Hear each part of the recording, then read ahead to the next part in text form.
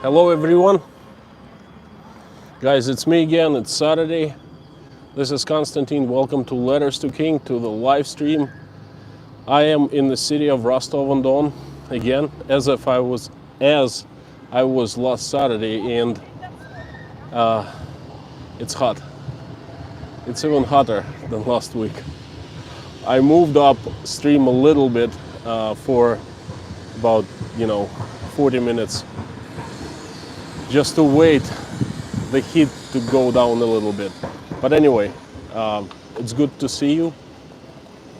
My plan for today is to walk around for about an hour, then to sit down someplace quiet and answer your questions as usual. Let's have some fun today. Lorna, Inna Klimova, Alexei Berzon, familiar faces, names actually, Kim, James, Monica, Jason. Hi guys, thanks for joining me today, and let me tell you a little bit about the place where we are going to be starting today. It's hot. All right, this is the very center of Rostov-on-Don. This is the cathedral, the Grand Cathedral of Rostov.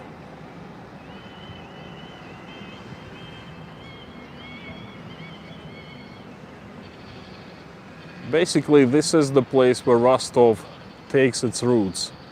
One of the very first places developed. There was a huge fortress protecting southern borders of Russian Empire, a little further, a couple miles further from this place, and then this is where the civilians started building their houses, and of course the first structure was the cathedral. I'm standing right in the middle of the Cathedral Square in Rostov.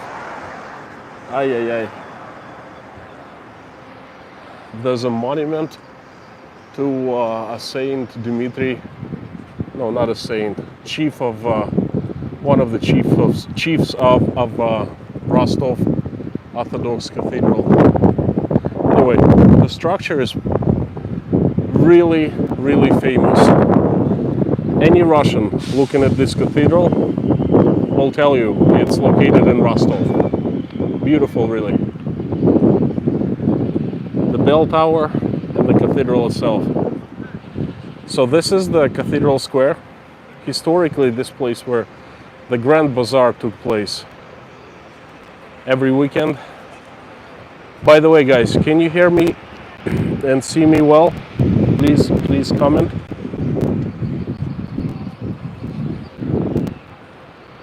Is there any noise interference?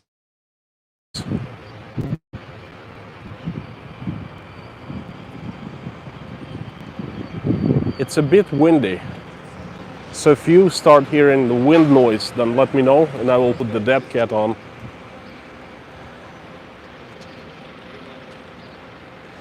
I'm going to walk straight up there. This is where the main street is, the Grand Garden Street. Then there is a Starbucks. I'm gonna get myself an iced coffee and show you side streets.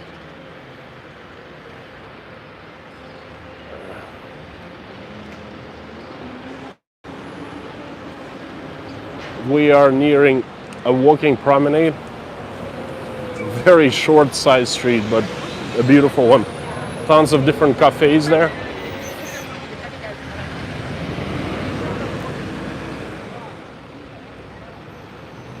Jason, the weather is, well, it's scorcher. It's good considering today was 40 degrees Celsius, 104 Fahrenheit.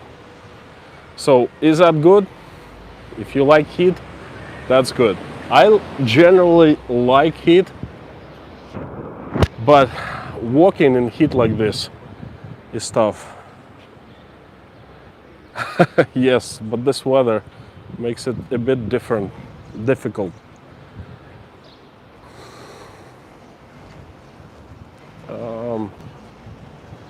Guys, hot.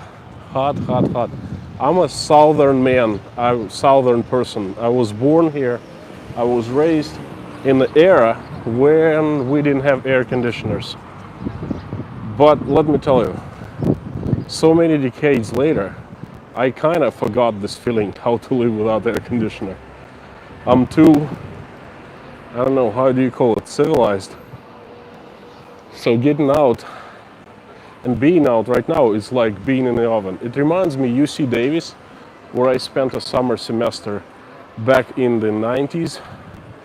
You get outside and it's like getting inside of the oven. That's what it feels like right now.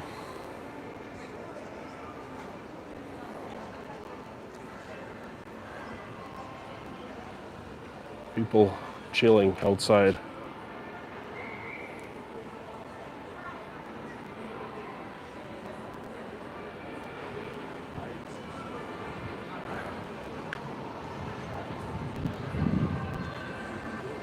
There's a coffee shop. They have somewhat decent coffee, but my goal today is Starbucks.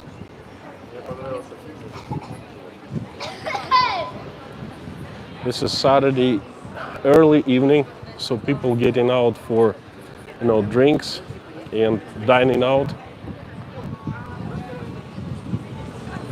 Yes, this is the place to be. If I wanted to go out tonight, this is where I would start.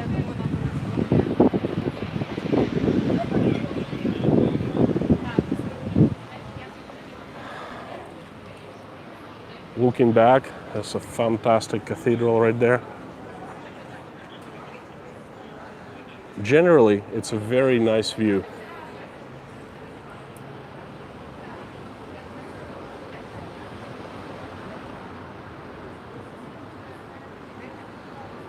Lorna, humidity here is low. It's dry heat, thank goodness. If it was high humidity here, oh, that'd be unbearable.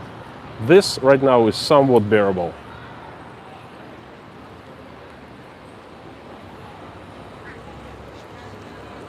Okie dokie.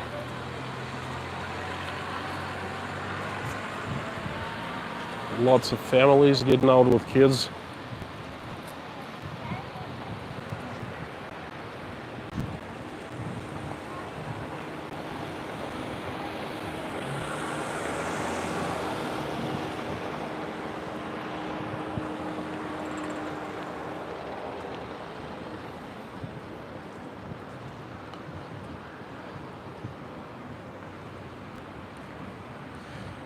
If we go straight forward, we're gonna hit the main street, which is called Grand Garden Street. And then right on the other side, there's Gorky Park of Rostov that we went to last Saturday. A little bit later, when it gets dark, around 8 p.m., I don't know if you can see, but sky here is lined with little street lights. They get turned on and this area becomes one of the most beautiful areas in the city. A few more cafes. Well, this is tiny. Okay, it's nothing like walking side streets in Moscow, like Stoleshnikov side street. Like dozens of cafes, tons of people. You see, Rostov is very, very, very micro city. Although it has 1 million residents, still, it's a small place. This is, I guess, has something to do with Army University or Police University or something like that. It says Russian State University. Oh, it's how do I say?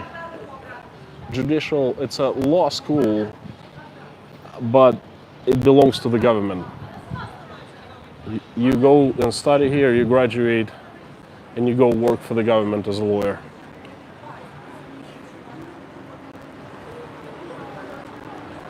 Coffee shop and a little bakery right there. It looks nice, appetizing.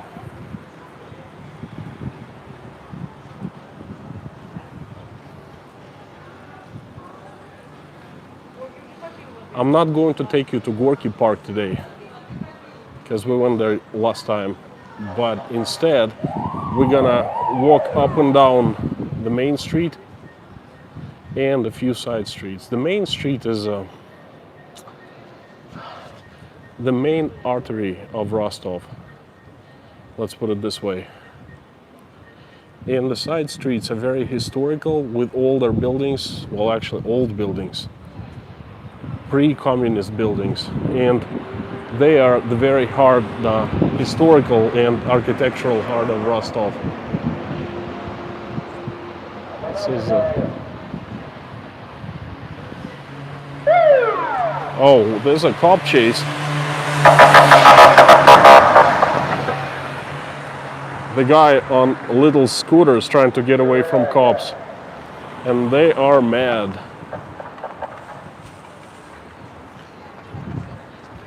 They want to catch him. Another cafe, surf shop. Well, surf coffee shop. Beautiful.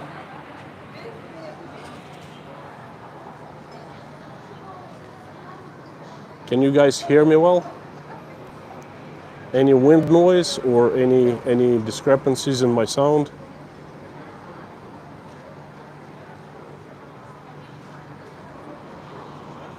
Kim, is there noise? No wind? Yes. Could you please explain? Is my voice distorted? Sound is good. Okie dokie. Lorna, run. No, I'll be okay.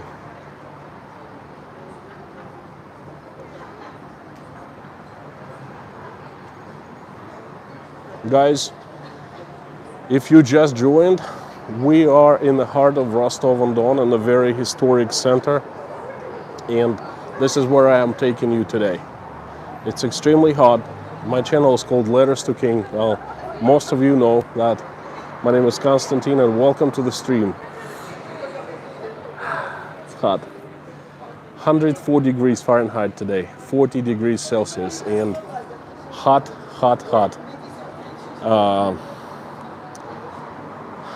Let's put it this way. I'm not too dry right now.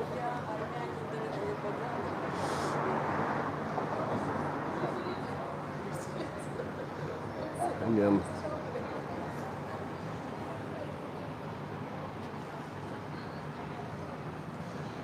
Jason Babila, hi there friend, hey, thanks for the breakfast. We had a real nice breakfast at the Old House Hotel this morning and mentioned you quite a few times. Oi.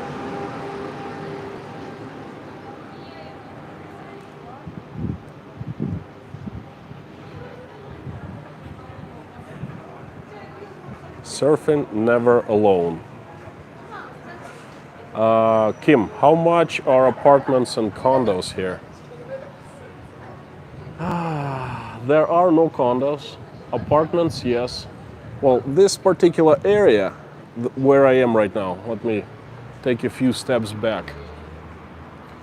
Okay, these are all residential buildings, but this is how it works. They're old residential buildings, you see.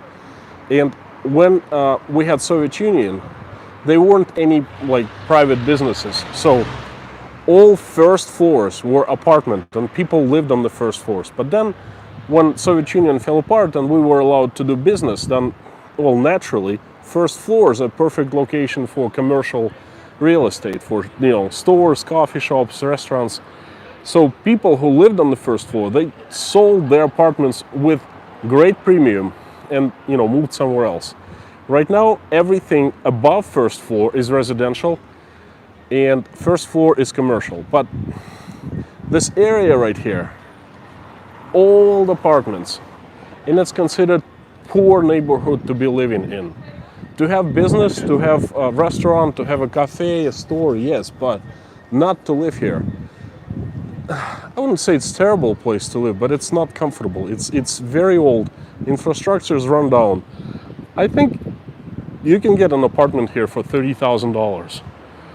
Okay, if we move to the other direction, and we will hit the main street, the Grand Garden Street, then that'll be a different story. Hey, I'm not the only one streaming. Seems very charming. Well, this area certainly does have character. My parents told me so many times about how they used to go on a date to the Gorky Park right there. And, you know, how wonderful that place was. Well, it still is the same, you know, but Rostov is not very rich with the places like this.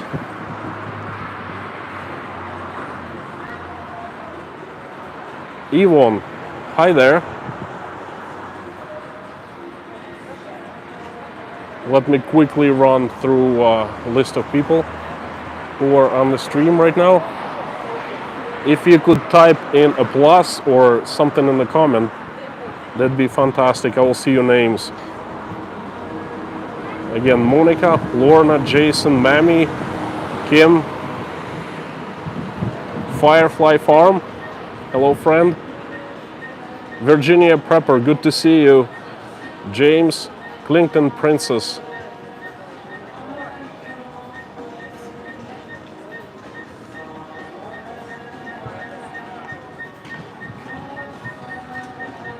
So far, so good. We have 31 persons in the stream right now, which is a great result. Guys, good to have you here.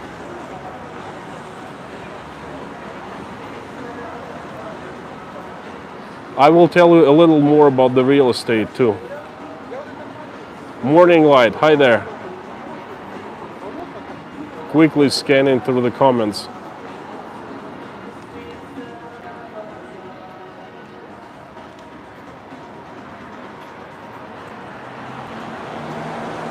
Jeep Girl, hello.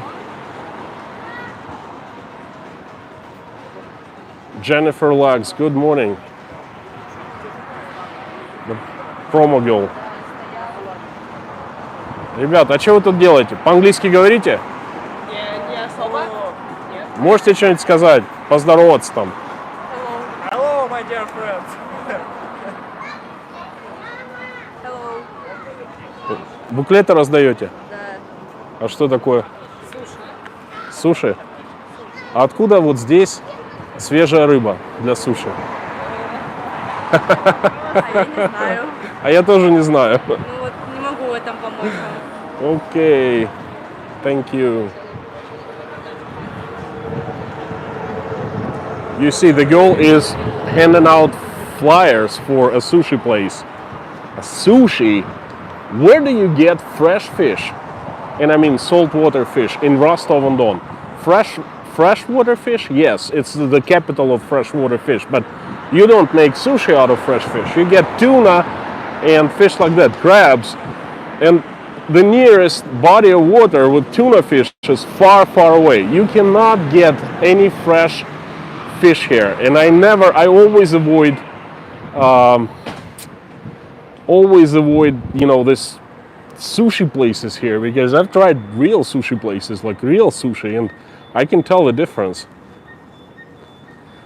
Anyway, we just turned around the corner and we are on the main street.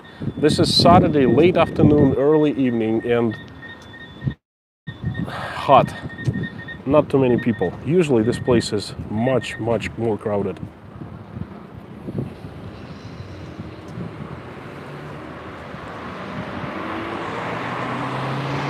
These guys just fell down, stoned up to yin yang.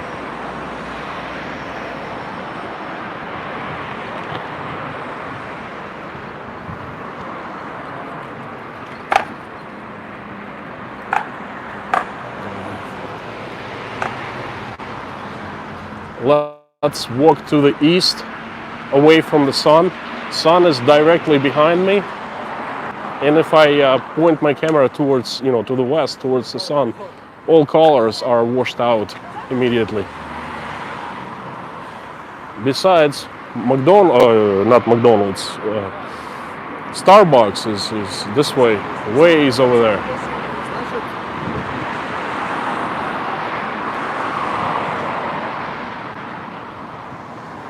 Hope my sound is still okay.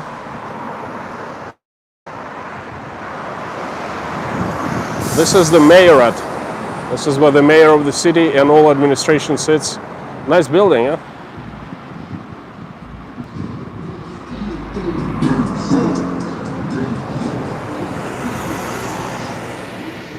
Gorky Park right across the street.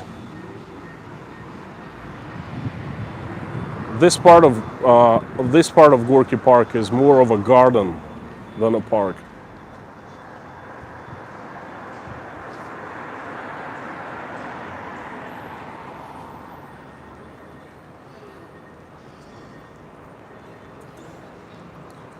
Whew. You can see all people walking down. They're sweating. Hot.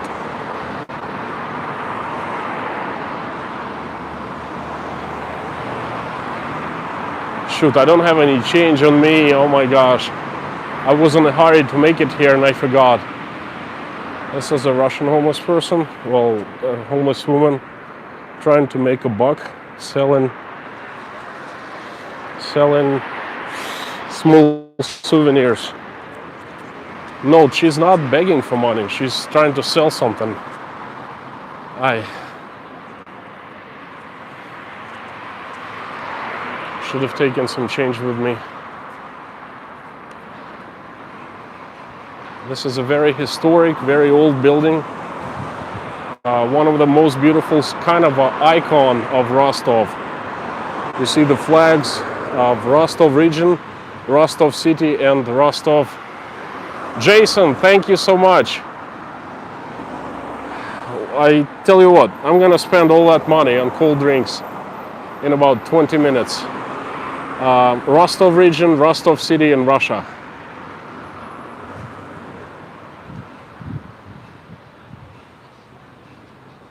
Let me tell you, dark things are happening inside of this place. Very corrupt.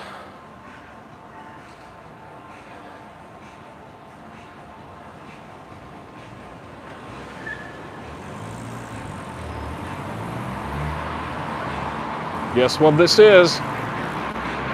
I actually didn't know that there's an Irish pub, Harrod's pub here in Rostov. But there is an Irish pub everywhere. Let's actually check it out. See what's up there. There's music playing. Hopefully YouTube will not strike me for copyright. There used to be a pelmenная place. Здрасте. Typical Irish bar, what can I say? Поснимаю, можно? Да можно.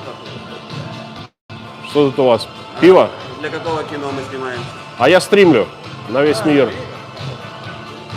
Какого только хотите? Светлое, темное, нефильтрованное. Я никакого не буду, просто поснимать зашел. За рулем, сорян. Безалкогольное, вкусное, есть, Майк Адвайс. Я пойду в Starbucks, кофе куплю со льдом.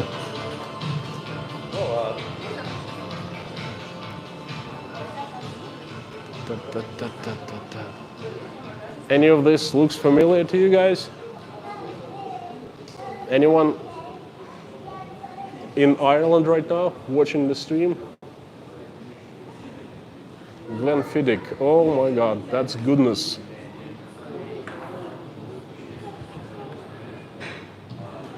Alright, you know what, let me sit down for a second and go through your comments.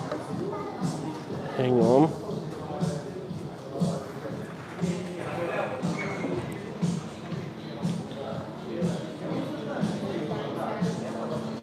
Whew. Something's up with the camera.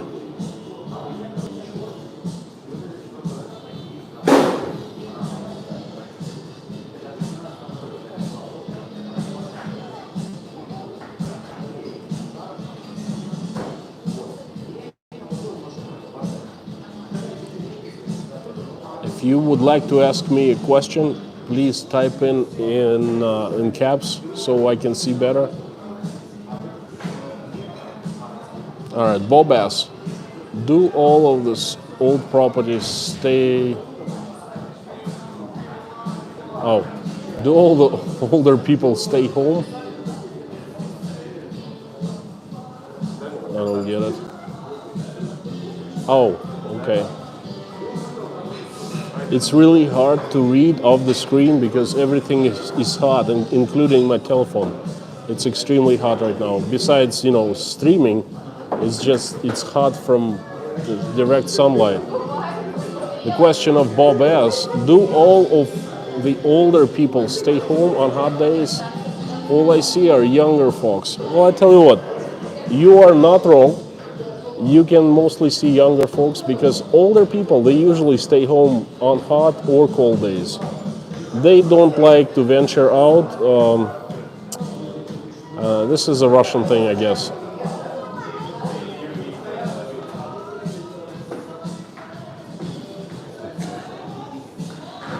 Had a little break from the heat. It's pretty cool in here. Live in this fantastic place. I wish you guys could all join me here.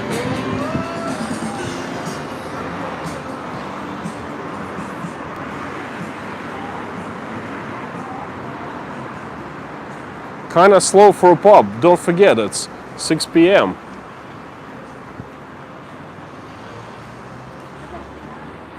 It's coronavirus pandemic, and things have changed in the past like 10 years.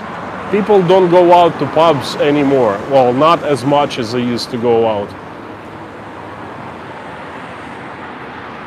There's another side street right here. Let me show you.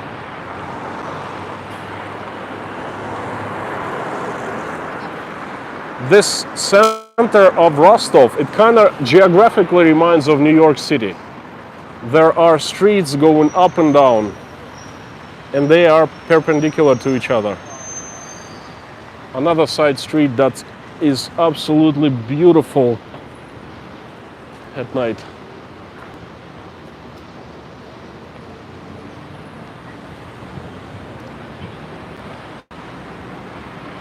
That's an older building too. Beautiful artwork on the facade. This isn't St. Petersburg, of course, but these buildings are also cute.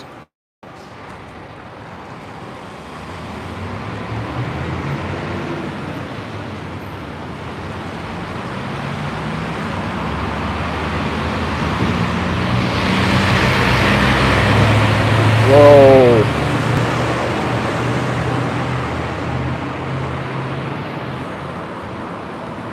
And now, just for the contrast, that right there is an old Soviet building, okay? And it doesn't belong here. It looks boxy and ugly, This real great looking, for example, this building right here, if you look closer, I will try to close up. Right there, it says the date when it was built, 1886. So that is mighty old building, and it looks absolutely wonderful. And right next to it, this much newer communist style building. Communists were, let me tell you, they just, whatever they touched, they didn't do a good job. That's an older building. I mean, look how elegant that is. That's pre-communist era. I showed you this, the city mayorate.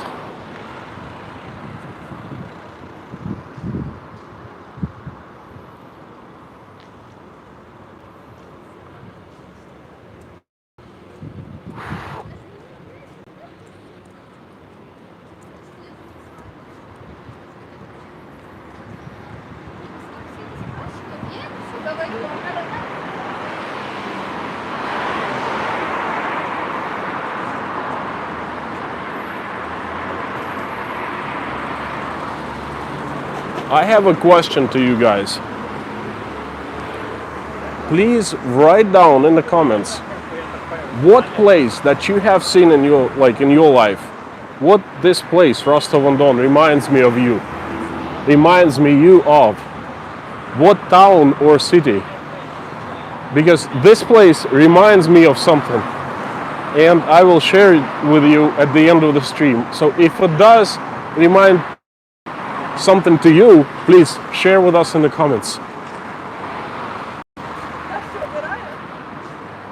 Whoa, Wicked Witch of Oz.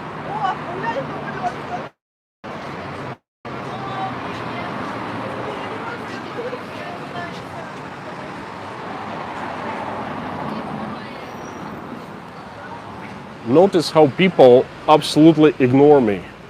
And after all, I'm walking down the street and I'm filming them directly. I'm filming their faces and they just don't care. Yes. Look at this old, boxy, ugly Soviet-style building. Used to be a movie theater on the first floor. Now, instead of a movie theater, it's good old McDonald's.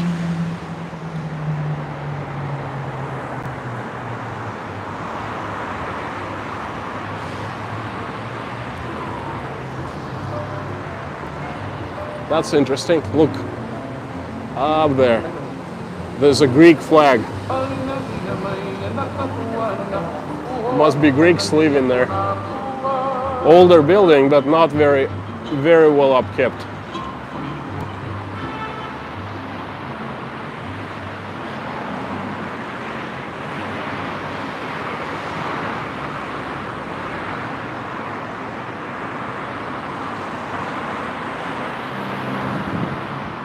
Another beautiful building.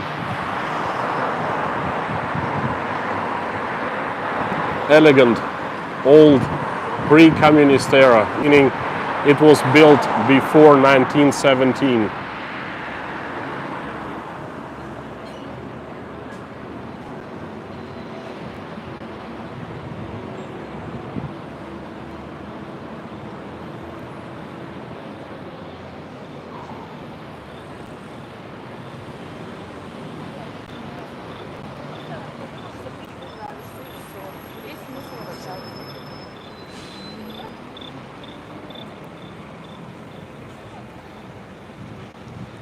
Another walking street.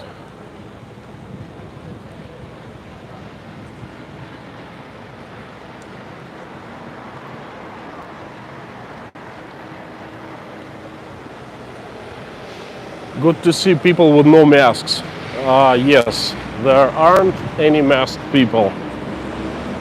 Despite all this craziness, despite us being pushed by the government, you know to do what? To vax. Despite all of those facts, this tremendous pressure, people refuse to wear masks. And I think for a good reason.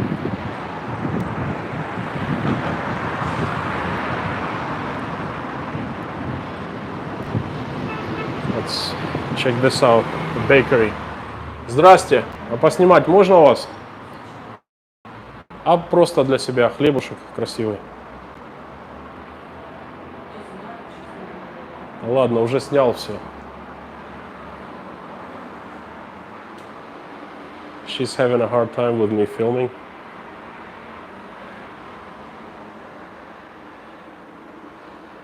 She says, rather not, but if you must, you can.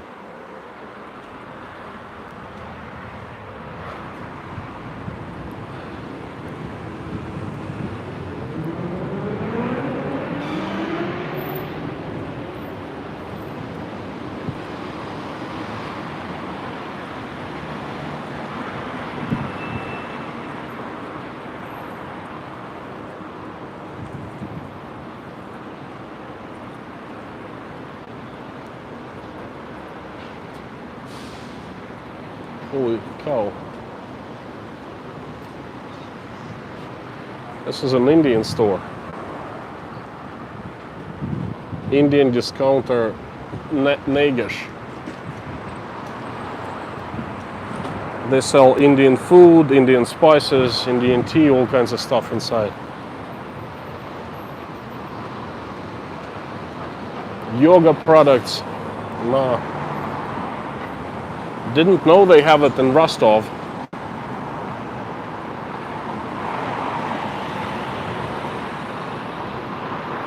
This is another ugly building, residential building.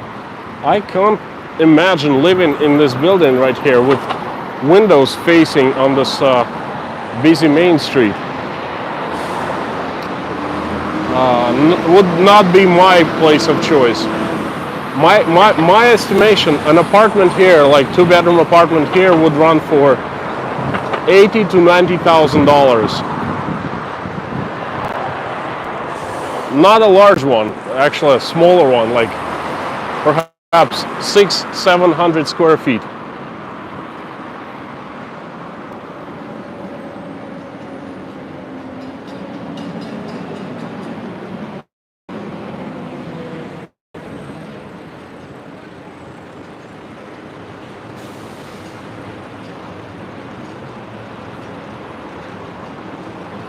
This place I used to frequent quite a bit when I lived in Rostov, KFC.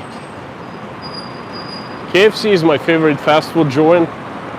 Love fried chicken. Place is very conveniently located. One problem, you cannot park here. If you see, there's no parking. So I used to park here illegally for a few minutes, just leave a car there and run inside, get something and drive off.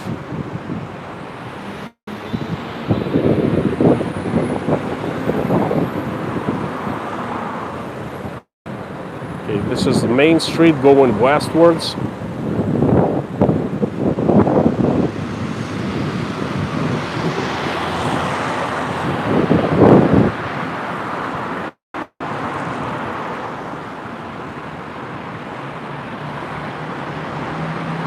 Oh gosh, I hope I will not lose the signal because I'm going down to the underground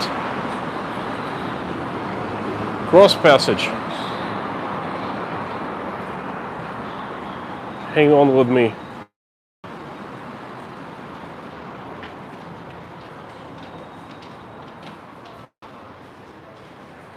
This is one of also one of the this artwork is one of Rostov's icons. It's so old that the tiles start falling off. It's too bad. It's pretty rough shape.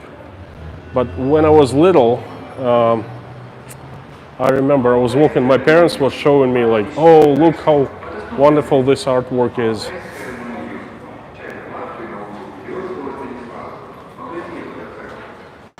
There you go. Lost the signal because it's deep underground.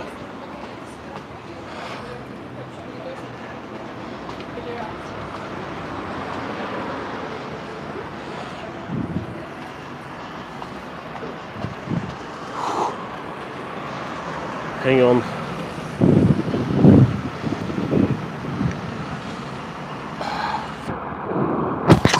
I'll take a little break.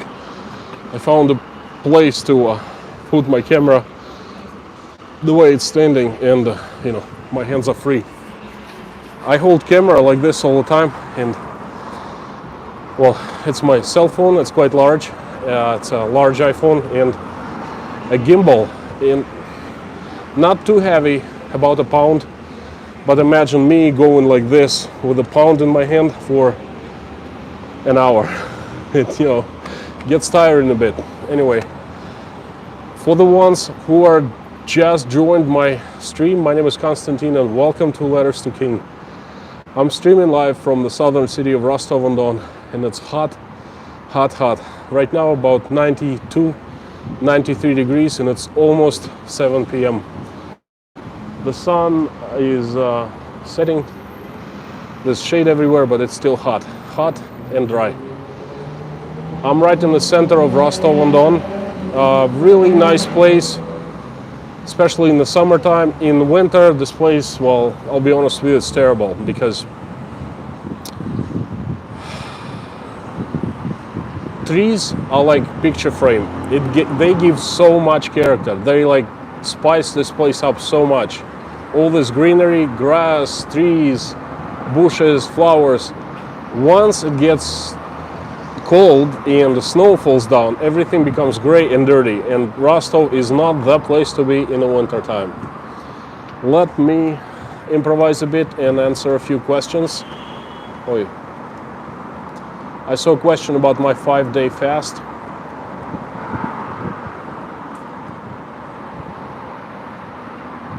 Firefly Farm, Konstantin, say hi to North Shore Preparedness. He's listening. North Shore Preparedness, brother. How you doing? Hi from Russia, from Rostov-on-Don. It's good to have you here. I plan on waking up at 3 a.m. today and joining Pinball's stream, so I might see you there also.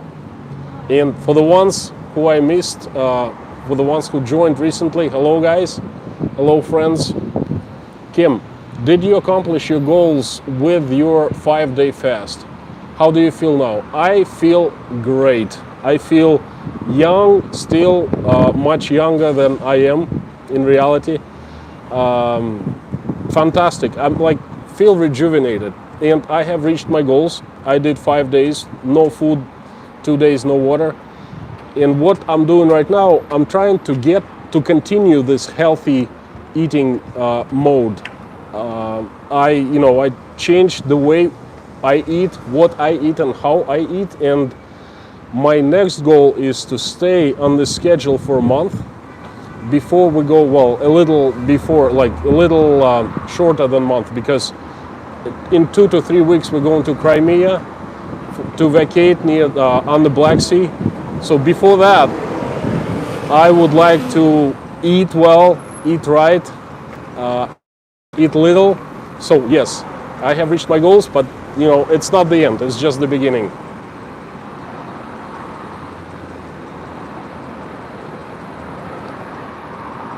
James, that tunnel would not be good in New York City. No, I will not. I lived in New York City, well, for a few weeks. Not as dangerous. Back in the 90s, Rostov was much more dangerous place than New York City. And I felt so much more nervous in Rostov than in New York City. I mean, I know, I went to Central Park, to the not very good part, at night. I did tunnels, no problem there.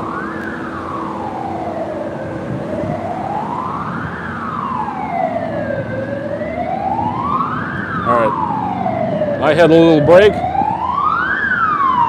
Shall we?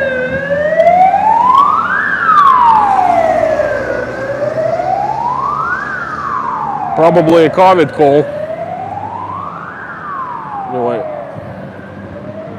I wanted to come and show you this little park. In Russia, we call parks, tiny parks like this, squares. It's a square.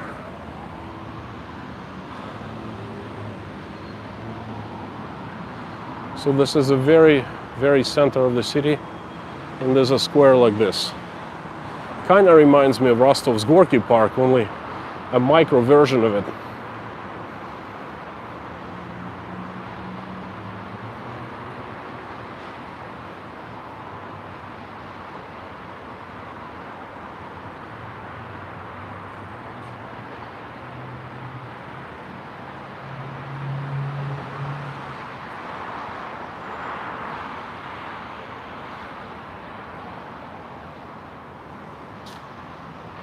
Huge monument to the Cossacks and the Red Army.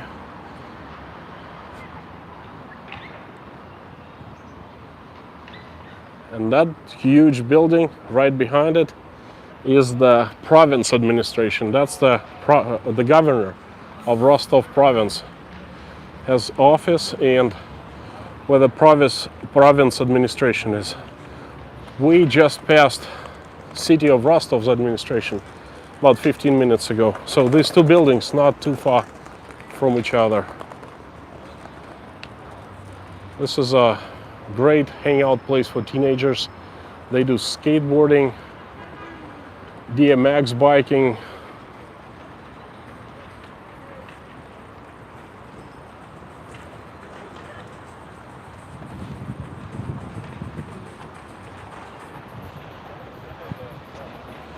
And this one, I think this is old KGB building, if I'm not mistaken. Same as Lubyanka Square in Moscow, only for Rostov, province of Rostov.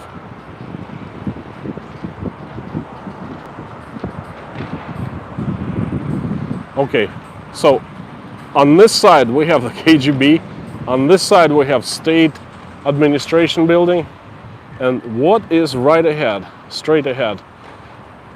Can any one of you guess what that is?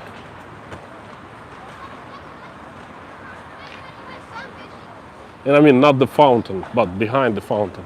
That fancy old building. Beautiful building, by the way.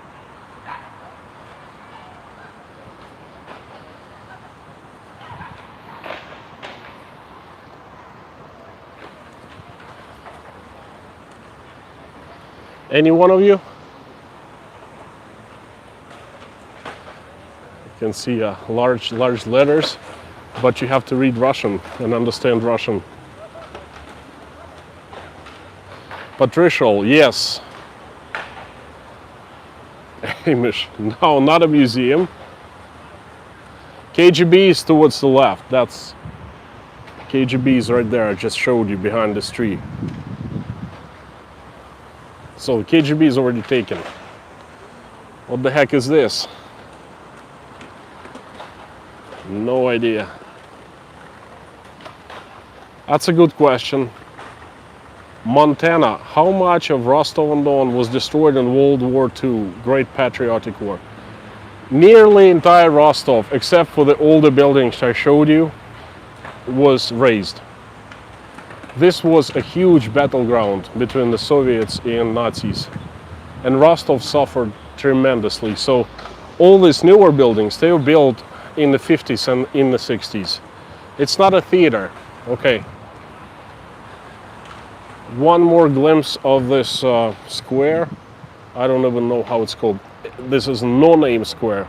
Everyone knows where it is because it's right next to Obl Administratia. Look how huge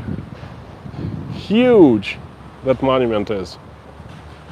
Not too many people because it's hot. Usually it's much more crowded. Anyway, that's, I think, there are only two Western chain hotels in Rostov. One is Radisson and another one is Mercure.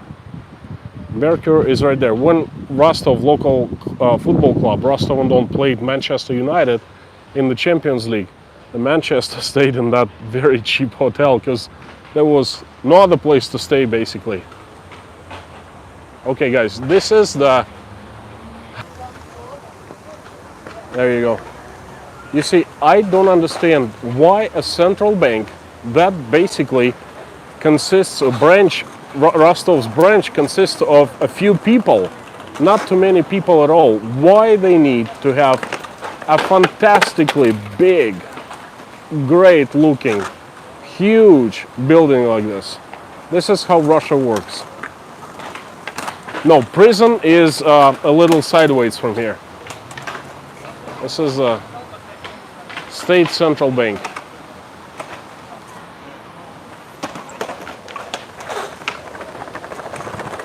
We have dudes here and the lions.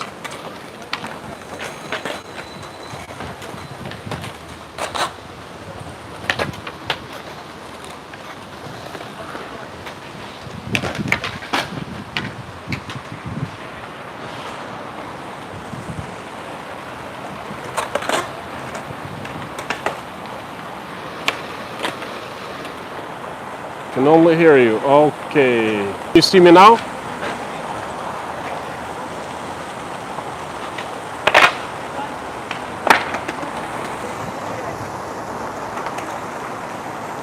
Is screen back to normal, guys?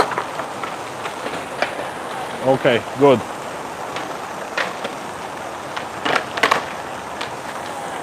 Let me zoom in and zoom out again. Colors. Gosh, font got too hot. I don't think so. Hang on. I'll try to figure out what's going on.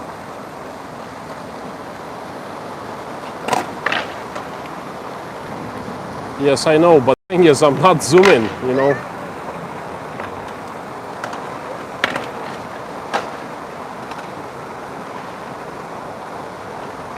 Back on. Alright. There you are. I'm right next to the fountain and bunch of skateboard dudes. I guess this is where the local skateboard hangout is. There's so many guys doing tricks. And you know what? They're not teenagers. They're like older guys. Very strange. I guess skateboarding is becoming popular in Russia about 20 years late. Nice fountain.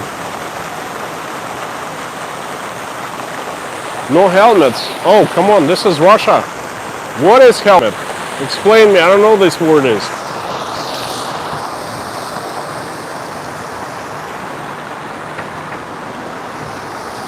Let me film this. Можно я тоже сфотографирую?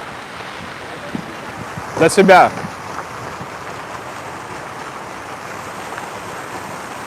They're not feeling very easy next to with me filming, you know. They can't concentrate, they can't make pretty faces. They're just so serious when I'm filming them. Anyway, this is a side street. If we go further that way, then we hit the river of Don and the embankment. I did a couple streams back. I covered that area. The central bank again. Beautiful place. Of course, nice cars, you know, these bankers. Well, it's not a commercial bank, guys. I'm paying my tax money to these guys, okay? And they drive in Jaguars. Aye.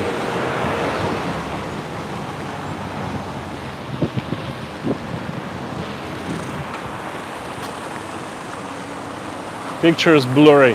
Hang on. How about this? Any better?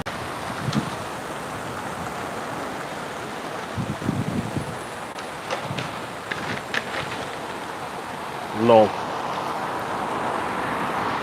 Aye. The heck is going on? Perhaps the camera is hot. Can you see me well? I will try to use this front camera for a little bit. No, you can't. Blurry.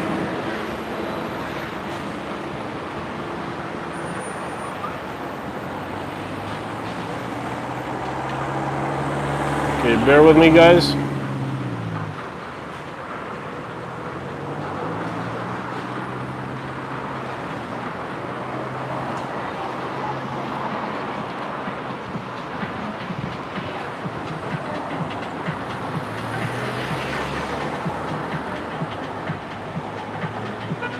Looks good. Okay, thank goodness.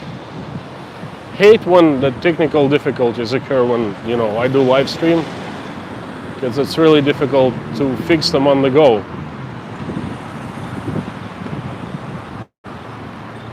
We can see, but picture is still blurry. Let me tell you what. I will get to Starbucks, which is steps away. There, I will try to cool down a little bit, both myself and the coffee, and then the telephone. Myself with the coffee and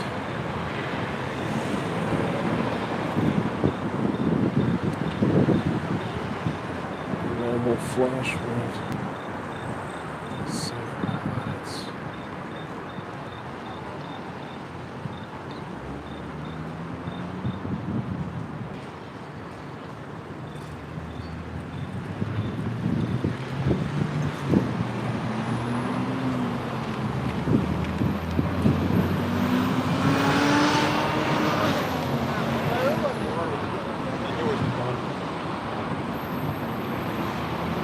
Going, going, going.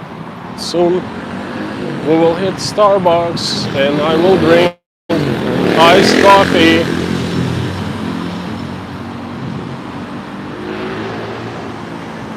I swear, every second goal looks like a model.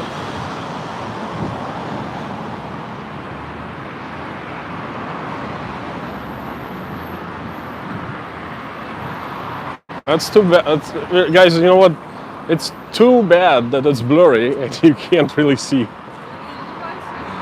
Can't see well. This is the museum. Rostov's Museum of Natural History. Pictures. Closed.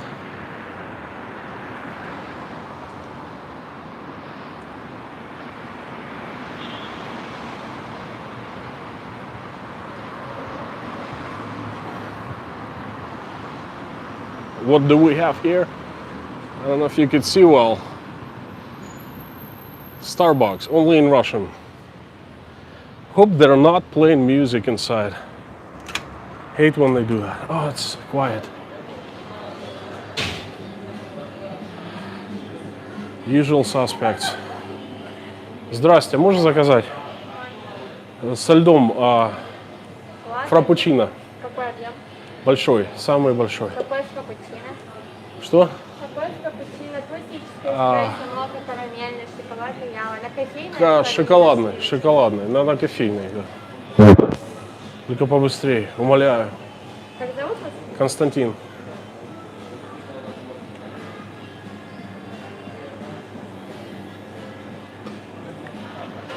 Я готов заплатить. 325 карты? Рублей?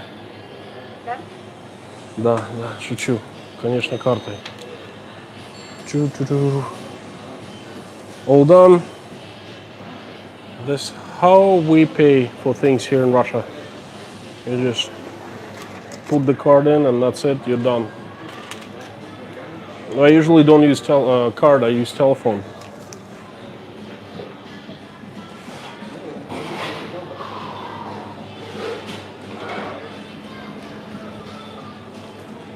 There's a second floor.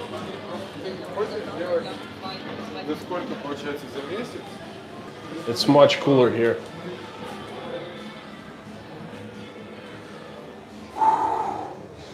Now you can see me well. Let's go get coffee.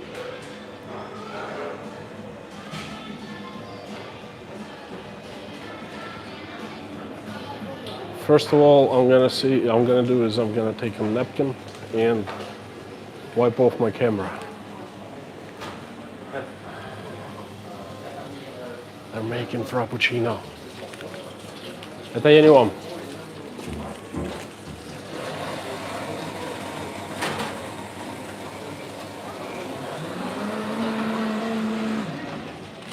Blonde roast is what we drink in Russia.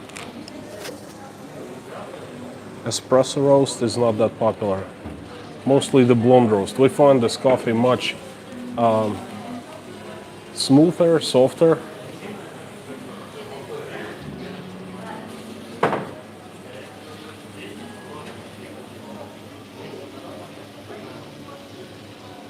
You guys know who these guys are? I guess they're founders of Starbucks.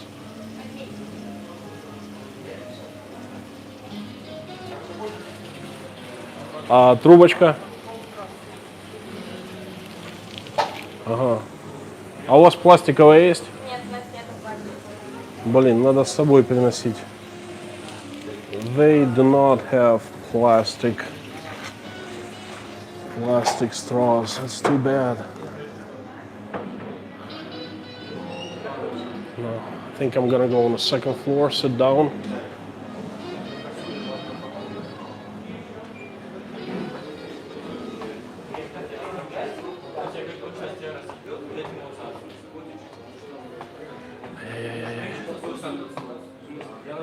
Tons of young kids, of course.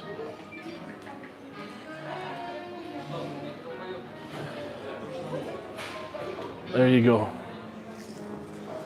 Finally found the place.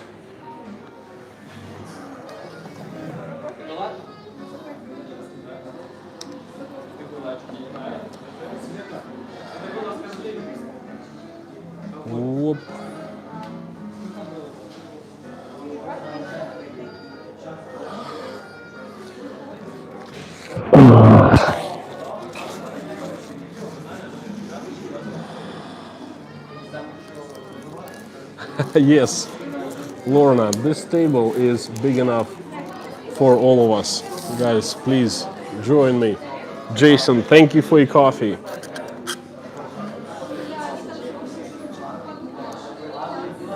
Oh my god, brain freeze.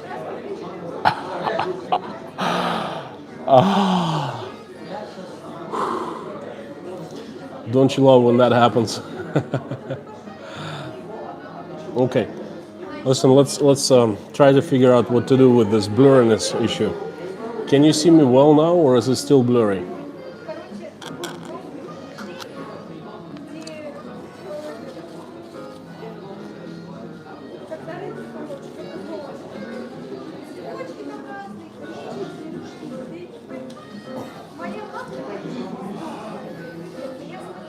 Still blurry. Still blurry, yeah?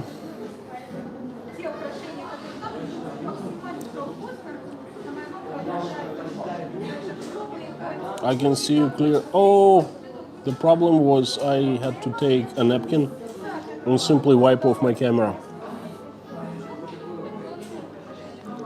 Pack the dishes.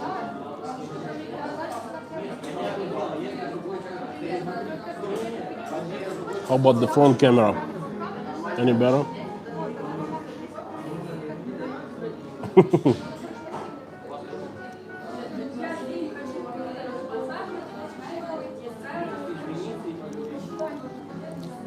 Bear Wilkie. You in the United States want to think you're weak and starving, and it's a third world country. I know better than I would say probably our number one superpower in the world. Good question. I think China is number one superpower in the world. Russia is, in some ways, it's on the cutting edge of the development of our civilization, and in some ways, it's certainly a third world country. Very strange place. There are a lot of different, contrasty places. Some people extremely rich, well-to-do, educated. Some people poor, dark, don't have much. Very strange. We don't have this homogeneity of citizens. Trying to get to the...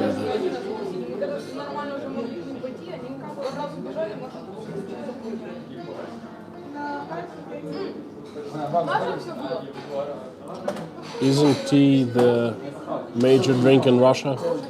Yes, but this, my friends, is not tea. It's a frappuccino. I love this stuff. This is what I used to drink when I lived in Maine.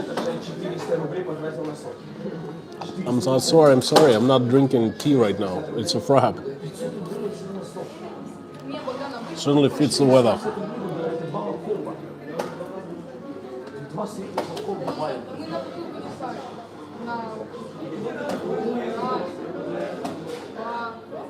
Everything okay.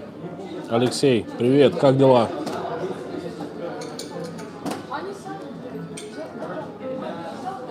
Myself and Alexei used to work together. A great guy.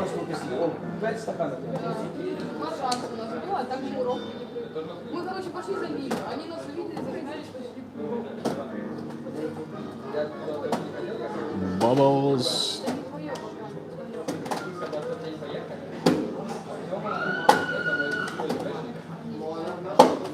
Cancel. You comfy on the end? I can move over some. Please do, I'm moving. Now there's so much space for you guys, All that space right there.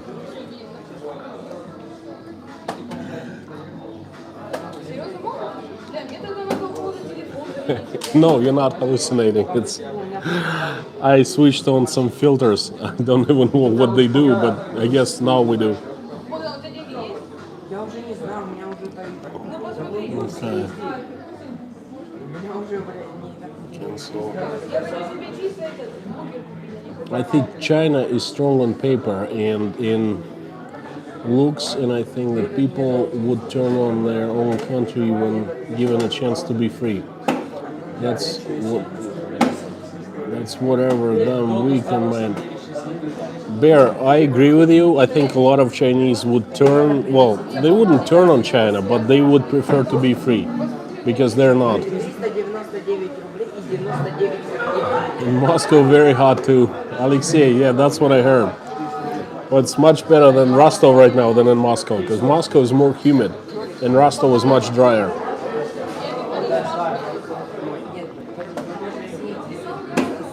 I'm not sure if you guys can hear me well, but there are a lot of teenagers here. And guess what? They are loud and obnoxious. So I think I'm gonna have a few more sips. I'm gonna move on. Just in case, bring in a magic Starbucks napkin.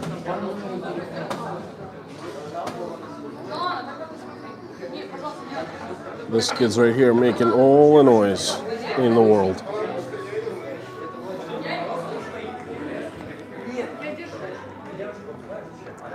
Almost right here too.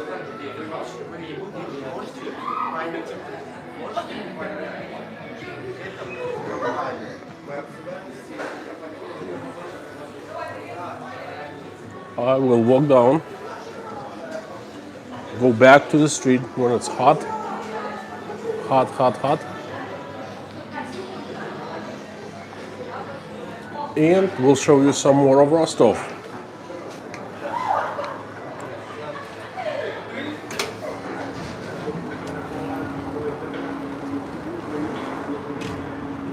Guys, it's the new me because I have a frap.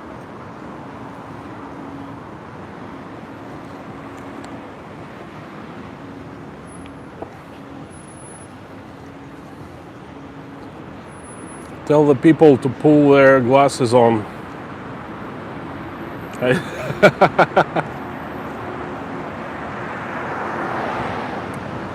Yes, Lorna, imagine that. They kicked us out. Right.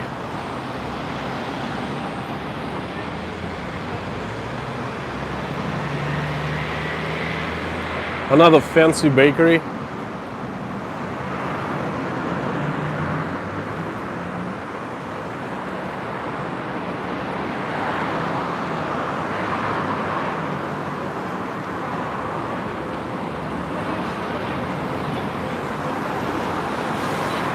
There's one problem with fraps.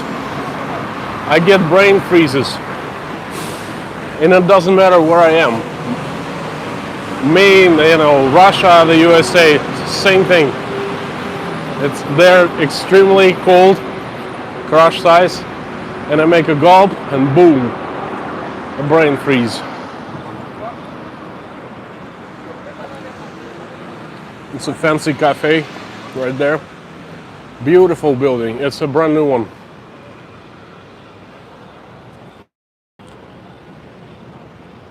That's an example of beautiful modern Russian architecture.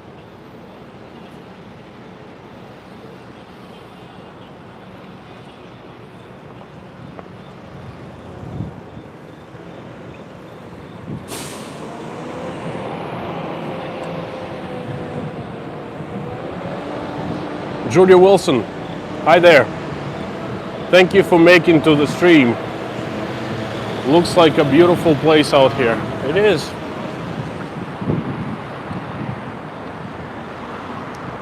Look, I just stopped at Starbucks. Brain freeze again. Oh my God. Whew. And I had, well, I'm still having a very nice crushed iced frappuccino. Courtesy of Jason Babila.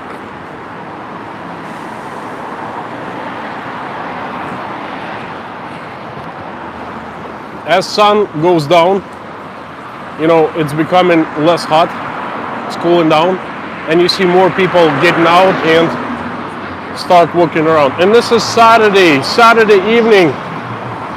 This is night out time.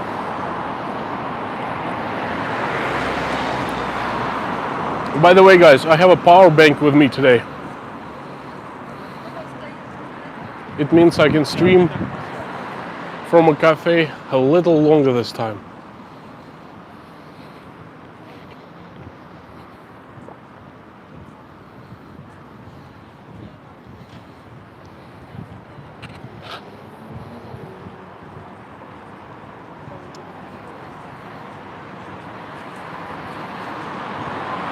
Notice this one thing, how well a lot of people dressed.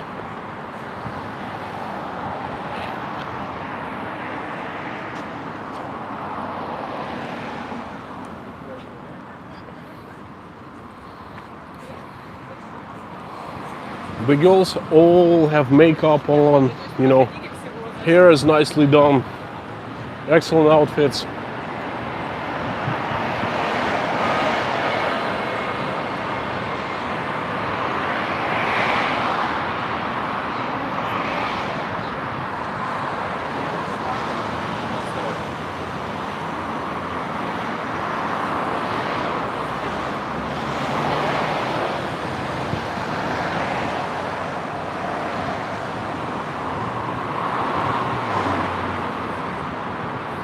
Another brain freeze. Ugh.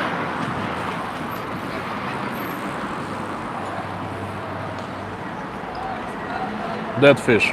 This is the dead fish restaurant.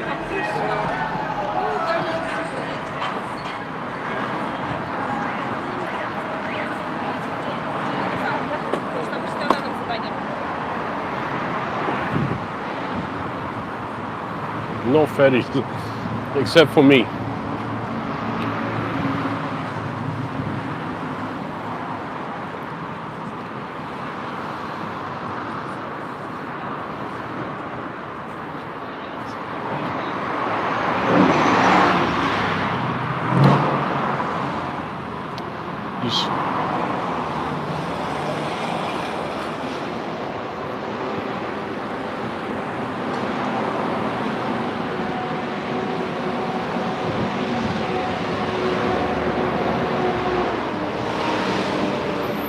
Guys, I'm keeping silence because I'm trying to finish the Frappuccino.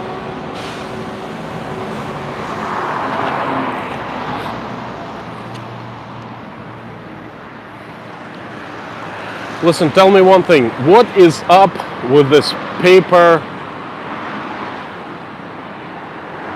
How do you call them? Paper. I forgot. This little thing is you drink through.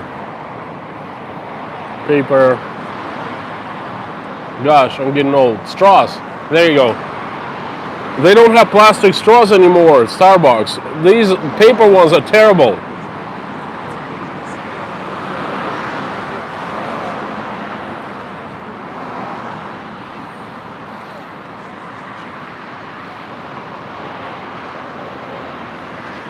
This is a burger house, right? Let's go check it out.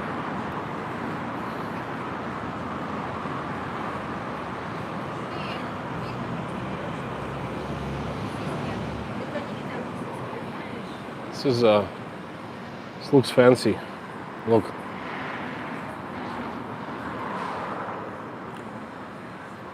That's the entrance right there. Девушка, а что это такое? Это что? Заведение, там бургеры. Кафе. Спасибо.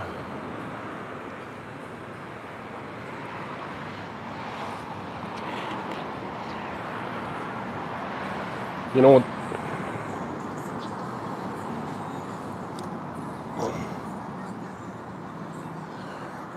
Guys, I really am having a hard time finishing this frap. I'm like halfway through because paper straw is... How do I drink it? I know. I'm gonna go inside of that burger place and ask for a plastic straw. And I'm gonna tell them that straws at Starbucks are absolutely terrible.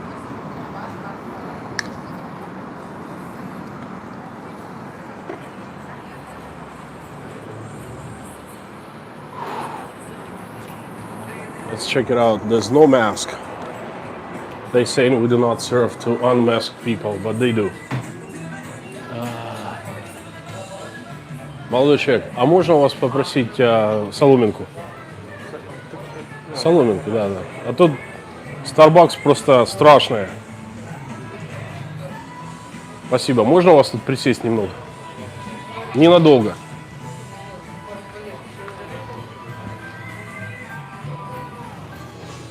I'm gonna sit down and finish up the Starbucks coffee. Hang on, guys. There's a table for all of us again. Hey, Lorna, you would love that.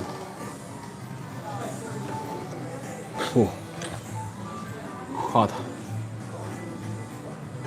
There you go. Okay, I have this new plastic saw. It's much, much better than the other one. Ooh. This is so good.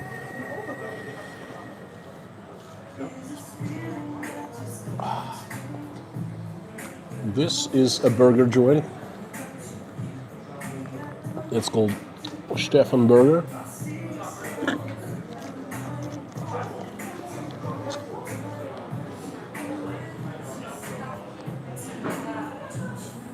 Okay, Kim, there's a question from you. If the average wage is so low, as you said, how do people afford going out to these nice places? I'm gonna get a menu and I'm gonna show it to you. But I believe the burger here would be $4 for a fancy one.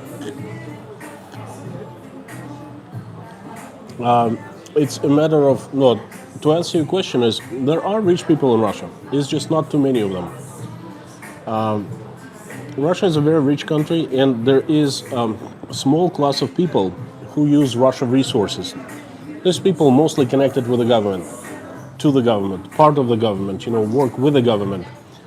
And they are plentiful enough. I would say there are 10 million rich or middle-class Russians. They can afford going to places like this. And when you come to a fancy place, you see it's full of people. So you get this illusion that the entire Russia is rich and Russians well-to-do people and all Russians going out. No, I'm telling you, there's 1 million people living in the city, and you probably can find 10 to 20,000 people who regularly go out to parks, spend money, go to restaurants like that. And this is what you see around. And then most people who can't afford, they're nowhere to be seen here. That's to answer your question. Oh, it's hot.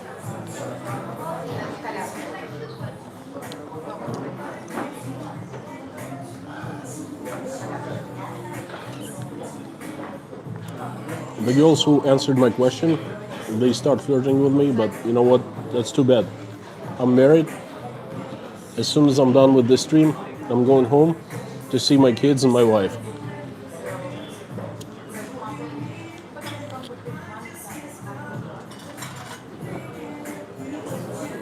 Maybe so, but it is all relative to one's pay.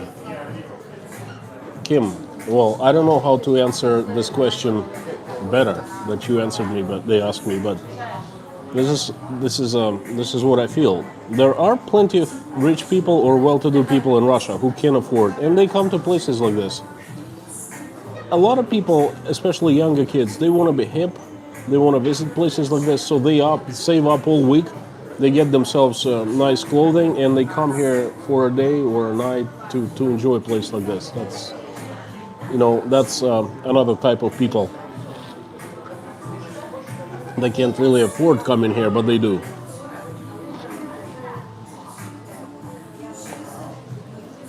Frank, Konstantin, what is the average pension for a 65-year-old Russian person?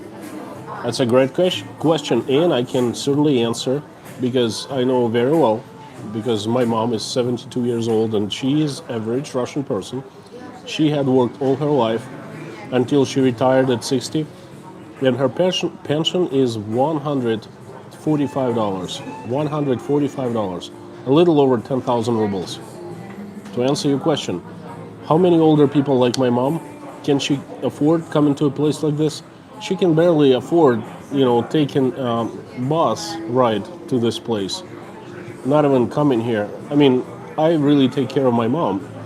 so she's fine. But if she didn't have me, then that's the question. She gets enough money from the government to cover her utilities and very basic food like bread, butter, things like that, and that's it, nothing else.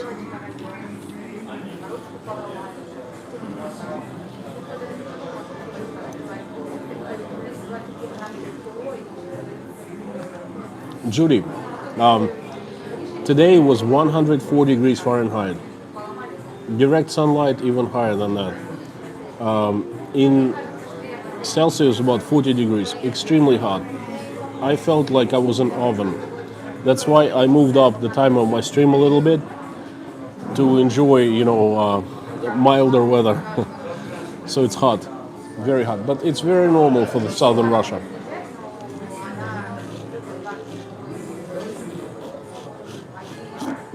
Yes, Lorna. Yes, thank you so much. Thank you. Well, you know what? I'm finishing up my coffee. I'm gonna take a look at the menu for you guys at this place, and we're gonna move on. The next destination will be, let's put it this. There's a little like tiny park with a real nice church, not too far from here, 5-minute walk. And from there, I'm going to pick up a nice coffee shop, well, like this one, so I can sit down and talk to you guys.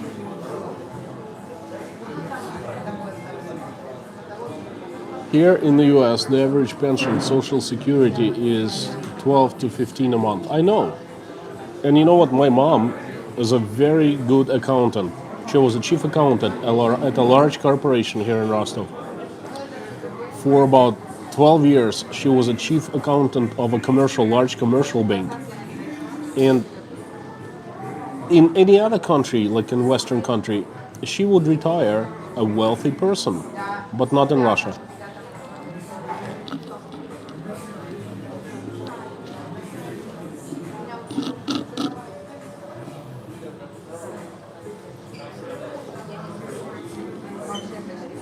They took away paper bags from stores and gave us plastic. Plastic does more harm to planet, but real stupid ideas for paper straws in plastic cups. Patricia, thank you so much. You are gold. Look, I have this plastic cup and tiny straw, and I cannot drink anything through the straw. I would rather have a paper cup and a plastic straw.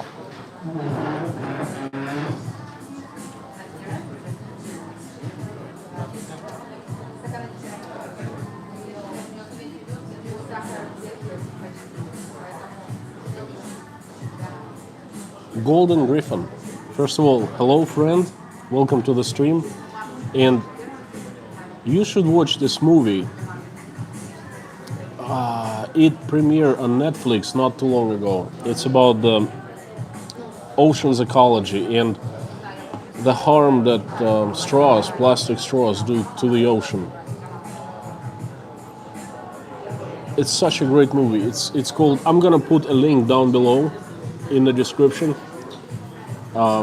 Anyway, that movie changed my outlook on ocean's ecology completely.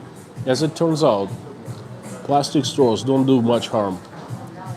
Commercial fishing does. But anyway, watch the movie. I strongly recommend you. After watching that movie, I do not have any guilt when using plastic straws.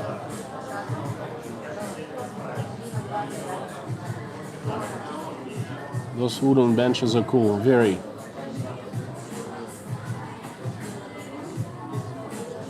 Okay, I'm going back a little bit in the comments because it's really difficult for me to read when I walk.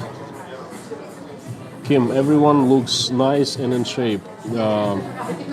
People who are here, walking, going out to eat, they're looking 100% their best, okay? And yes, more or less, most of Russians are fit, but the obesity epidemic starts happening here too. It's catching up from the United States.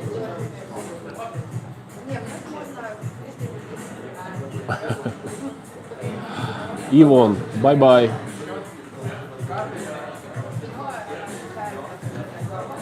It doesn't seem like there are too many people out now on a Saturday night. No, it doesn't. There are a few reasons for that.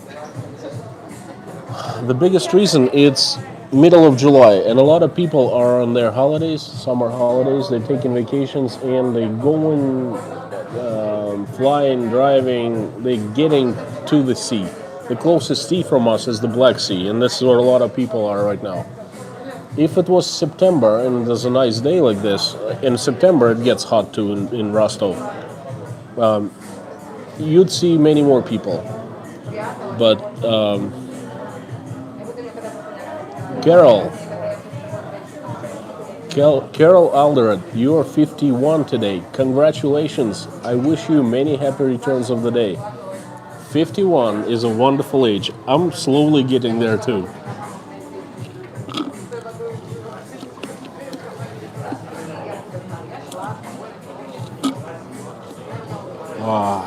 Still enjoying it frap.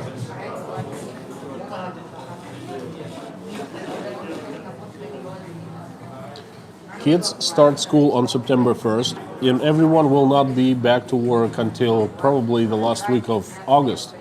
This is when the Russians come back to get their kids back to school. You know, buy them clothes, books, pens, things like that.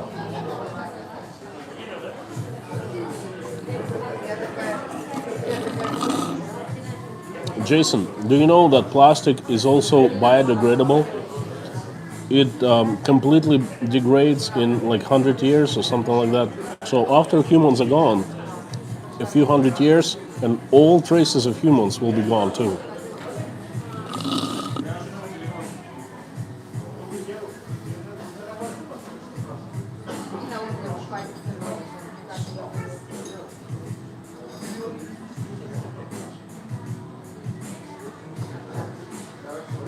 In Russia, we do not have this new plastic that's biodegradable. In some stores, you can buy like this very odd feeling like untouched plastic. They saying it's biodegradable. I usually buy that. I like the plastic. But other than that, we don't have anything like that in Russia. Well, Starbucks, this is not a federal law. You gotta understand. This is an internal policy of Starbucks because they have it in the United States, and it just applies to all restaurants in the world. That's why we have paper straws. But other than that, there is no requirement. Patty B, hi there. A huge fan of mine. Thank you for commenting on many of my videos.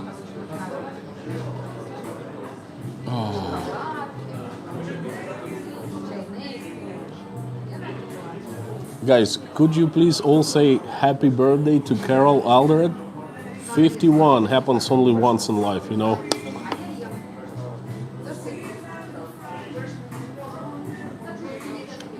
Golden Griffin, all plastic doesn't biodegrade. Well, according to the latest research I read like a year ago, it does slow within 100 years. They used to say at first that it never biodegrades, then 1,000 years, now they down to like 100 years.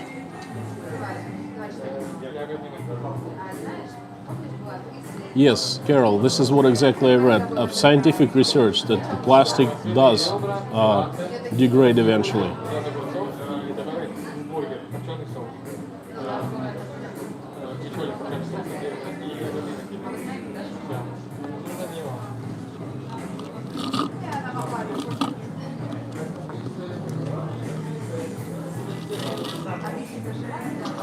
Steak and cake. Never heard that before. Well, I'm certainly having a frappuccino in your honor.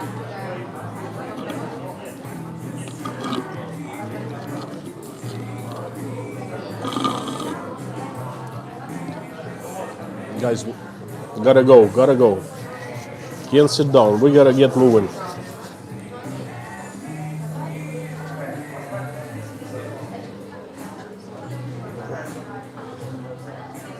Perhaps I should come and sit here and order an iced coffee from this place.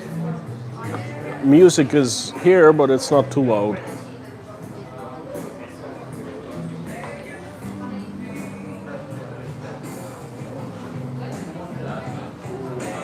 The Stefan itself. Stefan is the name, by the way. Stefan's Burger. His burgers.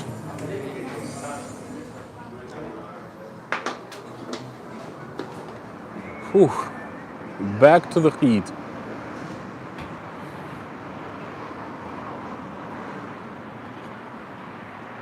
It's not sunny anymore. Sun is down.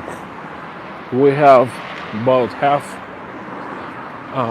an hour, perhaps 40 minutes of somewhat light, and then it will start getting darker because this is south.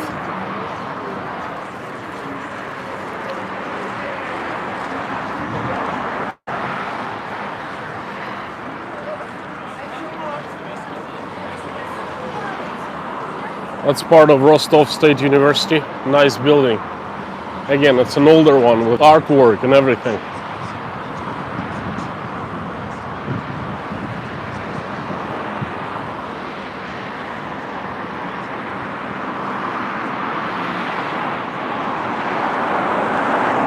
Huge movie theater. One screen, a huge hall.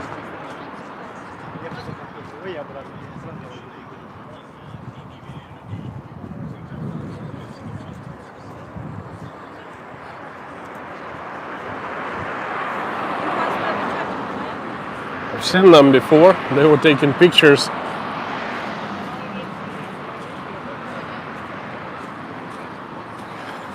Didn't react to me waving at them.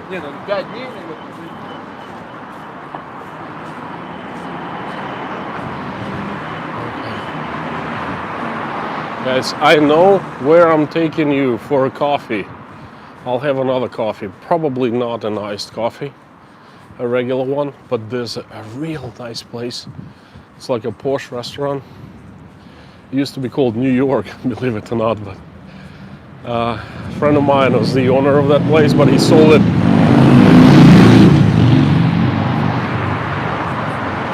The place used to be super popular, hangout, going out, a pickup place, you know, but very, very ritzy. We'll see what happened to it now.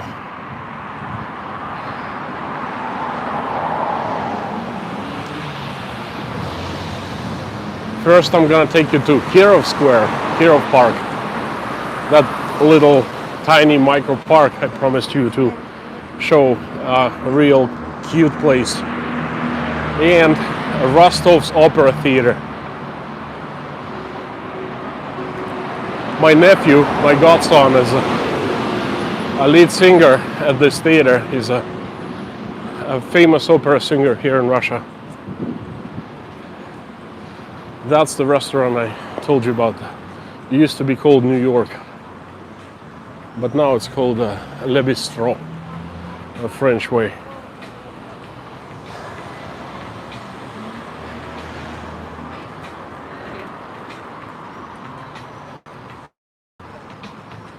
Okay, Le Bistro, right there. Nice building, nice restaurant. Still looks very fancy.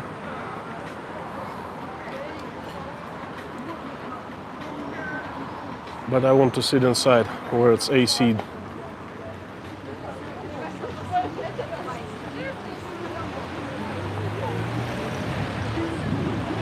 These girls look Mexican, but in reality I think they're Armenian.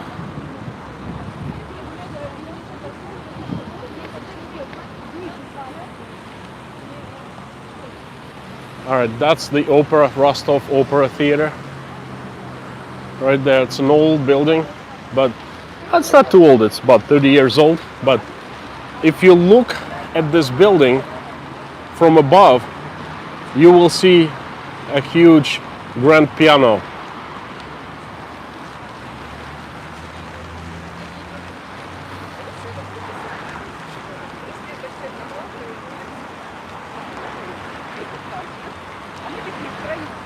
I bet I know where they're going.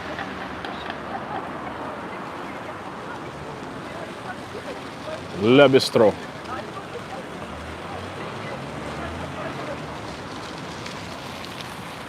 Anyway, this is a cute micro park right in the middle of the city.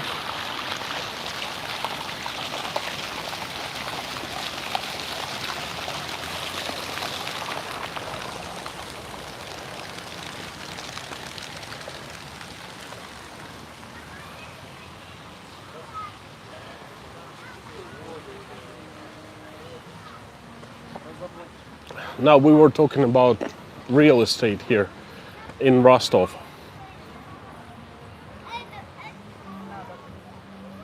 Let me show you some.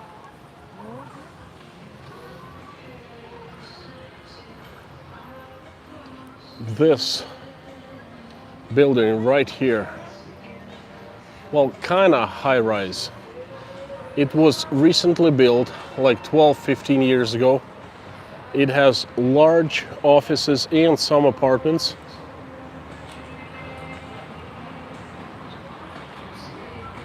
Now let me show you another completely residential building.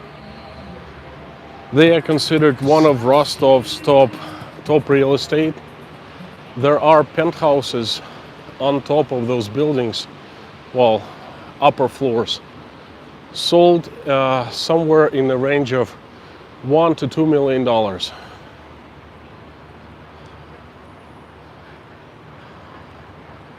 You can see it slowly appearing behind the trees.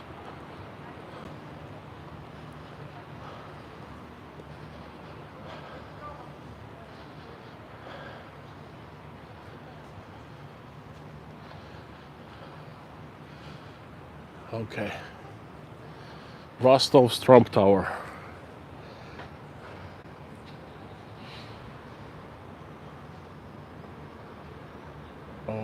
Okay. And another building right there.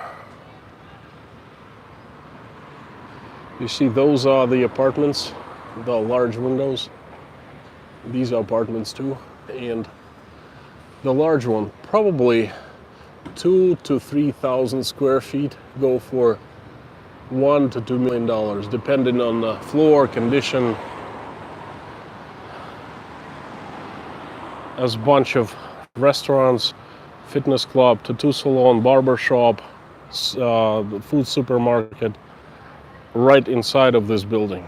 Okay, you can live here and have everything delivered to your door, not even leaving your apartment. So that's a pretty cool place. You're right in the middle of everything in Rostov. If you live here, the only problem is parking and traffic. Because, I mean, look at this. During daytime, you cannot park here, and this street is always backed up, always. So you're better off not driving. There is some kind of gathering going on. Some game, some church gathering, I don't know. This is a new church, but beautiful. Eastern Orthodox or Greek Orthodox.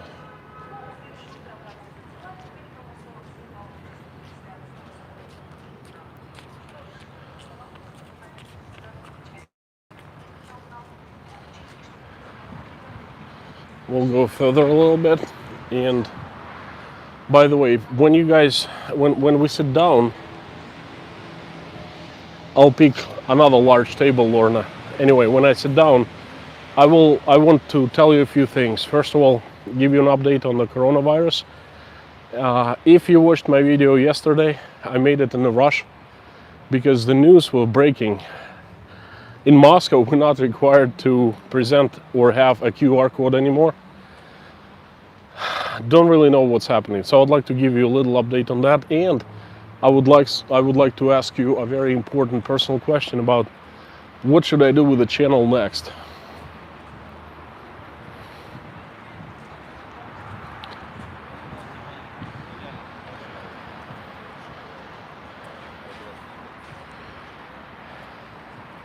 Be honest with you, this micro park is not it didn't impress me that much. Everything is kind of run down, not very well upkept. Kind of. I mean, you shell out $1 million to live in that building, but you can't live inside of your apartment all the time, no matter how beautiful that is. You get outside, you mingle with the locals, you know, you go into the park, you jog here, and I mean, $1 million, it's not worth the money, you know.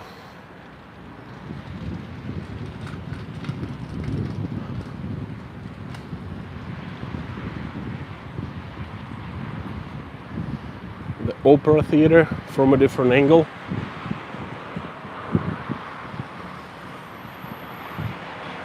I tried to make a video inside of this opera when my nephew, my godson, was singing. He had a lead part in Italian opera called Pagliacci. Pagliacci, what is Pagliacci in English? The clowns, or something like that. But anyway, I wasn't able to do that. I was shut down. This old babushkas, the administrators, ran to me and said, "You cannot film here, that's copyrighted. You cannot film it. Shh, take off your phone." So I had to stop filming and put my phone into my pocket, unfortunately.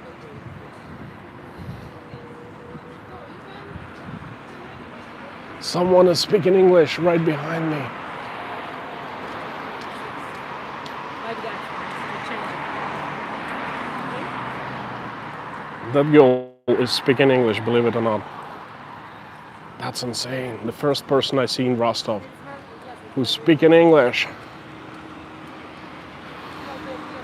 She's talking to someone on the phone. Probably one of you guys plotting something. Lorna, is that you on the phone? On the other side?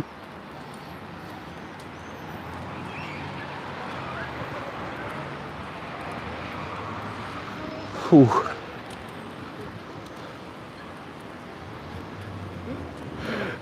That's funny.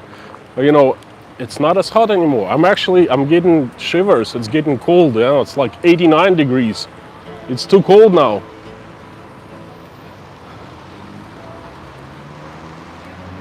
Hello.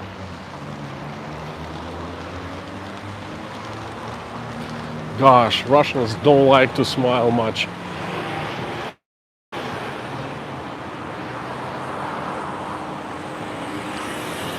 Will I make it? Oh, yeah. I should. This is where I'm going. Le Bistro.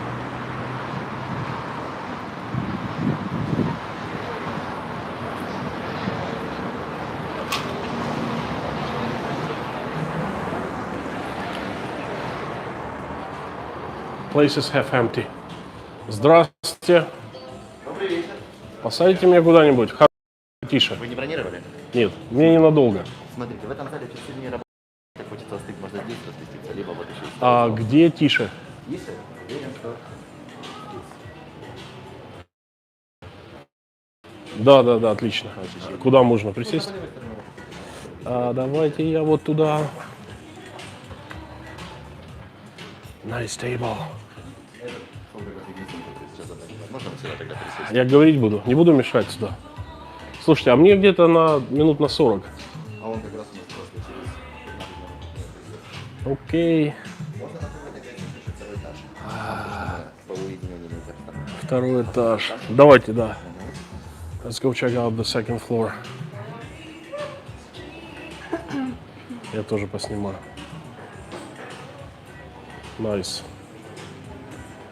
Did you see that?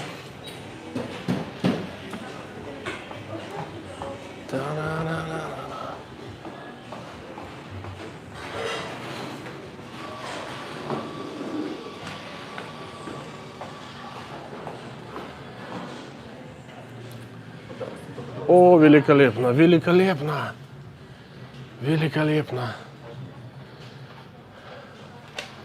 Like I said, this is a nice posh place. Слушайте, а давно тут Нью-Йорка нет?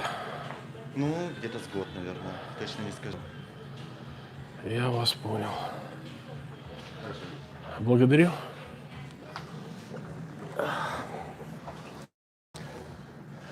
Добрый вечер. Добрый. Давайте я Скажите, что нажимаете сразу? Да, водички без газа. Вы карточки принимаете? Карточки именно. Карточки. Есть Кредитные. скидочные карты. Нет, есть нет, карты. обычные. Карты. Да, Виза, конечно. MasterCard. Конечно, да. Ну, мало ли. Скажите, воду вам без газа в холодную, а также маленькую. А какая большую. тут водичка есть? У нас есть два вида. Акваруса и Сан-Бенедетто. Покажите. А вот смотрите. Акваруса у нас объем литр и 0,2, а Сан-Бенедетто у нас будет объем 0,75 и 0,25. Вот этот литр принесите мне. 300 рублей стоит, да? А кофеек у вас есть? Скажите, вам с молоком или без? С молоком? Американо со сливками обычный. Да, можем сделать. Холодный? Нет, теплый, горячий. Хорошо. Спасибо большое. Лимон нужен к воде? Лимон? Нет. Хорошо. Для вас акваруса без газов холодная, американо и сливки. Да. Знаете что? Нет, забудьте. Все, что я сейчас сказал. Хорошо. My friends, I think I'm gonna get a non-alcoholic beer. У вас безалкогольное пиво есть? Да, конечно. У Вот. нас одна позиция безалкогольного пива, это будет Бэкс. Какое? Бэкс. Бэкс, давайте. Водичку и безалкогольное пиво. Хорошо, акваруса. Скажите, а в закуску, может быть, сразу? Не, С ничего, носиком? не, я больше ничего, я только пить буду. Хорошо. Окей.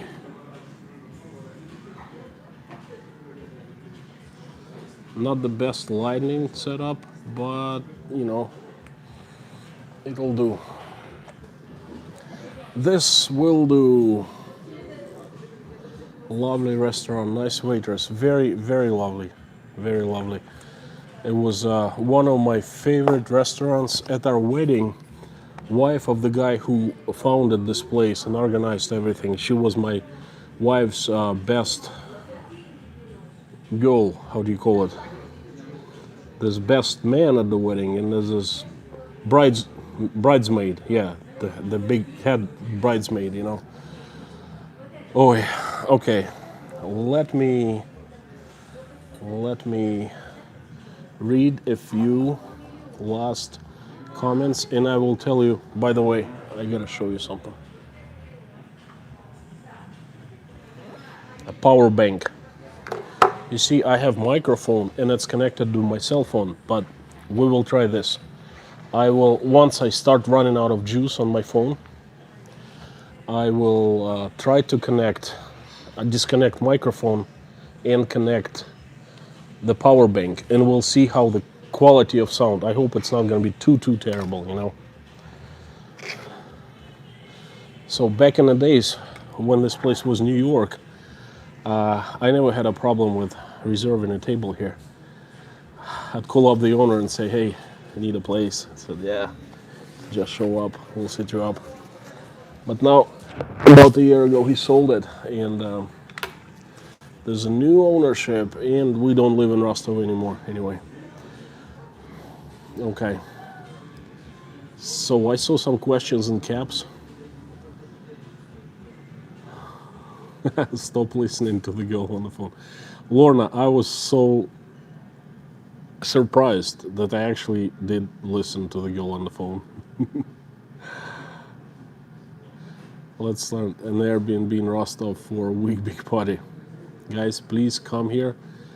You know, I will take a couple days of work and I will host you in Rostov, and we would have a great party. Ask the English-speaking woman questions. A lot of people are English-speaking here. That particular woman I would, but she was busy talking on the phone with someone.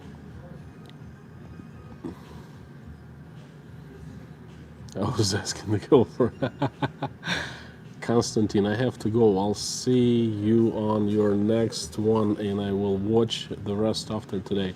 Kim, was a pleasure having you here. Thank you so much. Tell them you're making them famous. Yeah, by the way, they have no clue what's going on. a lot of people think I just film for myself, and they ask me, why are you filming? Why are you filming? And I tell them I'm streaming. It just doesn't ring the bell. They don't understand what that is.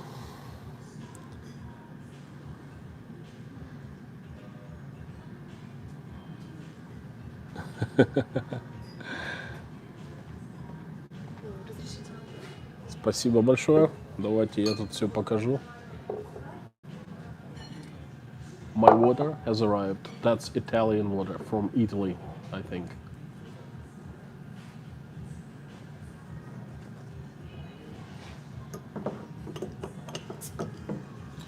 Bags.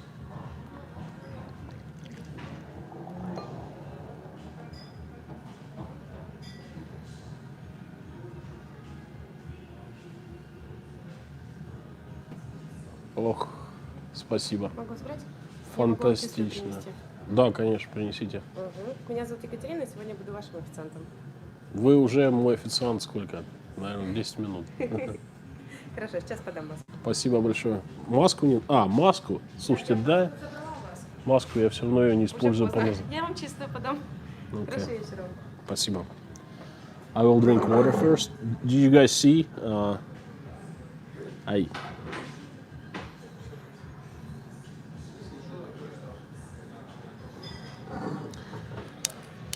Let me have a drink of ice cold water first. Aqua Russa. Nah, I lied to you. That's not Italian. That's Russian.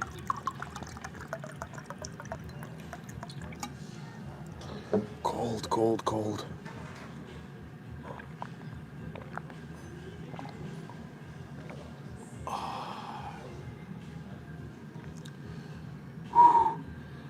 Doing streams is not easy, my friends. It only seems so easy, you know, on the other end, but walking a lot, talking, trying to concentrate, see what you film, read the comments simultaneously. That's not an easy topic. Anyway.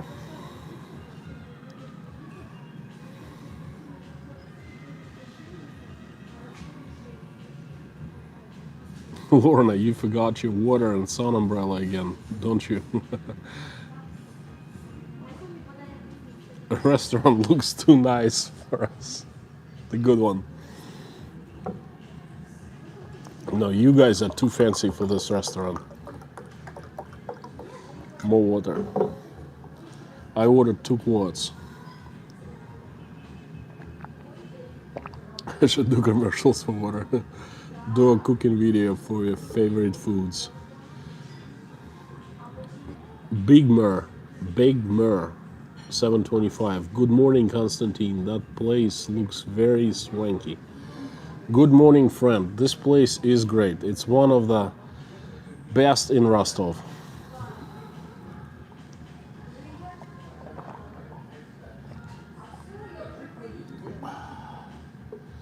I would love to experience the culture and food there. Patty, what can I say? Please come over.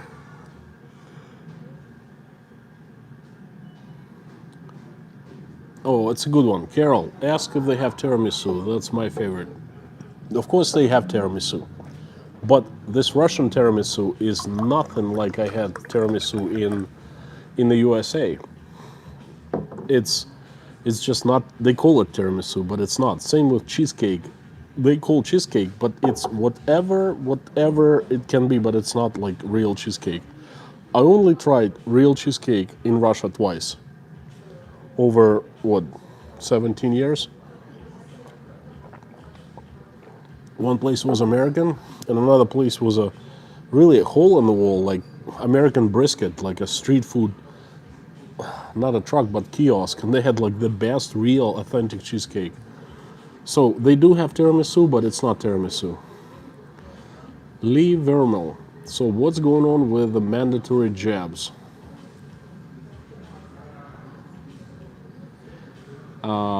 That's okay, guys. Jokes aside, I'd like to tell you about the jabs. How about this? That's better. If you watched my last video, the one I made yesterday, to give you a little brief, everything was fine until June 10th, when the mayor of Moscow, Sobyanin, came out and said, emergency, COVID-19 is back, it's become terrible. Within last week, we have been experiencing doubling, tripling the numbers of infected and so forth. Basically, the scare started. We were having a long weekend because June 12th is Russia's Independence Day. So he extended the weekend for the entire week. He said, at employers' expense, you don't have to go to work all week long. And then the following week, all media, all officials, they started pumping out fear, saying things are terrible, this new version called Delta from India, there's not one single person in Russia who has Delta, but anyway, it's terrible and it's coming for sure. So we had that kind of mumbo jumbo for a week, and then all of a sudden, the mayor Sobyanin said, must get jabbed. Michael J. Mead, thank you so much.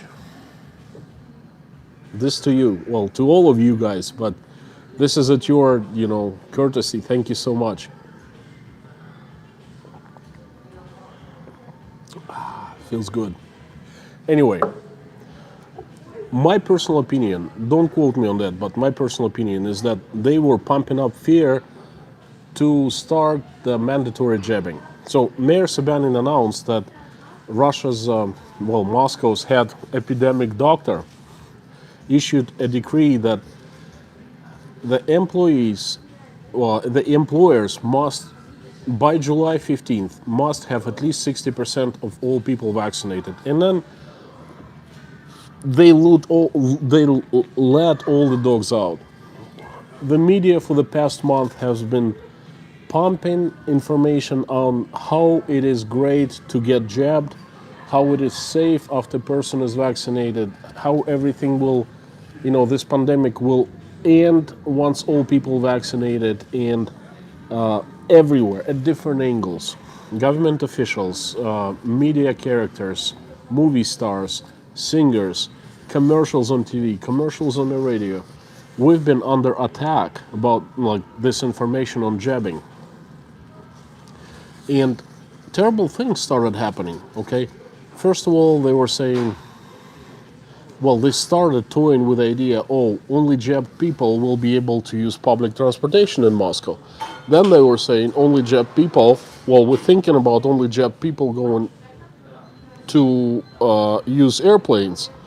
And, a province of Krasnodar, where the Black Sea is, the governor of the province announced that starting of August 1st, every single Russian or foreign tourist who comes to Krasnodar and is not jabbed must get jabbed at province expense, or she will not be allowed to vacate in Krasnodar region. To me, that's discrimination. Okay, Vladimir Putin came out publicly and said, we do not have mandatory vaccination in Russia because it would be a violation of human rights, it would be terrible, it's against the constitution. The Speaker of Russian Parliament said the same thing publicly. All the officials said, no, we don't have vaccination, mandatory vaccination. But when they were asked, what about, 60% of employees must get jabbed? They said, that's your choice. That's not mandatory, that's a matter of choice. If you don't get vaccinated, quit, or you will be fired. I mean, you can go one way or another, To me, that's mandatory, okay? But officially, it's not mandatory. So anyway, this is the situation we've been living for the past month, and at the end, as the culmination of this mad circus, one of Moscow's vice mayors came out and said, we're thinking about letting only jabbed people into the grocery stores. Meaning, he didn't say we're, implementing the system. He said we're toying with this at different angles. Usually when a public official like that says something like that publicly, it means that it's pretty much done deal. It's just a matter of time. So we all getting like, oh, there's a QR code system was implemented in Moscow. Basically, within days they installed the system. Like a restaurant like this in Moscow, if you want to get to the restaurant, you must present a QR code, and QR code is given to you only if you're vaccinated, or if you had COVID within past 6 months, or you had you have medical conditions against vaccination. Your physician must say that you cannot be vaccinated. So these three conditions, if you meet them, the requirements, then you get QR code. I had COVID back in March, so I qualified, and I had a QR code until early October. A lot of people were scared, and they went and got themselves jabbed. I saw a huge line in one of the shopping centers, and I made a video about that, so you guys can see it with your own eyes. There are vaccination points everywhere, all around. It's free for anyone, basically. Just go and get jabbed. They take your passport. They sign. They put down your name, your number of your passport, like your social security number, and they put it into the national database of vaccinated people. And then you're golden. You're vaccinated. You can do whatever. So we all have been preparing for the worst. We have all been thinking that, okay, soon we won't be able, if we're not vaccinated, we won't be able to fly, we won't be able to use public transportation, metro, and even won't even be able to go to grocery stores. All of a sudden, yesterday, Sobyanin announces, just like that, this is crazy, He says, COVID situation is back to normal. Everything's fine. QR code system limitation in Moscow is lifted starting July 19th, which is Monday, tomorrow, day after tomorrow. And we were like, what? And nothing more from the news. Just his very short statement. No QR codes anymore. Forget about them. Everything's fine. So we're like, what the fudge? You've been telling us for the past months how everything is incredibly scary, incredibly bad, how hospitals are overloaded, how you are preparing for these draconian measures. And all of a sudden, 1 month later, 30 days later, you tell us that that's it, forget about it. I was like, wow, I have nothing to say. No comments. Now, it's been a day, like 24 hours, since it was announced. I'm thinking it's part of the plan, part of the game, and it was stage number 1 or number 2 or one of the stages, and there are other stages of this plan will follow. I don't know what they will be, but I'm sure it's not the end. It's not the victory. It's not destination. But that's just the beginning of a journey, and I'm not sure what this journey will be. Now, after Sobyanin made this announcement, because Moscow is kind of the flagship in Russia, okay, what happens in Moscow starts happening in all other provinces. Like, Sobyanin announced this mandatory vaccination and QR code system a month ago, and the next day, all provinces started coming up with their measures. Oh, we're also thinking of putting QR codes. We also must mandate the employers to get at least 60% of people vaccinated. In St. Petersburg, it was not 60, it was 80. That the governor mandated that 80% of all employees, of all employers, must be vaccinated, or they can be fired. And so now, what are these governors going to do? Because Moscow doesn't have QR code system anymore starting of the 19th, but all other provinces, they're kind of like independent in their decisions. Are they going to follow the suit? How do the governors feeling right now? Stupid? After what happened in Moscow, and they follow the suit. Are they gonna like cancel their measures? So this is the latest on the coronavirus, and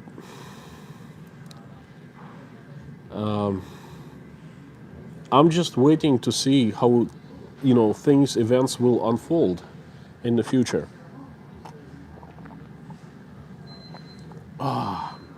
This is good. After a walk in such heat, drinking cold water and cold beer is really, really good.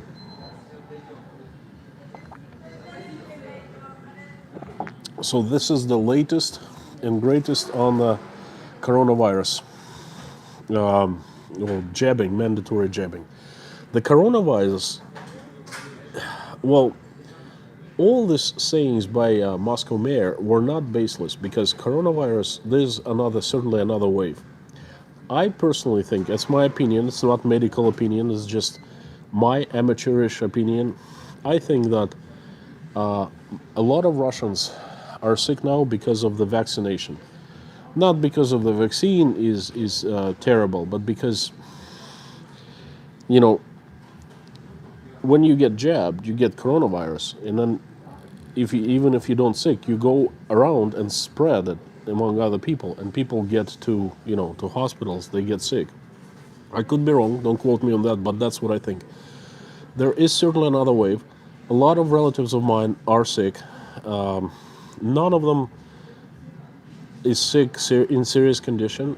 It's like being sick because you are so hot, sweaty, and then you come and sit under air conditioning unit, and then you get down with common cold or flu or something like that. So that kind of sick.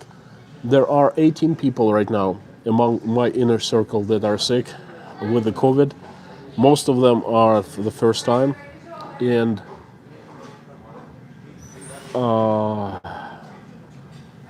I think 7 of them had been vaccinated. So vaccine does not guarantee that you don't get sick here in Russia. And I mean, it's true. I mean, it's a real fact. It can be double checked if needed. It's terrible. So this vaccine, at least in those people, it hasn't worked. Okay, let me read your comments. We have some kids here in the house, and they're loud, and it's not so good. Again, Michael J. Mead, thank you so much for $5. Well spent. И папа некрасивый. Все некрасиво. Папа красивый. Lambda variant in Southern Hemisphere and Delta variant, OBS. Carol, I tend to agree. A lot of people are scared, and I know, like among my family, some people got the vaccines voluntarily. It's their choice. I mean, I have no problem with that.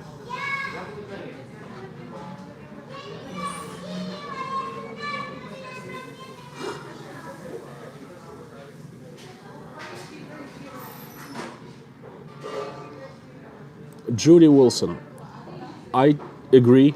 It exactly looks like it. They were testing us because they pumped up so much fear, so much pressure. And all of a sudden, just like that, oh, we forgot to tell you, but whatever we're saying, the system would be in place forever. We just cancel it in 2 days. After only 30 days, enough people got vaccinated, and then we don't need the system anymore. It's crazy. They certainly, trying to feel the limits. Can anyone tell me what Anonymous Prepper said? I don't know. Thank you for the beer. Thank you, guys.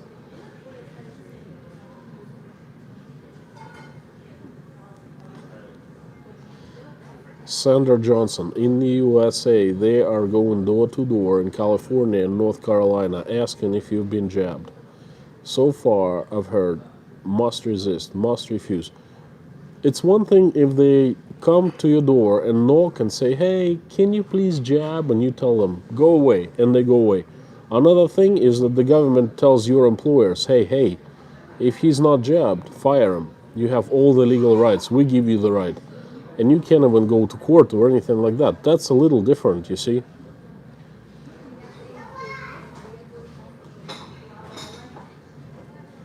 Susan M., That's anonymous prepper. Well, thank you.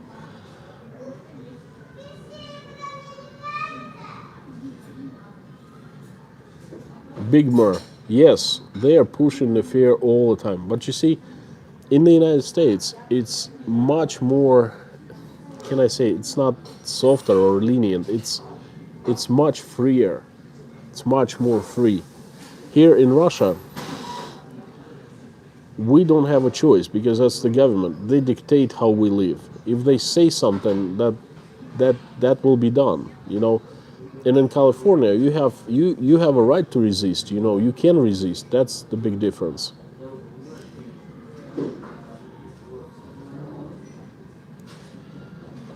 Susan M., no attempt has been made by science to address the question of naturally acquired antibodies. You are absolutely right again. And you see, I have so many questions and no answers. And no one is even trying to answer them because they're not interested in doing research and answering these questions. And exactly your question too. Some restaurants won't allow those not jabbed discrimination. Are you talking about the USA or Russia, Sandra Johnson? Because in Russia, I told you, you had to have a QR code, then you're allowed into all the restaurants. But now, July 19th, the QR code system restriction is lifted. So, back to normal again. Yes, 2 jabs and you can still get COVID. I have, let's say, is it 7 or 8? 7 or 8 people, I think it's 8. 8 people who contracted COVID after being jabbed twice. No, I'm not jabbed. I had COVID twice.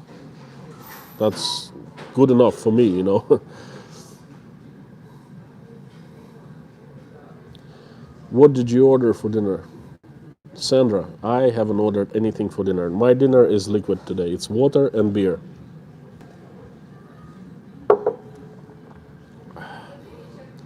Oh, by the way, I told you earlier in videos that the worst thing had happened to one of the members of my family, my uncle. His arm was amputated. His birthday was today, so I went to have a lunch at his place, and he's recovered. Okay, he's got a great sense of humor. He has one arm. It's like there's nothing down below, and he makes jokes about it all the time. He's actually happy that he survived.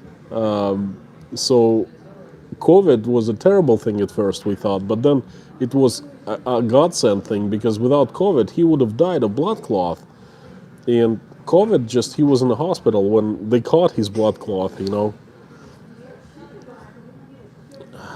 Lorna, is Konstantin going to order all of us something to eat? Hey, I'm not ordering anything for myself, but if you guys want to order for you, I can order and take it to go. How about that? Patty, soon in my opinion, we non-jabbers will be hunted down. That's a possibility I thought of. And guess what? In Russia, it might happen sooner than in the United States.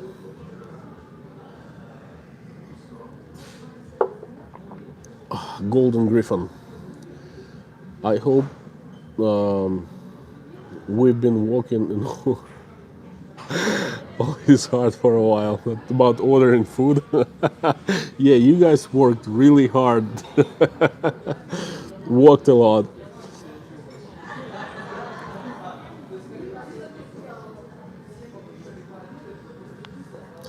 Sandra Johnson, part of the plan for sure. Cubans are rising up, fight for the freedoms.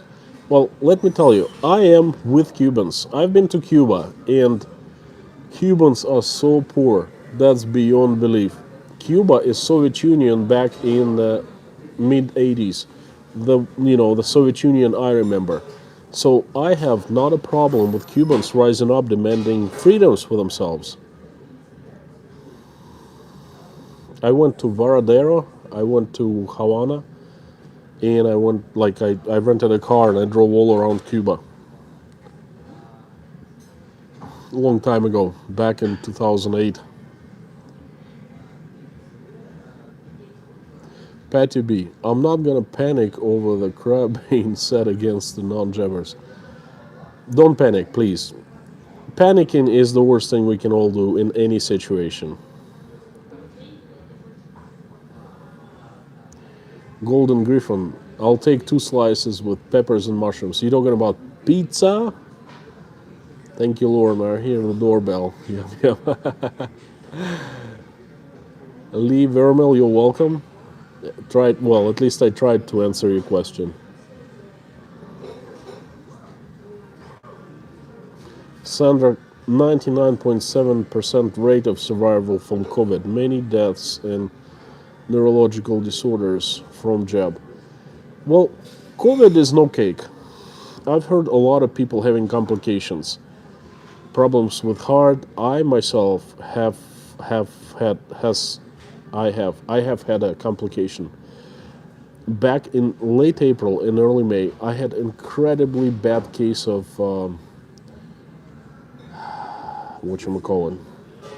allergies. I was sneezing every 3 minutes. I couldn't breathe with my nose, and I had never had allergies before, and after I had COVID, my allergies just boom exploded. They haven't been able to figure out what exactly allergies for, but one of the doctors I spoke to said it might very well could be the complication from COVID, and a lot of people suffer after that. It's not a joke, but flu is not a joke either. You know what I mean? I think each one of us will have it, a few times, and then after that, with this pandemic, will just stop because we will develop the natural antibodies. It's been Patty B. It's been proven jab takers are getting COVID still, plus many severe side effects. I have not heard of side effects. Really, well, I haven't there haven't been any side effects within the people I know.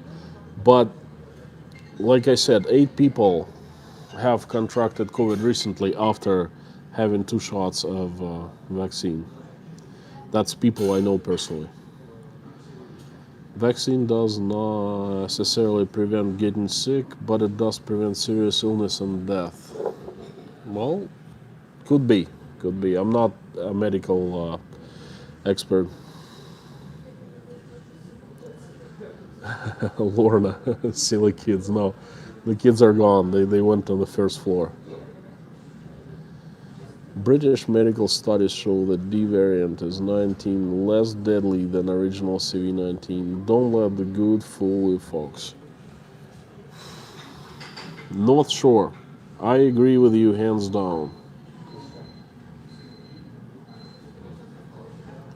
Bob S. Are the borders of Russia open or closed for outsiders? Closed for outsiders until given special permission. Permissions are granted by the KGB, one of the departments, and if you have family in Russia, you have a real serious reason. If you're invited by the government, you can come into Russia if you're a foreigner, but all others cannot. And some countries have treaties, COVID treaties with Russia. I think Uzbekistan, Armenia, Georgia, ex-USSR countries, people can come back and forth. But the foreigners, like Americans, can't. Bob, hope I answered your question.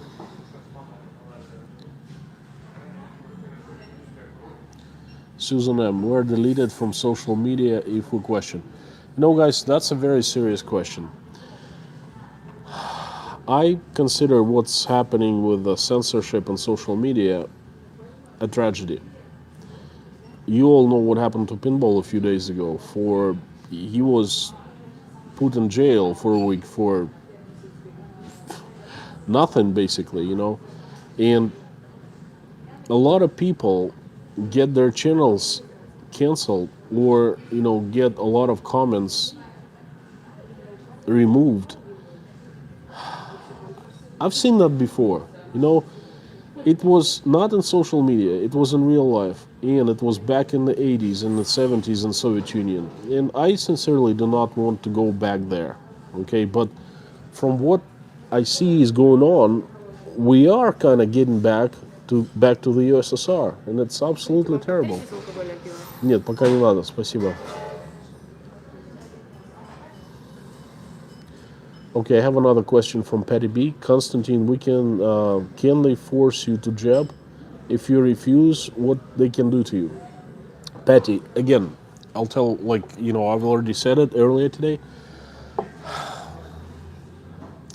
Hang on, guys. Is there like a feature where I make the comments on my telephone not disappear? So they can always be like viewed, always. I can't stand this going back and forth with my finger because after a few seconds the messages like fade out. Anyway, Patty, Vladimir Putin himself came out publicly, said that there is no mandatory vaccination in Russia. No way, no way, no way, no way. All high-ranking public officials said there is no mandatory vaccination because it's unconstitutional, it's against human rights, and it would be terrible. Meanwhile, so no one really comes and forces me to jab, but they're doing a few things. First of all, they're saying that if I don't get jab, my employer can fire me legally, can basically throw me out to the street. Second, they are thinking, they were thinking of letting use public transportation only to the jabbed people. If I'm not jabbed, I cannot use bus or metro. I can use my own car or I can walk. Then there have been talks about not letting unjabbed people to the grocery stores, not let them onto the airplanes, trains. So basically you don't have to get jabbed. No one's gonna come and force you, but they cut all your human rights here in Russia. Your right to use transportation, your right, by the way, that was huge. One of the top doctors in Moscow region, Moscow province said, unfortunately, at this point, we cannot provide medical assistance to unjabbed people. Basically, I'm paying taxes, I'm paying medical taxes, and I get free healthcare here in Russia. But in the past month, if I was not jabbed, I would not be hospitalized. Left home to die if I had something serious, That's answering your question. That's what they can do to me. Patricia, got 20 pounds bacon, £1.99, and 8 pounds Armor smoked turkey. That's a pretty good deal. Cheap. I'll have the quesadilla, please. I'm drinking, that's a good question. That's non-alcoholic beer because I'm driving, and in Russia there's zero tolerance policy against drinking. That's non-alcoholic beer called Beck's. It's, I think it's from Holland, the Netherlands.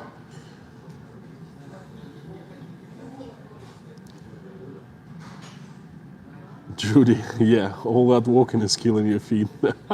Funny.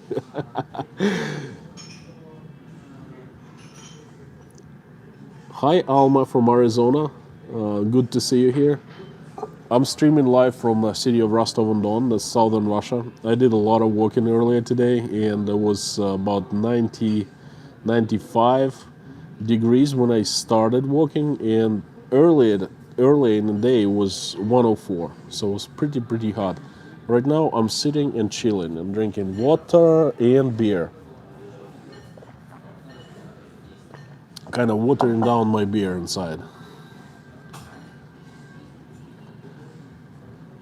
Happy birthday, uncle. A funny story about my uncle. All right, he was walking on the street and he was wearing a t-shirt, and then his t-shirt here is like in a knot.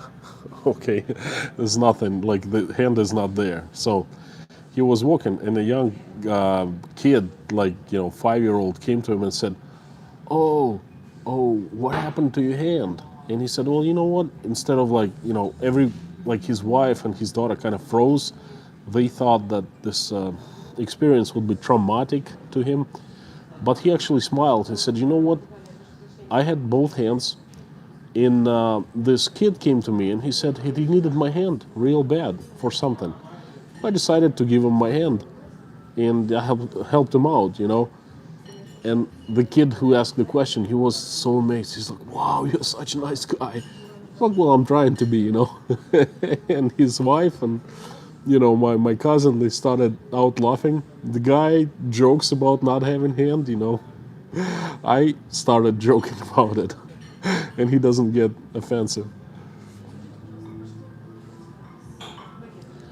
I'm told COVID attacks the immune system. Well, naturally, of course, it attacks like flu. All the cold and flu and all the illnesses, they attack immune system. And it's a matter of how strong our immune systems are.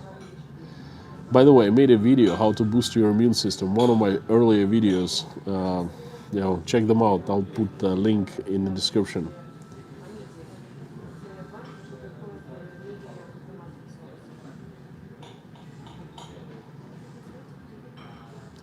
Turn the phone to portrait in the comments. Oh, but I don't want to. Oh, I'll try. I'll try.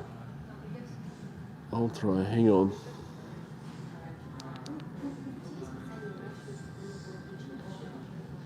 Aha, it says orientation is locked. Rotate device back. It did not let me rotate. Patty B, thank you for answering my question. It gives me insight to what might happen here. Absolutely. They work by stepping stones. They never say, oh, you must get vaccinated. First they say, well, you know what? No vaccination. But it's really scary because we have this Delta, that has Gamma, this is Sigma or whatever, and they're so dangerous and they're coming to us. So they scare you first and they say, well, not to discriminate you, but to help out those who jabbed, we're gonna do this and this. And then they're gonna take stepping stones. And then after a while, you look back and you don't have any rights left, and you know, you kind of have no choice.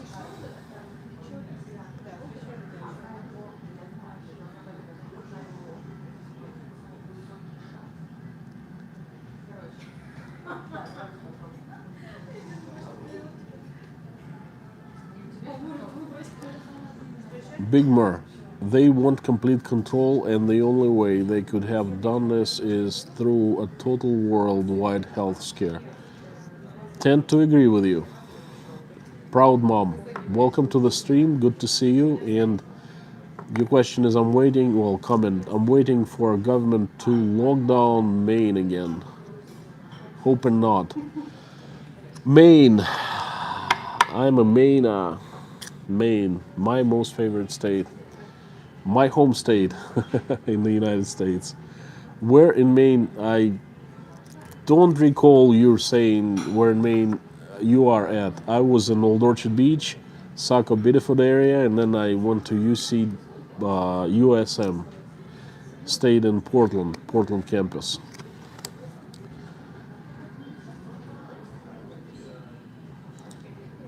North Shore, you rock, by the way. I love your streams.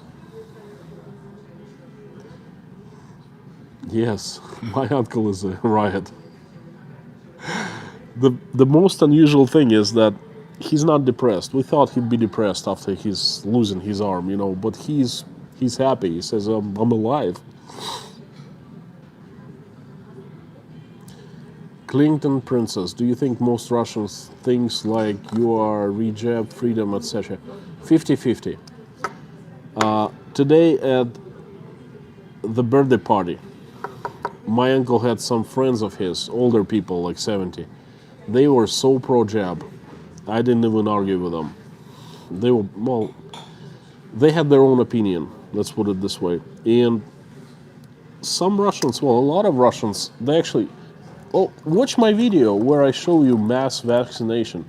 I put the description down below, you know.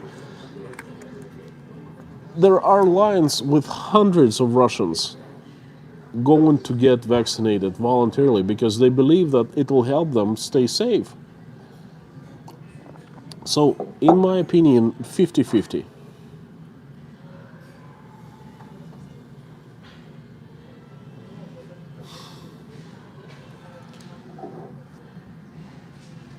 2.5 more north from Moby. 2.5 hours. That's what, Bangor area, even further up north, huh?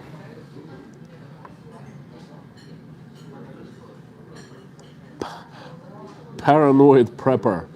I am North Portland, Maine. Well, good to have you here, brother or sister. I spent 1 year on Congress Street. University of Southern Maine had a campus there. Well, not a campus, a dormitory there.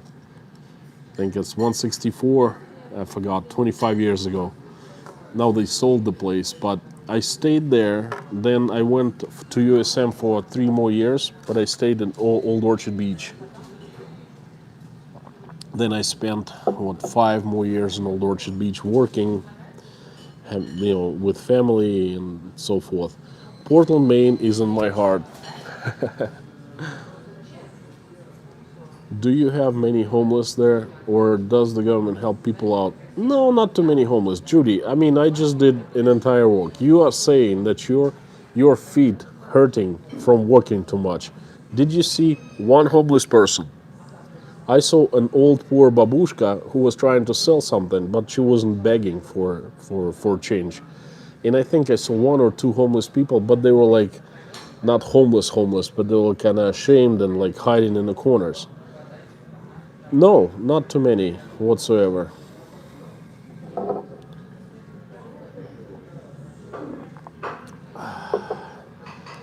Okay, enough about the jab. Guys, I have not an announcement, but I need your help actually. I want your opinion. I'm been thinking of what I should be doing with my channel, because I have over 140 videos on my channel, and quality-wise, they have improved quite a bit, because I have learned so many things about how to film, how to present, how to script, how to how to make videos not so boring and things like that. And some of the latest videos I made, I actually like them myself. But the thing is, the YouTube, my channel's, it's not working out. Not working out because, hear me?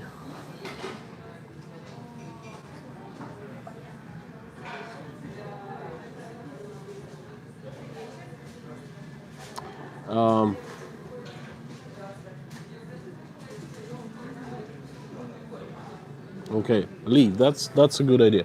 Well, great. I still have 10% left, so that's my battery pack.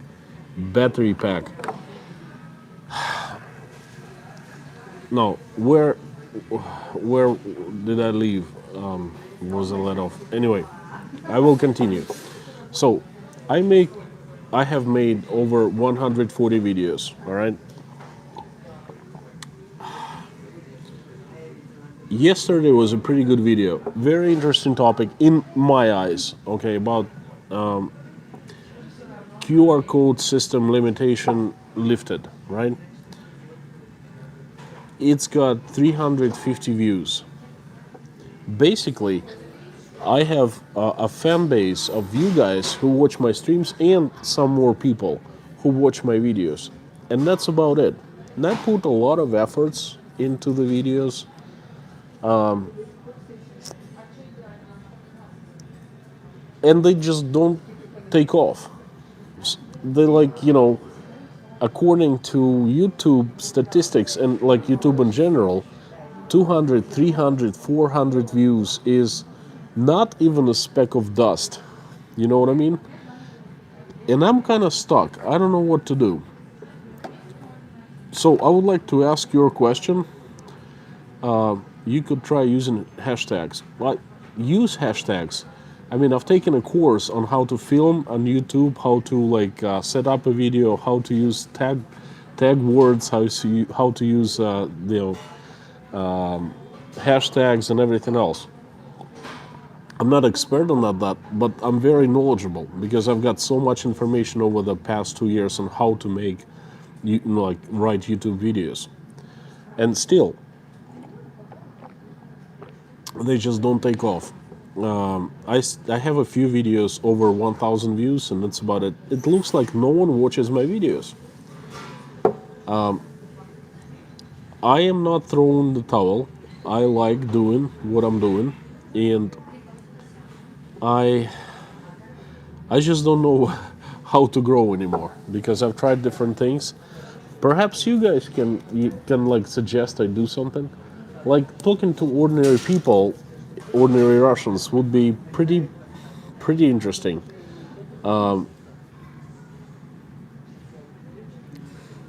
Like, I don't know. What do you guys think of the channel, and like how do you think I can improve?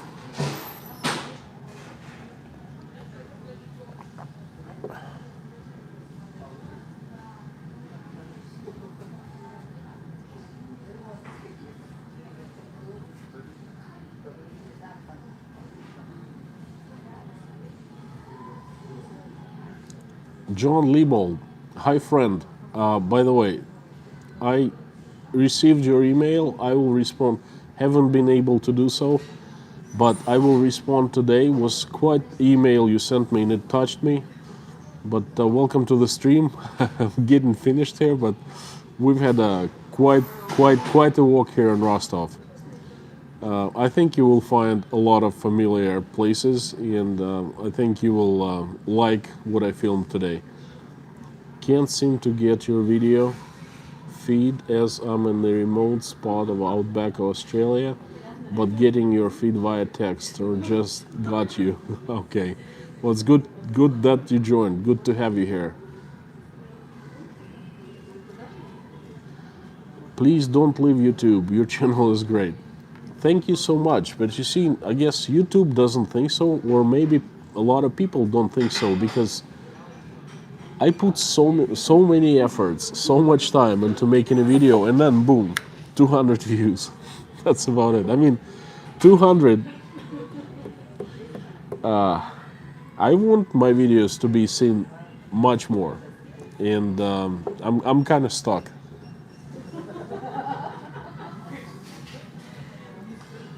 It's because we love your personality live. Thank you so much. I actually love doing live streams. Believe it or not, it's definitely a highlight of my weekend. I'm getting addicted to doing live streams. I don't know why. It's a very new phenomena to me. I'm not an actor. I'm not like a TV personality. I have played in big movies. Well, one big movie.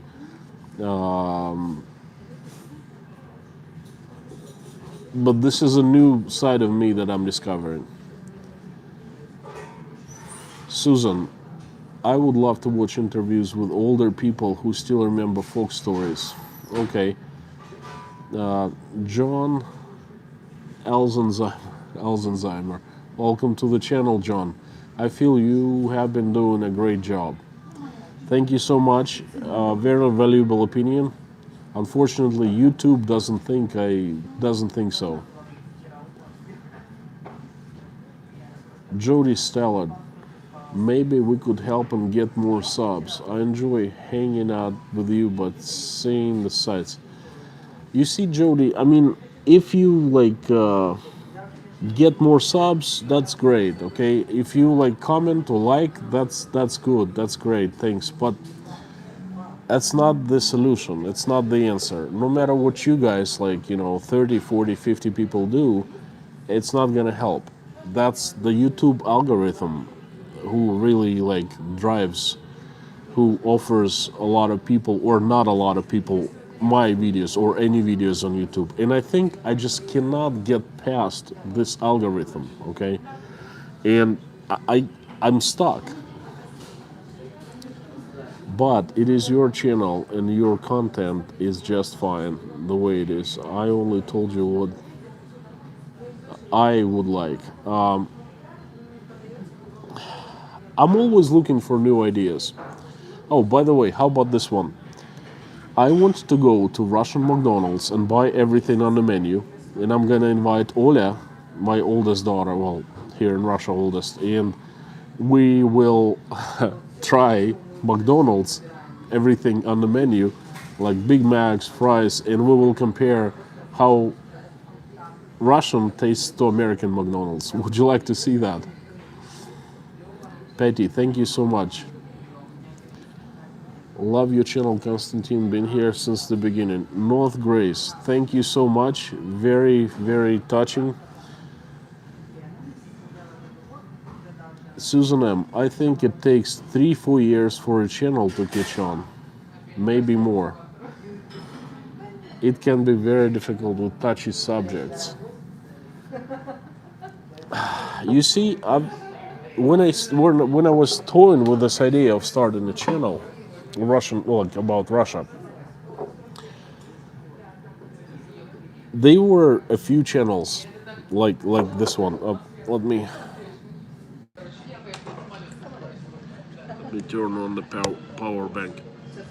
First of all, let me know, guys, how can you hear me now? Because I unplugged my microphone, and right now it's regular iPhone's microphone. Can you still hear me well? Should I speak louder or what's going on? Sound is okay. Fantastic. Anyway, so when I started the channel, there were very few channels about Russia, like Different Russia and NFKRZ, and right now there are so many people doing the same thing I'm doing. Basically, they're telling about Russia.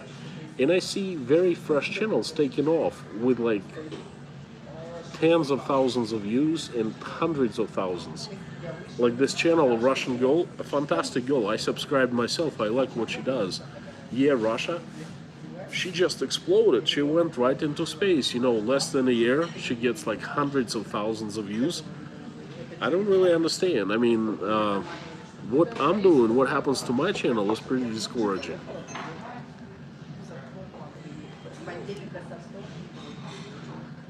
Three, 4 years. Susan, I don't think it's a matter of how many years, it's a matter of how many videos you make and upload. I've done 140 videos. That's pretty decent amount, let me tell you. John Liebold, I have a few ideas to expand your channel. I'll write again email in detail, finding a product in both Russia and the USA that suits both.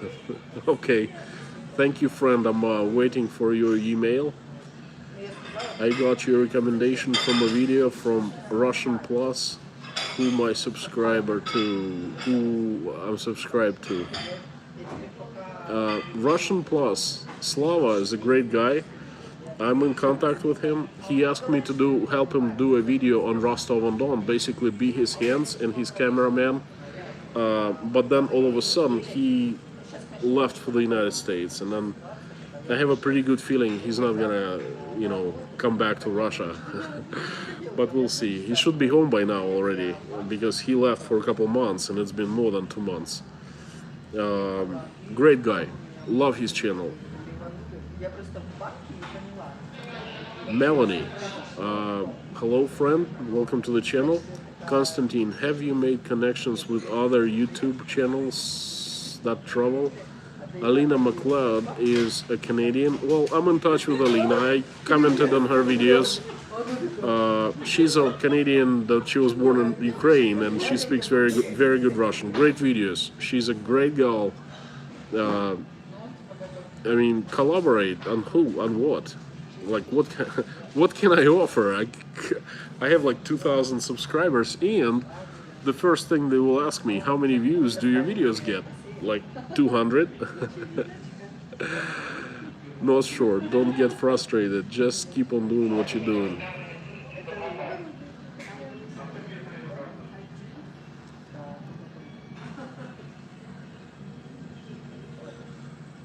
Not sure. Konstantin, when you do the McDonald's video, add the hashtag MacBang. Okay, I will do. Sure. Love watching. Patty B, thank you so much for kind words. Anonymous Prepper, have you thought about urban exploration, exploring abandoned places? Anonymous, I did. I did a video on exploring an abandoned village, houses. I went into a house that actually was haunted. Man, haunted, a real haunted house. This is not BS, okay? I went inside. Scary place. At night, locals don't dare going in there, you know what I mean? But I did. And 200 views. That's all I got.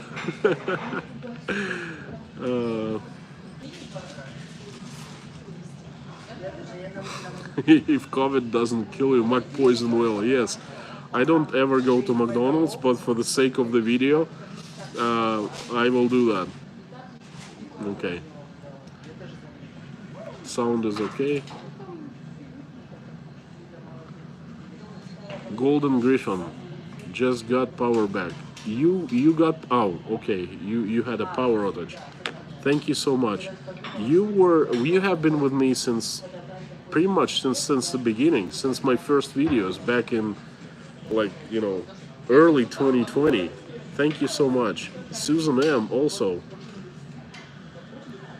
I really like that you are kind to your viewers and sit down and talk with us. Well, Susan, it works both ways. I like doing that. That gives me pleasure.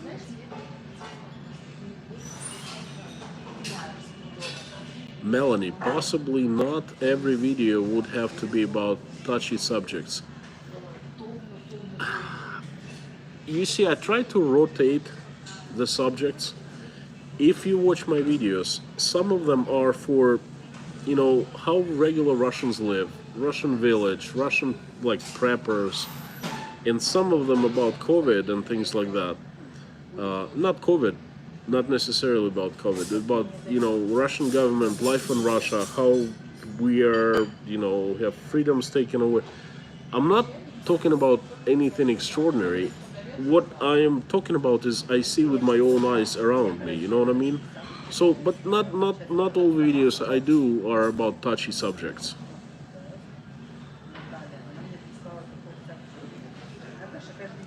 Patty B, yes, your McDonald's idea would be great. We could find out if you get items that we don't have. Let me tell you right off, we do have one item that you don't. It's called Big Tasty.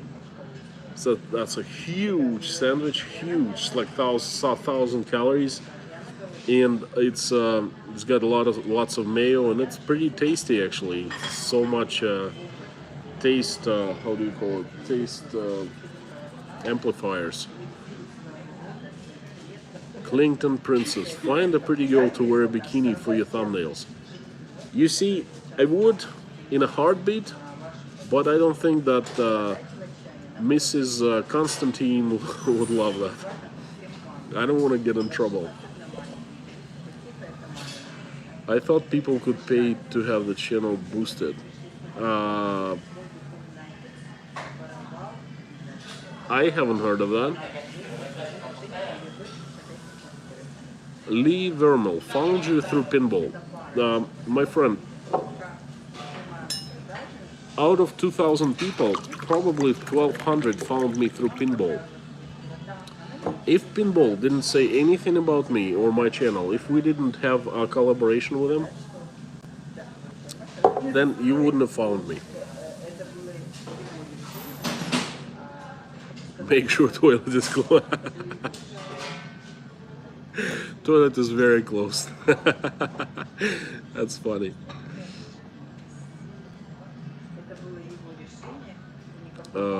I don't have much to offer. Like, pinball is, you see, I love the guy because he's not commercial. He cares about truth. He cares about, like, unbiased opinions. But other bloggers, they go, okay, but what can you offer? How many subs do you have? How many views do your videos get? And if I say, well, 200, my best video is like 1,000, they'd probably start laughing. Sponsoring and sharing a good product you can endorse will make both you and business money. Excellent sound. You see, I'm really surprised about the sound because the sound right now is straight from my phone. This is my mic. Okay. By the way, this is Australian. Rode Wireless Go, fantastic piece of hardware. But right now I'm talking to iPhone, and still you get good sound. That's incredible. I missed out in the past because I would have just added my power bank and that's it.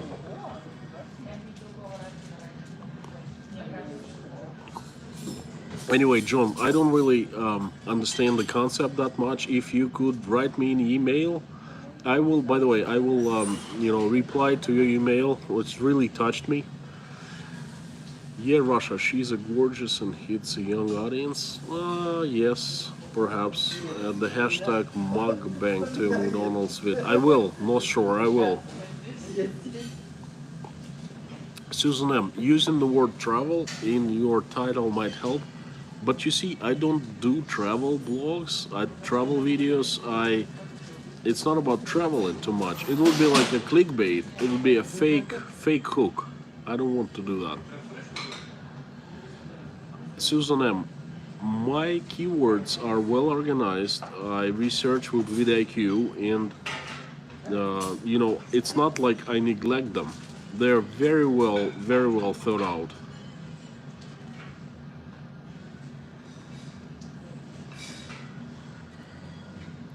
Mammy, I watched the haunted house one and it was good. And you know what? I liked the video. I liked the way it came out. Although I had not intended on making that video. It was spontaneous. I was just walking around the village and I saw the abandoned houses. I said, wow, great. I want to go and explore. And I took out my, iPhone and I started filming. What turned out to be great. And I actually did go inside of a real haunted house with some, stuff happening at night, But 200 views. 200 views! Hi.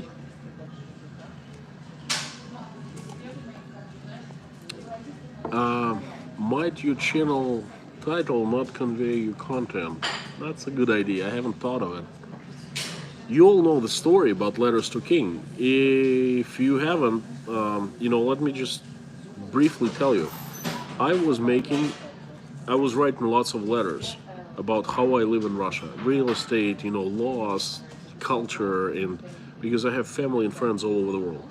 And then I was writing a letter to King Weinstein, a good friend of mine from Old Orchard Beach. He was a real estate developer. And I was writing him a letter on real estate. And the letter was huge. I spent like an hour writing him a letter. And I said, well, listen, instead of just writing to King, I can share with other people through YouTube. And this is how the idea was born. All right, I made the first video. I sent it to King and I uploaded it on YouTube. And he said, listen, I love it. A lot of people liked it very much. And this is how Letters to King were started. But perhaps, I don't know, I should think about the name. Anyway, Susan, thank you. It's a great idea.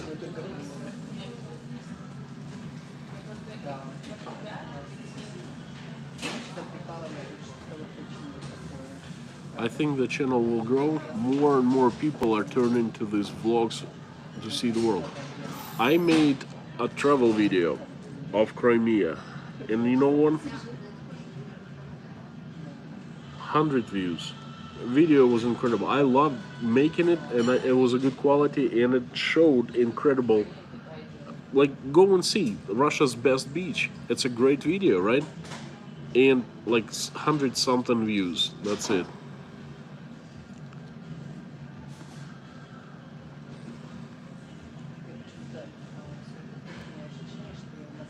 Melanie, Constantine, Alina MacLeod hasn't yet lost all her simple sincerity of being prairie raised. Make direct contact. Her channel used to be small. Please don't rule out contact and collaboration. Melanie, just out of what you're saying, I will contact Alina. I'm in contact with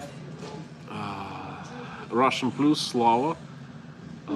I know crazy Russian guy Sergey, but he doesn't want to do a collaboration because he's, just doesn't want to share his audience. I think that's what he said.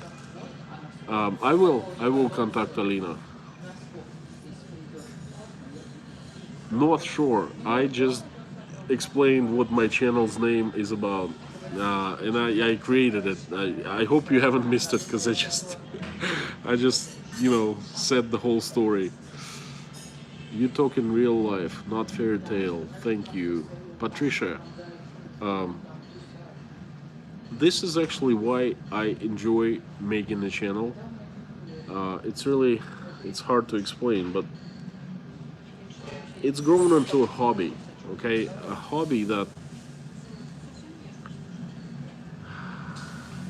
I don't know. I just like it.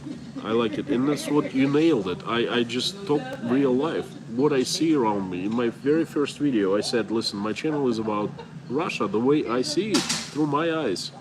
Because it can be so different, and there's so much fakeness, fake news about it. And the Western people, the Westerners, they really have few outlets to get true information about Russia. And this mantra of my channel is truth about Russia explained. No BS, no propaganda, no fake news. Lorna, Konstantin will like you because you are not gimmicky. Thank you, I'm not gimmicky. John, I think adding interviews with Russians about your real issues. Interviews. Good idea, I will do that, thank you. Anonymous Prepper, don't tell me that you have Big Tasty. I thought that's something exclusive to Russia. Bob asks, does Natasha have a YouTube channel? No, she doesn't. She has an Instagram account, and she's big on Instagram. She does stories all the time, but her stories is she has a professional Instagram about inspiration. And Natasha, believe it or not, just called me as I was talking about her, and wow, that's what I called mental connection, huh? Literally, at the same time, simultaneously, she called me up.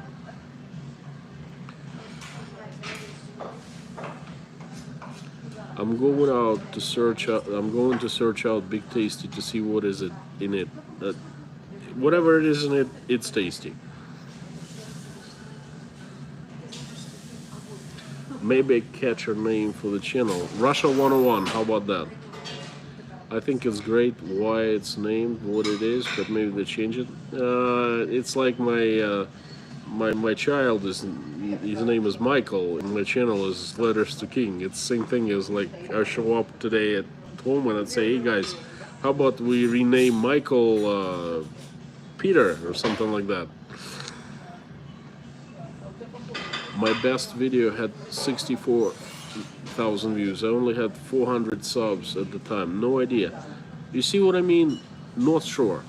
This is what happens. I have 2,200 subscribers, but my videos get like 200 views. And I have no idea how it works and what I'm doing wrong. Okay, this is exactly what I'm talking about. Melanie, I came here from North Shore Preparedness. We chatted there a bit. Yes, a few days ago. I woke up like 5 in the morning, and of course North Shore was like, hey guys, how you doing? I loved your stream when you were like you can swear whatever you want, the swear word stream. That was so funny. People were letting out steam.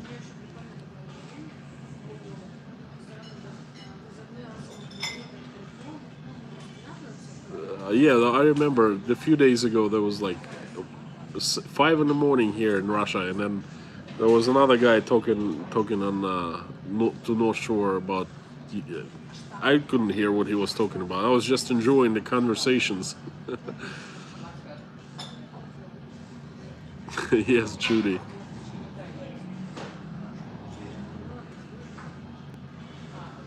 Mr. Tom has sold my possessions many times. No, it was about what to buy for the pantry now. Ghost Hunter. Judy, maybe become Ghost Hunter King. Well, let me tell you, ghost hunting is a very special, activity. And so far in my life, I've only seen one real haunted house, and I went inside right in, not knowing that it's haunted, and I filmed it. But I don't think I'll be going. I just don't know where the haunted houses are. I reposted your video of your drive to Crimea on VK. Enjoyed it much. John, when did you repost that? Please let me know.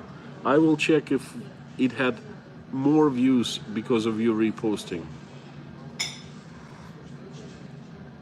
Lorna P, new title, Behind the Scenes with Constantine. Thank you. Thanks. I'll think about it. How about Russia 101? Have you guys, what do you think of it? Spontaneous videos are great, says Patty B. Maybe a nature walk one. Would it be boring if I just walk in the nature? Because I can do many videos of those. I just like walk in the forest. But I mean, who would want to watch that?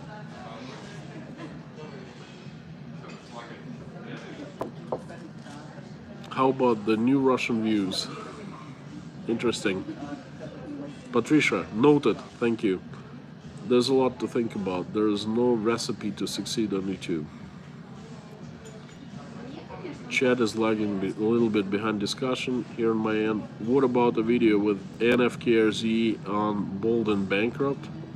Well, Bold and Bankrupt is like a superstar. What he would do with me. And NFKRZ, I like his videos, but the guy's cocky, he wouldn't even speak to me. You are teaching us about Russia. It's fascinating. Thank you so much, Susan. That's the idea. I teach you, I do something good for you, and I enjoy doing it myself. So that's a win-win situation. I bet Bold would do it.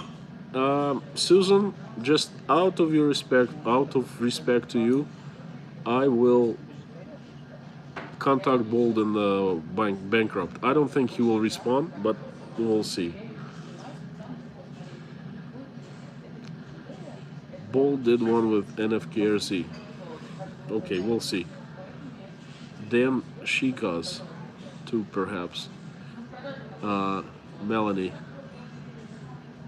Constantine, watch Alina McLeod when she went back to hometown in Saskatchewan place to get a better worldly. I saw that video actually. She was with her father riding in a tractor, and I liked it very much. Inside Russia, through my eyes. Patty, thank you, noted. Buffering because my wife called me. I started talking about my wife. She has an Instagram account. She calls me right up. Can Natasha share her videos? Her Instagram is more business oriented. I think that's not a good idea. She likes my videos though. Melanie, I too think your channel would benefit from having travel as a search word. Yes, Russia 101. Russia through my eyes. Maybe a good name for another account. I get your frustration. I think it will grow. Thank you, John. By the way, John, today in Rostov was as hot as in Australia. Froze here too for a short time. New name for your videos. The new Russian views. I know if you share your little views of Russia. Thank you, Patricia. My vids still get 2,000. Not sure. Isn't it that frustrating? Does it count? Golden Griffin. Does it count if the same person views a video more than once? I don't think it does. But it's not even. You see, it's not like if like. My views double, okay, from 200, 400, 500, 600. That's still, it's like in YouTube world, it's like not even a speck of dust. You know what I mean? There's something to do with the algorithm. If he picks up your videos or it doesn't. The random cause stream was fun. Yeah. Yes. Melanie, Constantine, I chatted with you on North Shore preparedness couple of months. Yes, I remember. I was driving to work, and I was I went online and I saw North Shore. I think it's the first time. That was the the curse word stream, I think. Do you guys hear about solar flares, moon wobble? No, I haven't heard of moon. Does moon wobble?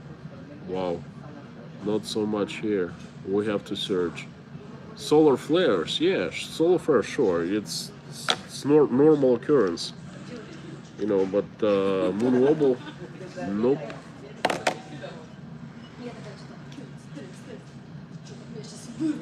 Unexpected things can happen. It doesn't, Patty.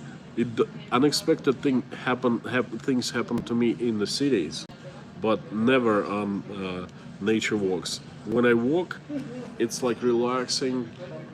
I just very uneventful. Nice but uneventful for video. Anne in Texas. Hello, friend. Teach us some Russian language and culture as phrases and their uses. Noted. Thank you. Melanie, North Shore preparedness. Hey, encourage you to stay family friendly. I missed a few live streams. There another option. More interactivity. John, could you please explain what do you mean by more interactivity? You do go to other places besides Russia sometimes, so maybe title that isn't just Russia. But Lorna, the thing is, I used to travel so much outside of Russia when I was younger. Now two things happen. First of all, I am married with children, and the second is I am married with children amid pandemic in a closed, isolated country. I haven't traveled outside of Russia in 2 years. Like right now, we are discussing with my wife, should we travel to Turkey for a vacation for like a week or 10 days, or to Crimea? And it's probably going to be Crimea because it's less hassle. To travel outside of Russia right now is hustle. So I don't really travel that much. Inside of Russia, yes. One of the best ways to help us is for us to share your video. Well, it'd be nice if you share, guys. Thank you. Melanie, no, I keep things clean for the most part. North Shore is great. Petty B, thank you so much. Just to mix it up a little bit, I love learning from the inside about Russia. What do you mean just to mix it up? Give me an example. Judy Wilson, I like your videos. I've learned so much about Russia, the real Russia, and not what I've been told. Judy, again, this is exactly why I started Letters to King. I want people to see how real Russia is, true is. Like I walked around a large city downtown, and you guys saw through my camera how this place looks like. John Eisenheimer, Road to Die For, posted only one view. Road to Die For, that's one of my most favorite roads. It's like Russian Highway 101 or the Pacific Coast Highway. It's a fantastic place. But again, views, 100 views. I mean, come on, give me a break. That was a fantastic video. And somehow people don't like it, and YouTube doesn't like it. John, Inside Russia 101 sounds good. Thank you for your I think I will seriously consider changing the channel's name. Although I like Letters to King, I'm so used to it. It's like my baby.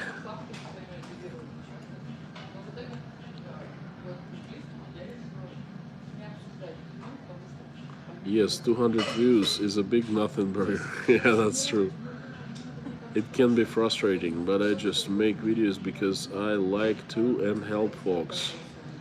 North Shore, this is exactly why I make videos. Because if I was views only motivated, then I would throw in the towel. My towel would be in a long time, you know.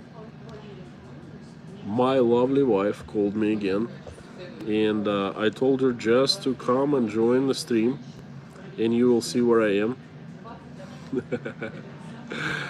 Yeah, buffer, and I hope not for long. Okay.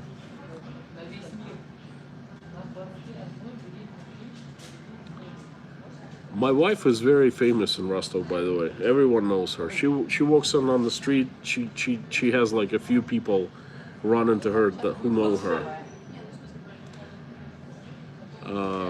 Susan M. Maybe Valeria Kovtunova and different Russia channel would collaborate. No, she wouldn't. She's a very isolated person. She's classy and smart, but she's not a collaborator. Any kind of crossover in viewers could expand both of your viewer numbers. Agreed. I might not be able to pull you home, but if you're too much, that's the Memi. I think that's not to me. That's to Lorna.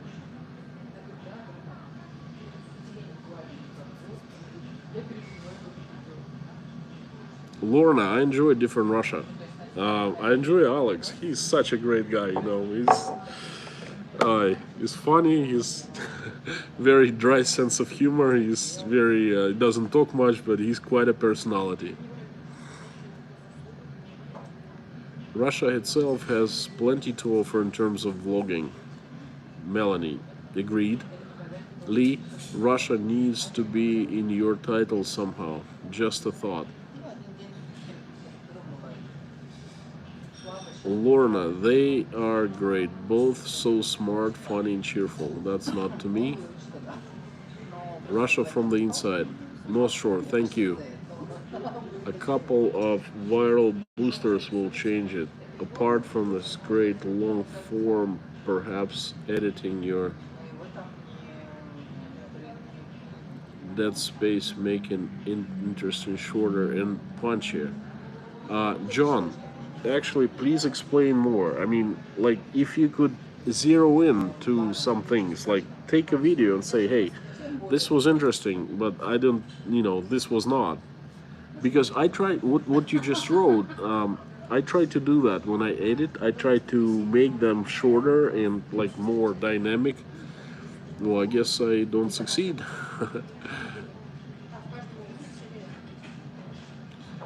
Lorna, how many miles from Russia to Tennessee? I think that's about 25 miles. Russian letters to king. That's a good one, Lee. Petty. Festivities, customs, popular meals, things found in tour guides. Thank you, agreed. I stopped again because my lovely wife called me second time. Russian letters from king. Judy, noted. Mammy, could you do letters to king and then add on something else at the end? I'll think about it. Every content creator, including myself, wants their videos to go viral. Not sure, yes, but I don't know how. Golden Griffin, yes, some creators are doing shorts with a catchy name that might get some new views. Tell Natasha to come. Lorna, I told Natasha to join the stream. Keep your original L to K behind the new title. Behind the new title. Like, for example, Patty, I think she would love to meet you here. Come over to Russia, we all meet. Melanie, Constantine, videos must be buffered after I ask about your name. Spelling, I missed it. Kindly please repeat. Melanie, whatever you want. Call me with K or call me with C. You would have no clue what names I was called in the United States. Costa, Constable, like, just unimaginable, like 10 different names. I go with K, but a lot of people, it's like not very conventional Constantine. Constantine, like classic is C and N at the end. I go Constantine with K, no E at the end. But it doesn't matter. It doesn't offend me.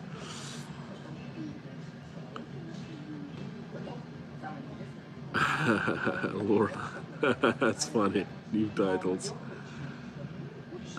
Lee, Russian letters to king. Russian letters to king. I kind of like, if to change the channel's name, I'd like kind of like whatchamacallit, Russia 101 or Inside Russia 101.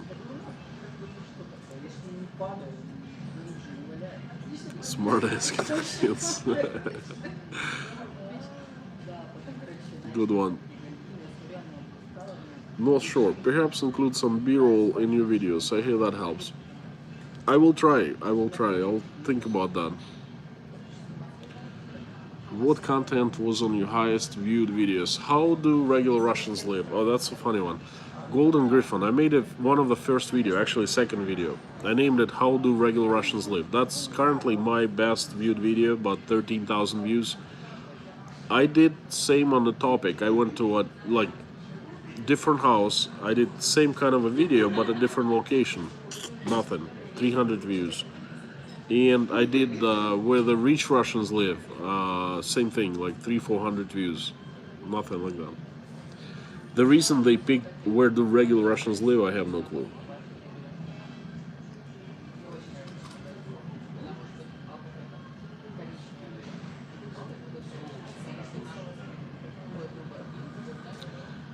Patricia, some video YouTubers are putting out 2 minutes videos with great content, quick and fast to catch people to flip the channels. I can't really do fast like that, not for me, my screen is correct, I give up. Short video help boost views too. Thank you, Patty. Constantine, well, in Russian you spelled it perfectly. B-roll and maybe some music. Yes, I do music usually in the videos. Or perhaps I should sing myself. California Dreaming. Ta-na-na-na-na-na-na. Does that help?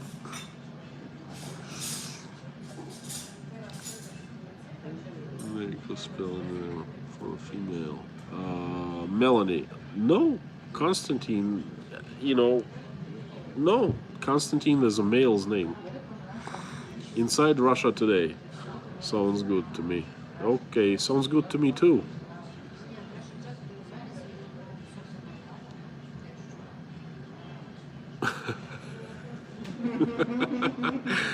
Anonymous prepper.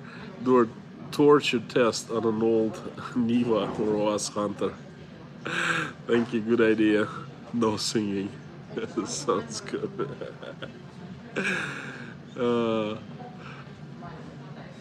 Karaoke chat.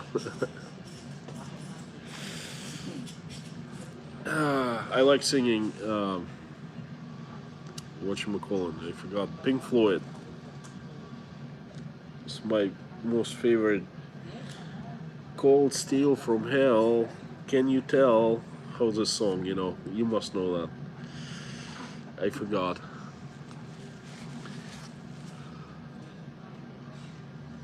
Jeez, I'm getting old. I start forgetting things.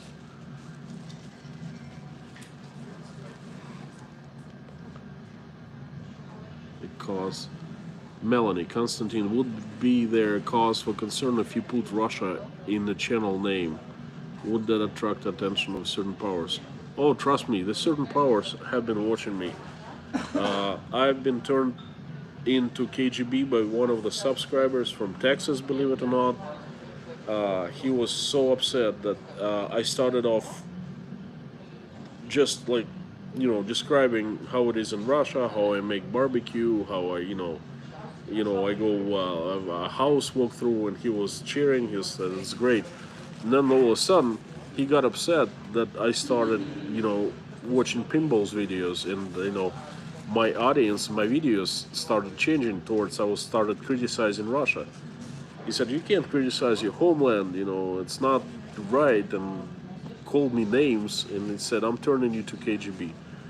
Then I made a video about a warning to Americans. Is Russians? Да нет пока, спасибо. So I made a video on socialism in Russia, and then one of the American viewers said she was turning me into CIA because I was, so to speak, rocking the boat inside of the United States, and I have no right to do that because I'm not an American citizen. So I've been turned to the CIA and to KGB, and you know what? It would be really funny if both of those organizations would come after me, you know? Insane.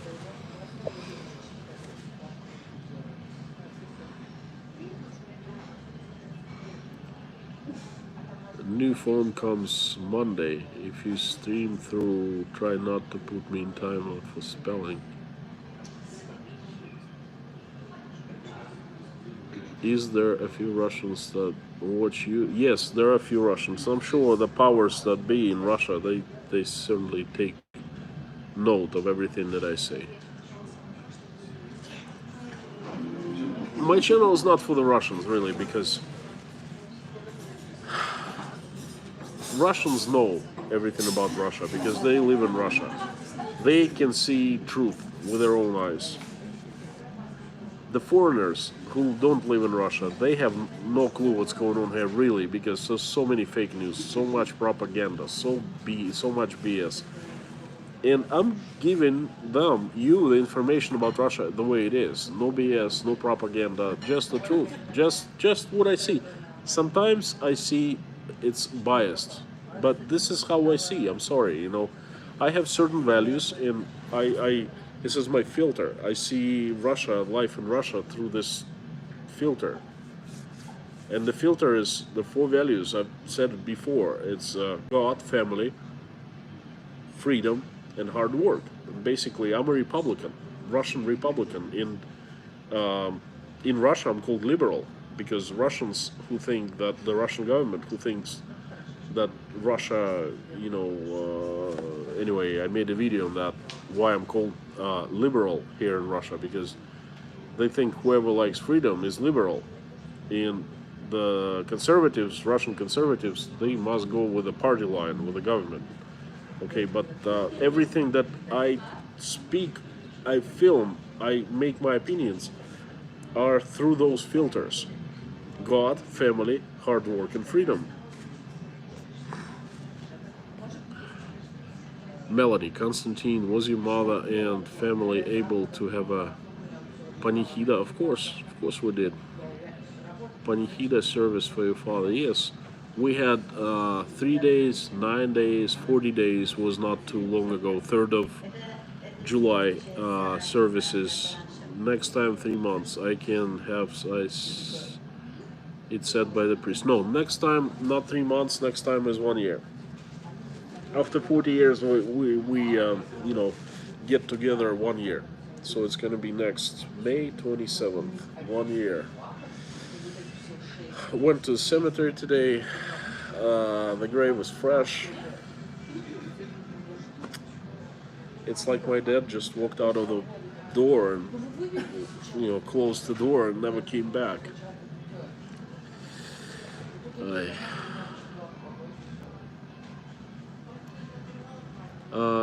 Susan, not one viewer, but a few viewers, 2 viewers at least. One girl from, well, both American. One American lady, not girl, lady, she said that I was trying to blow up America from the inside, rocking the boat, and then she was turning it to a CIA. And the guy from Texas, also American, said he was turning me to his relative, KGB. Yes, so I'm sure they're paying attention to me.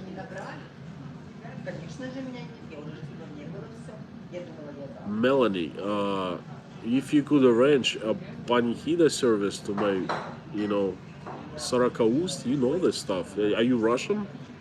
I did 5 Sarakaust for my father. I went to different places, including to one of Russia's holiest places, holiest monastery. It's Optina Pustin, if you heard of that. But my father his name is Peter, was Peter. So if you could arrange Sarakaust, I would really, really appreciate it.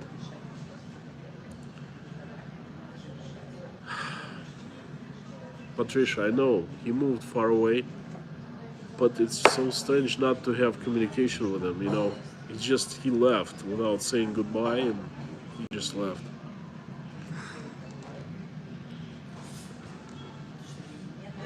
It does hurt to lose your loved ones.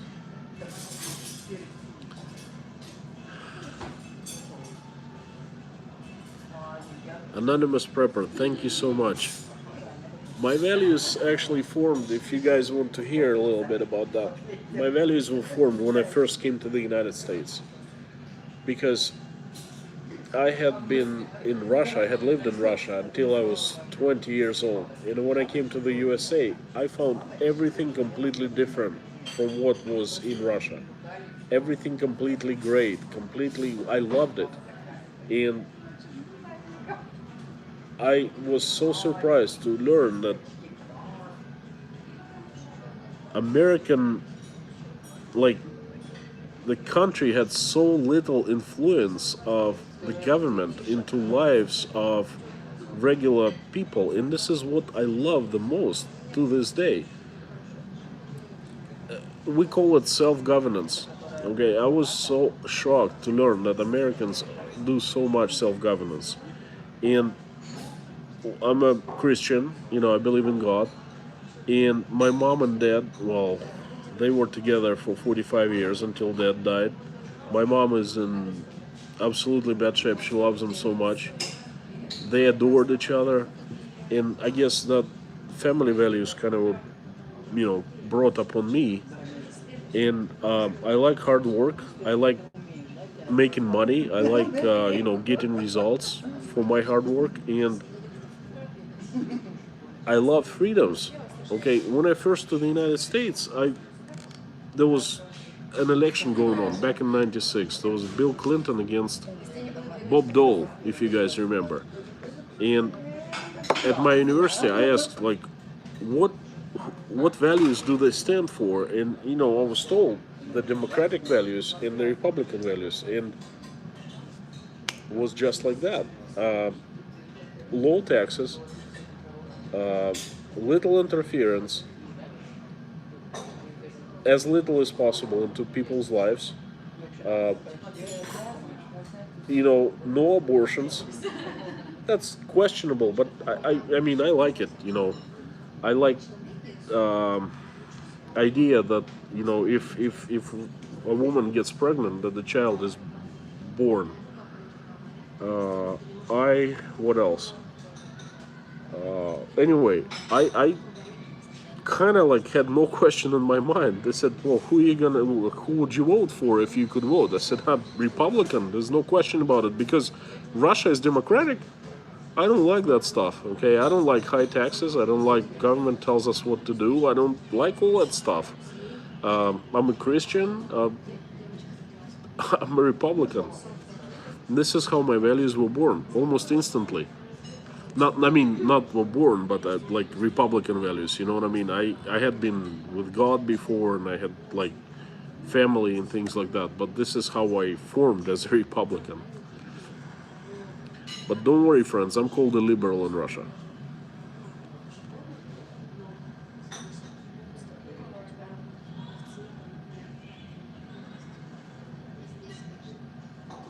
Patty, thank you so much for staying with us. Yeah, life is short. Guys, I have another question. There are 30 people right now. A few subscribers, I was talking to a couple creators, and they all recommended me to turn on the Patreon or sponsorship. That's not gonna make me a lot of money, but it will bring some change. So if I was to turn on the sponsorship, I'm thinking of doing a very personal stories available to people who subscribe. Like I would be doing the same videos as I've been doing, but there are some things, personal things, I would make available only the ones who would subscribe to the sponsorship. If I say like $3 or $5 a month, would you, as viewers or subscribers, would you be offended by that? Like, what's your attitude to this whole thing?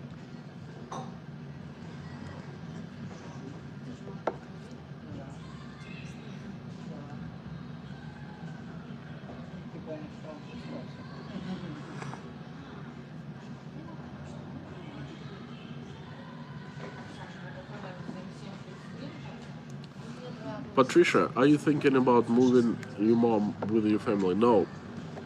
I thought of it. She doesn't like to move in. She likes to be close somewhere, but she wants to live on her own.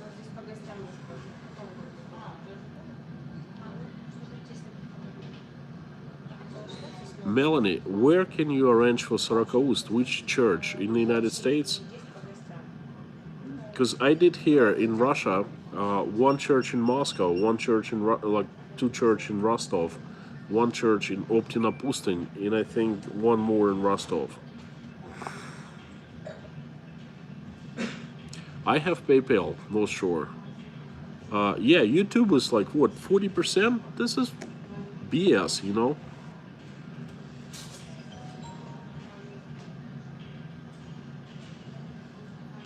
I think you was. It doesn't really matter. I can use YouTube sponsorship or Patreon. It's the same idea. Let's say I turn on the Patreon, you know. Thank you, Patty.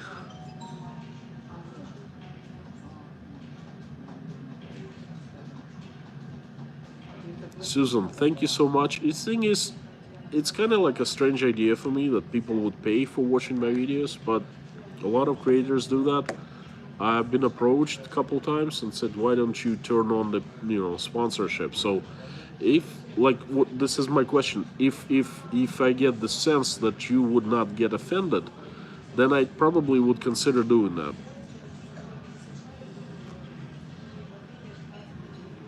Regina, Saskatchewan.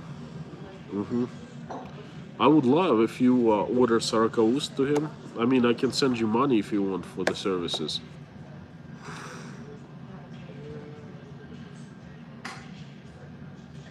Yeah, thank you so much. I have put $600 so far. I counted $600, and I've spent about $2,500 for the equipment, for services, for the lessons and things like that. That's a very expensive hobby.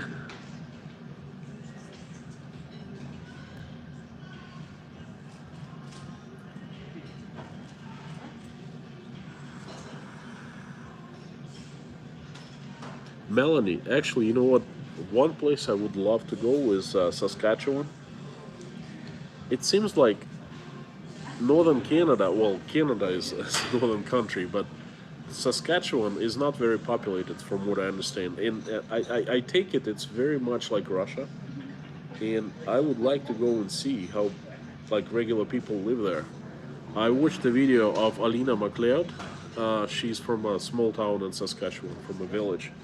But I'd like to see that for myself.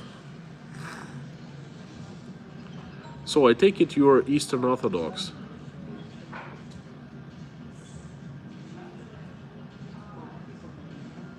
Anonymous prepper, I would not be offended. Thank you so much.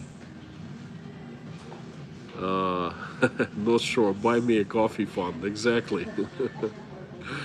Not to worry about the money towards the service. I hope it will be a consolation to your mom and your family. What's a consolation?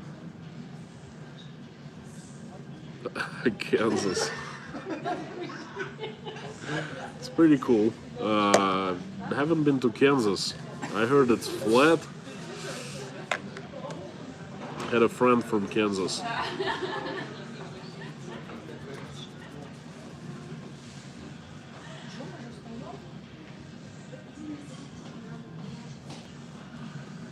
By the way, I have a company behind me. They've had dinner while I was talking to you guys. Live streaming is the future of school. Think so too. By the way, let me tell you another story. Back in March of 2020, it was a really scary time. We didn't know. I didn't know what was gonna happen with the coronavirus. It could have turned out a deadly virus. It could have turned out serious, So we were given 2 months off, paid by the employers, courtesy of Vladimir Putin, and the kids were sent back to school. And this is where a lot of people started, like a lot of kids started learning by live streaming. Basically, a teacher live streams, and all kids sit home and you know learn from the teacher. They have gone back to school since then, but a lot have been toying with the idea of do like live streaming, like it's called homeschooling, through live streams and things like that. From a lot of Russians, really seriously considering that. And I think in the future, more and more people will turn to this homeschooling, which is basically another word for live streaming. No offense to monetization, but it won't boost numbers. Numbers are related to who views and spread the word to your content is great.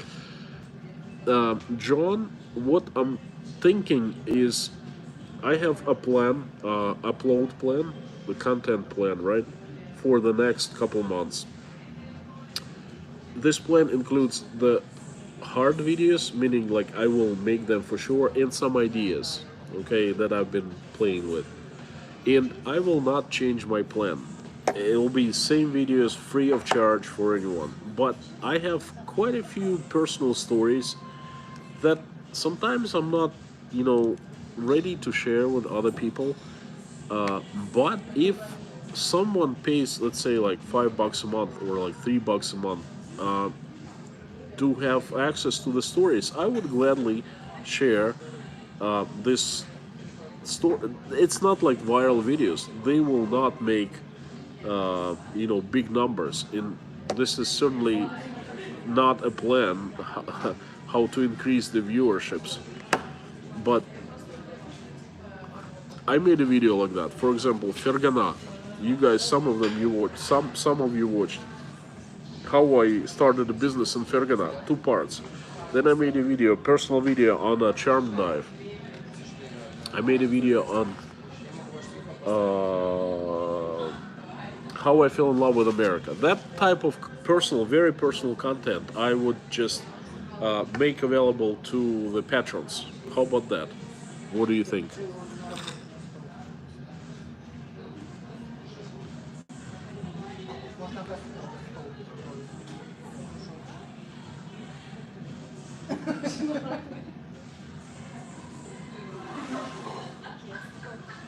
Jimmy I. Merkel makes you wonder. All of the governments played the same game.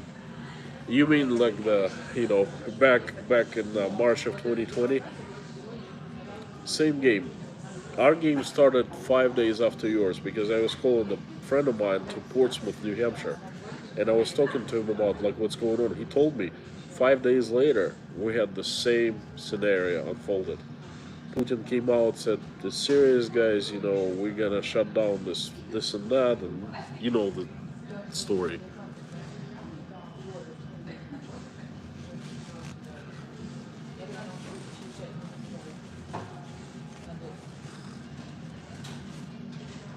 Sitting right underneath the air conditioner.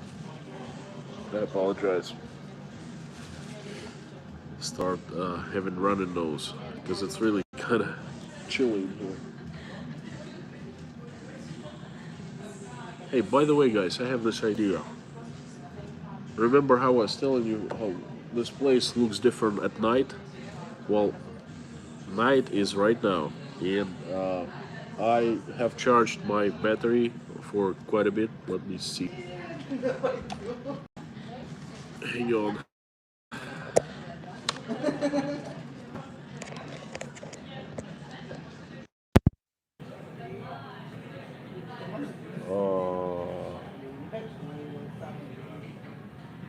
Can you hear me? Oops. So again, buffering. How about now? Is it okay?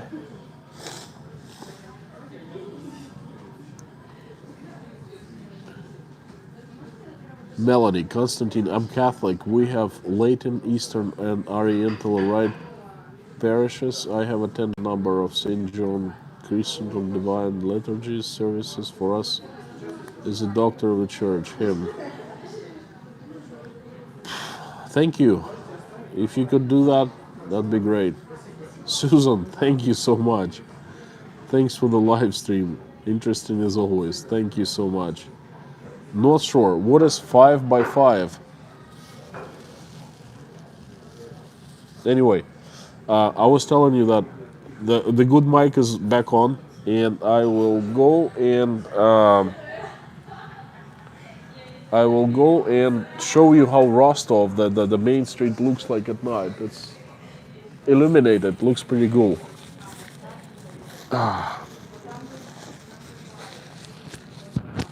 COVID again for the third time. Oh gosh.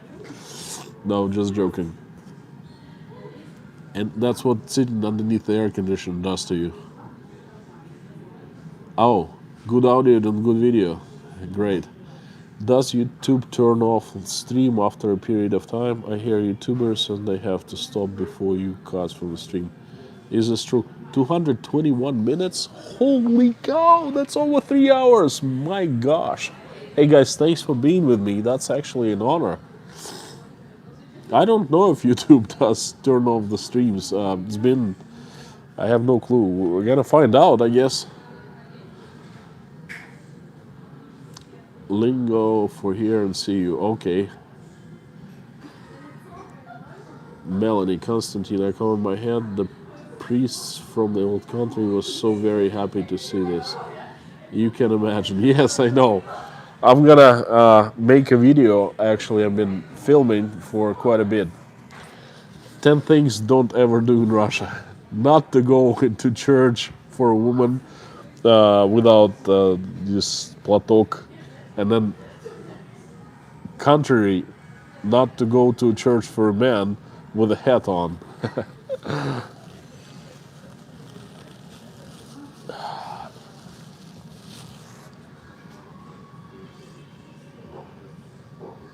My daughter and her family Catholic, they preferred Latin Mass.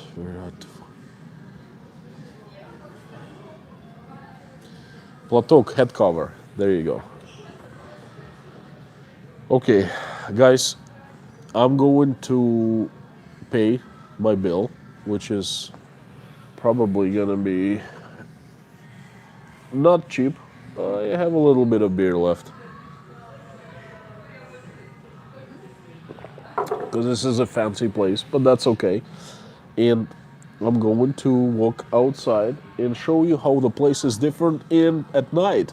My telephone is not so good filming at night, but you know, hey, we will try. If something good comes out, good. If not, I'll end the stream. But I think that's been the best stream so far. I liked it so much. So many people in so much time. 225 minutes. That's almost what, 5 hours? 4 hours. See you at pinball. If we get disconnected. No, we're not gonna get disconnected because I still have 44% left. Who would have known that my iPhone can stream with decent sound without microphone? Jesus, that's just crazy. Now I have to wait for the waiter. Carol. Mark H, good job, take care. Don't leave. Девушка, а можно счетик? Спасибо. Pinball stream is, well, 22:12 in 4 hours, but here is 11:15. I gotta get at least a couple hours of sleep.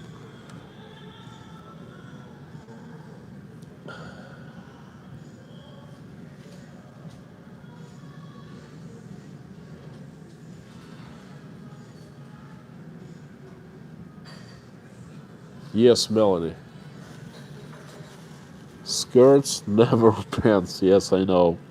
Never pants. Wearing snow pants with my skirt tucked in on a Saturday morning, minus 40. Weather was Humiliation. Yeah, I see. Well, you know what? You'd better not wear a skirt in -40. That's pretty bad. Does it get that cold in Saskatchewan? Holy cow.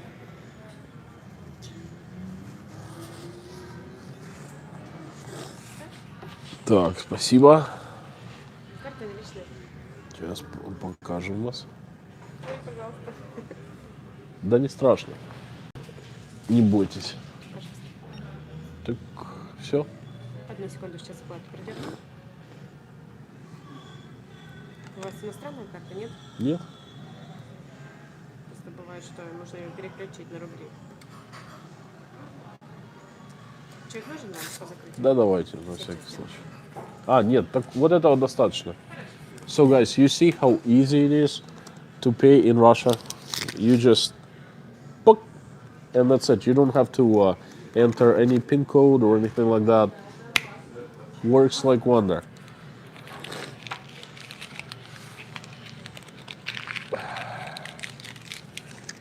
It wasn't too bad. It was $10. I feel really bad because I cannot leave a tip. I forgot cash. In most of the places you can leave tip with your credit card, but not in this one.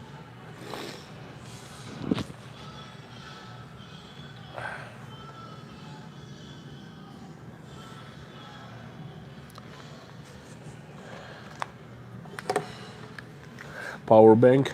Hang on 1 second.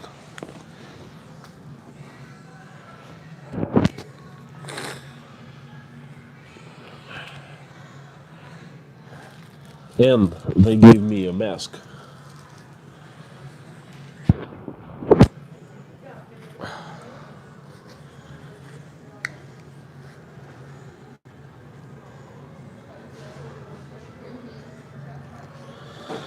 Lorna, cash, always carry cash. You know what? I don't ever, well, if I go out, I carry a little bit of cash for tips and things like that. But other than that, I don't ever carry cash because in Russia it's not necessary.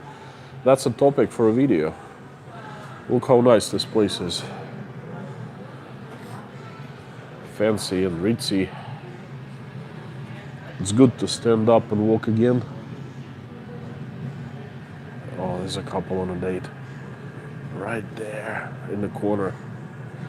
Great place to bring a date. Спасибо вам большое. That's our waiter. Идите.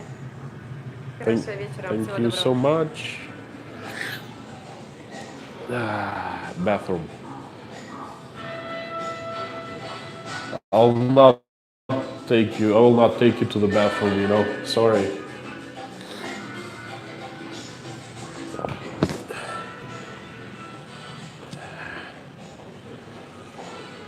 Let me.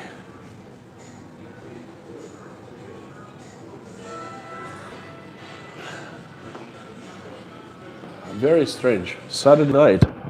Well, this is a holiday season.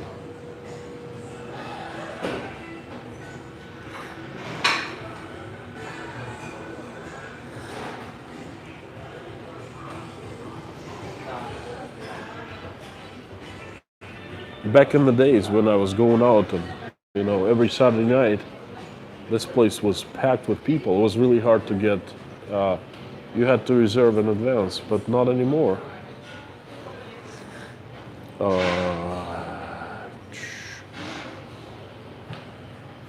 think I got lost.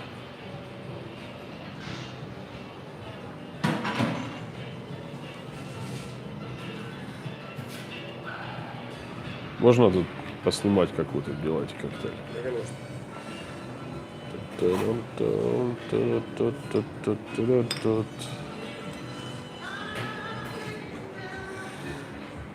There's a DJ right there.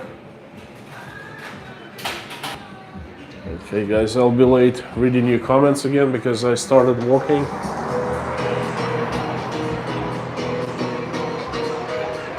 Oh, I see lots of people. Look, this place is so popular outside. A lot of people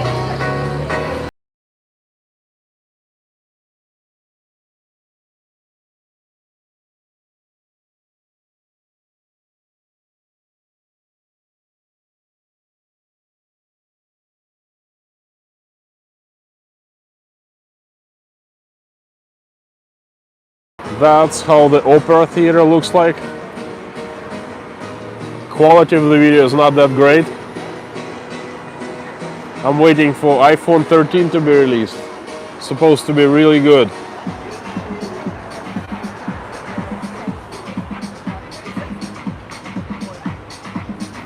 Lights are everywhere.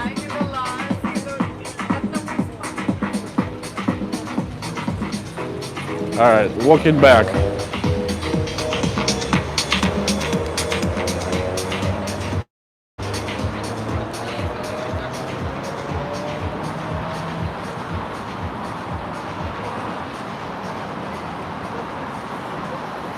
It looks like a completely different place at night. More people. Life is back, you know.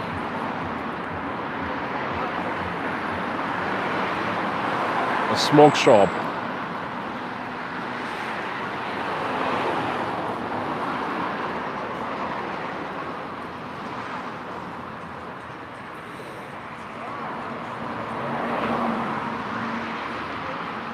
Lots of people look at me in a weird way, but no one really comments much. No one really, you know, gets upset or anything like that.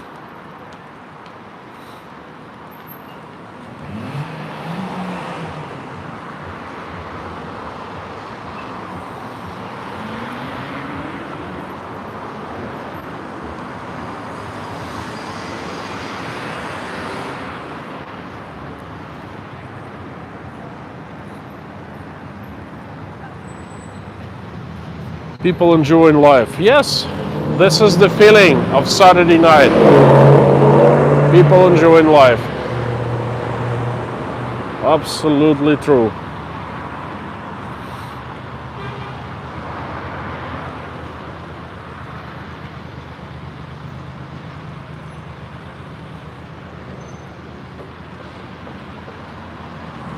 Not too many people smoke, as you see.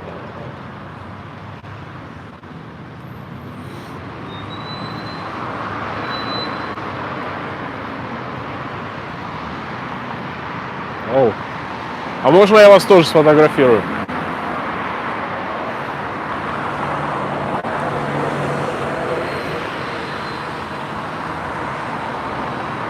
Excellent. Спасибо.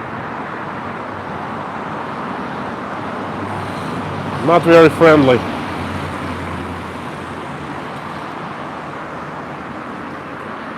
But that's okay.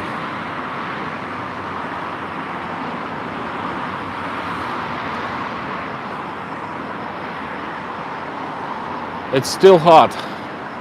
It's like low 80s, at least how it feels like.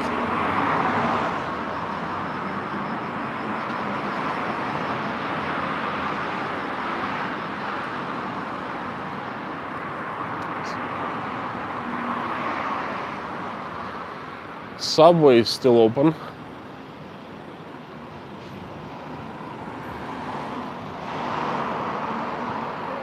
Used to be like full of different nightclubs and restaurants here. Things are different, you know.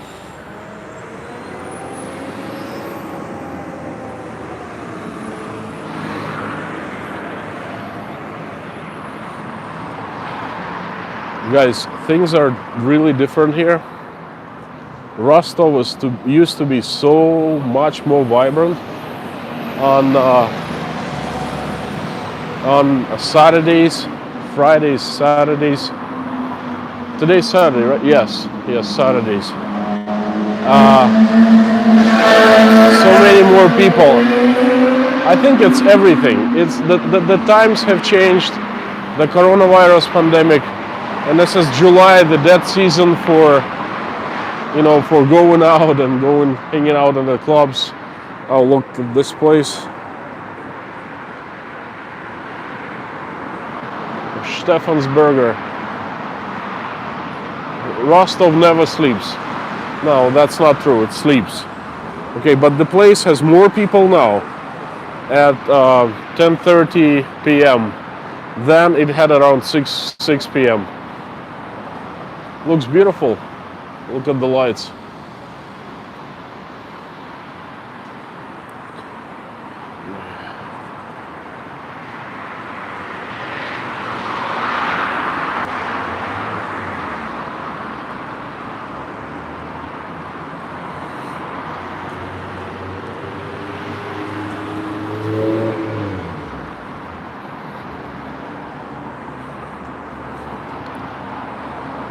Looks absolutely beautiful. Now a little bit less light, more residential area. 3-4 minutes, we'll hit another hot spot. You know what? The quality of video is surprisingly good. It's better than I had expected to be for night filming. Night filming.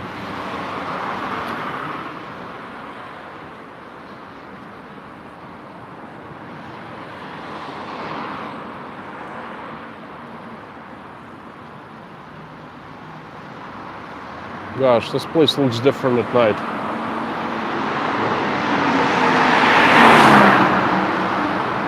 Street racing.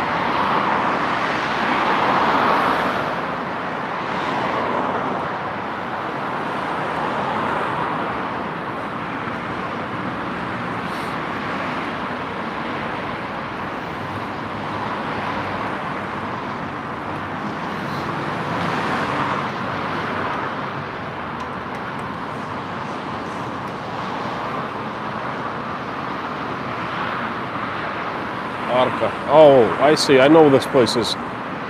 It opened a couple years ago. A friend of mine, my ex-partner, consulted this company on this hotel opening. The company is called Ginza Project, and it's from St. Petersburg. That's where we had our office when we were doing business in Fergana.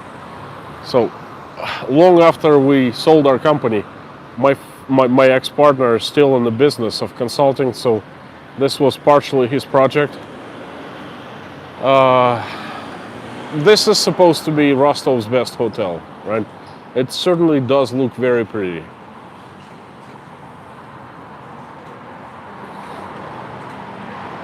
It looks so pretty that, you know, pictures are taken.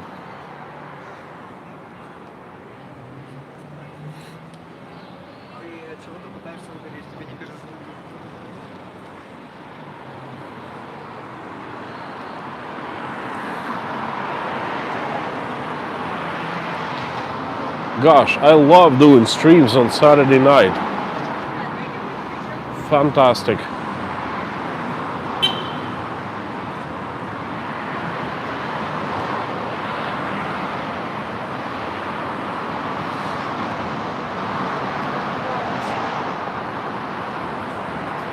The girl asked for a smoke.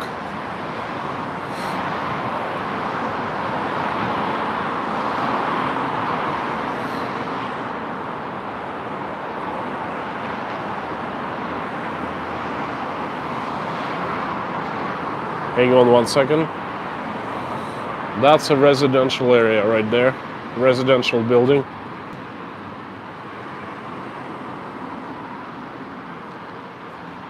Side street.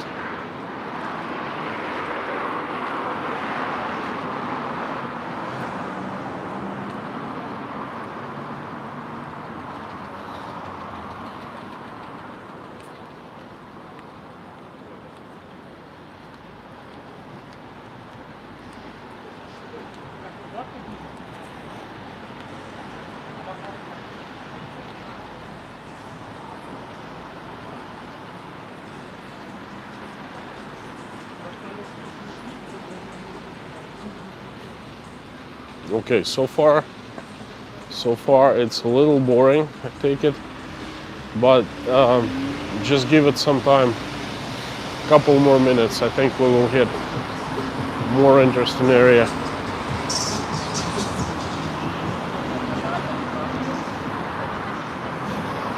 Green light.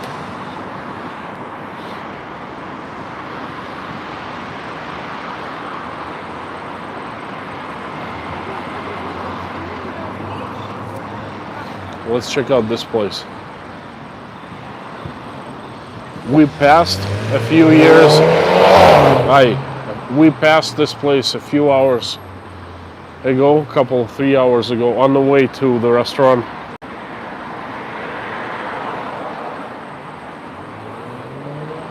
This is coffee shop and bakery.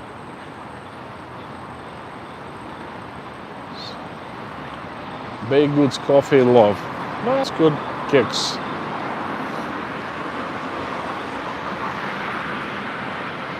Gosh, how I love Rostov in the summertime. What a fantastic city. 4 months, it's a fantastic city. But then comes fall. Well, fall is not bad. Okay, fall, especially the foliage, when all these leaves turn yellow and red, fantastic. And that usually happens in October sometimes. But then from November to April, early April, this place is, oh my gosh, it's bleak, it's gray, it's dirty, rains all the time. Winters are rain, rain, rain. It's a tad bit above freezing. Surfing coffee shop. Never surf alone. There is life inside. And it's fueled by coffee.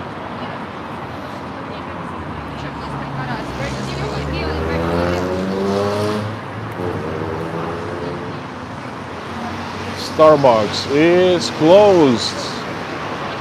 I don't know why they close so early. 22, so 10 p.m. they close. One of my most favorite places here in Rostov. Starbucks.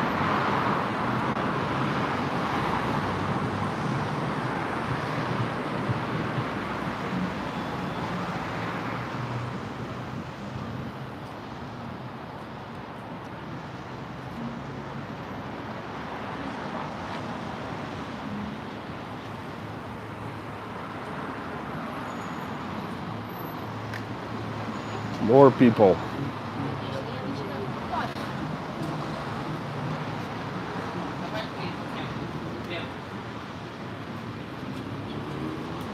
Guys, I see that you comment, but it's really hard for me to watch right now and to read because I'm walking down quite fast and I'm filming. So I apologize if I don't answer the comments. I'm trying to show you the city at its best at night.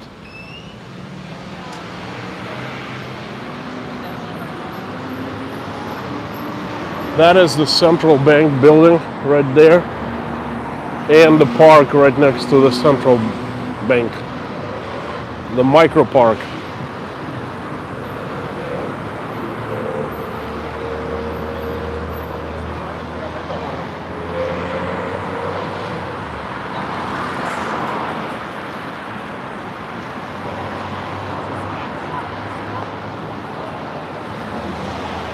Let's go.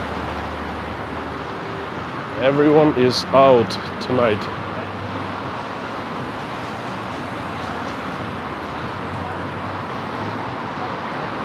Traffic's building up a little bit.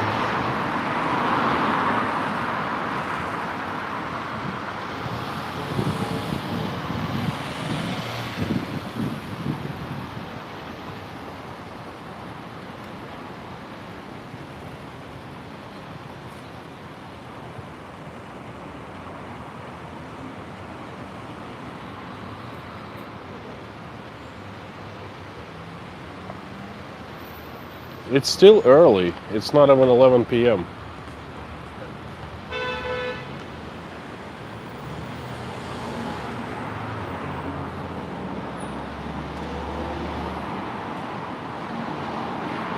North Shore, I see that you need to jump out. Listen, thanks for being with us.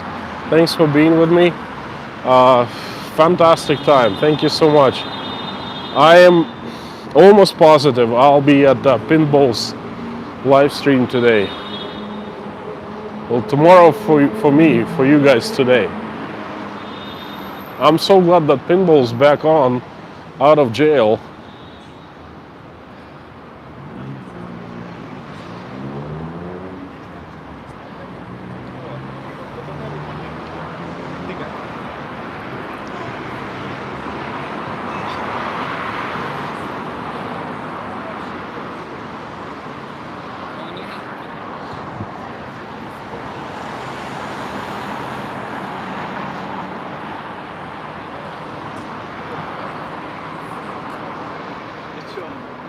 Looks like I have to dive underground again. For a few seconds I might get interrupted. As of there is no signal there. Let me show you this busy intersection. And then we're almost made it to the Gorky Park at night. Again, I have been to Gorky Park. In the winter it looks really uninviting, you know. Oh, there's a photo shoot going on. Look, guys. There is a model and there's a photographer. That's a guy.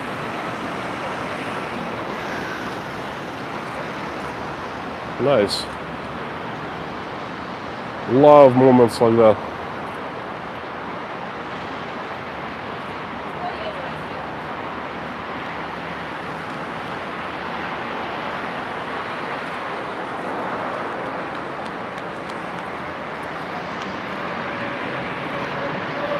It's actually gold.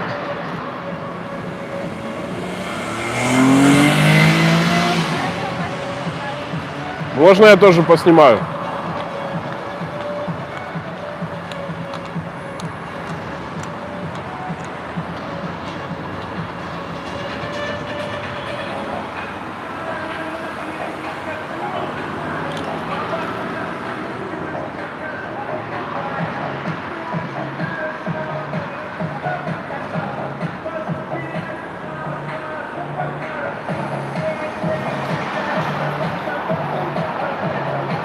This is a city's main artery. This street goes all the way from north to the south. We are very close to the southern border of the city, southern end, which is like a kilometer, you know, 3/4 of a mile that way. The River Don is kind of the border of Rostov. And this main artery, the main street, is called Grand Garden Street. It goes from the east to the west. So this is like the city's busiest intersection.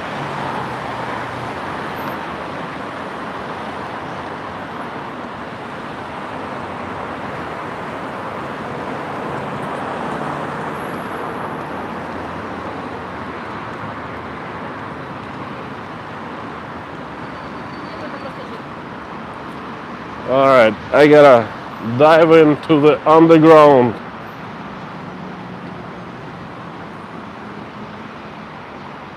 Let's see if it's dangerous to be there at night. Amazingly enough, they have like this flood doors with padlocks. What do they close for night? I thought they stay open.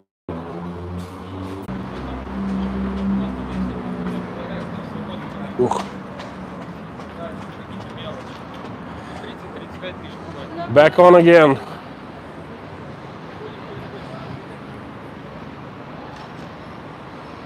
My favorite KFC in the city.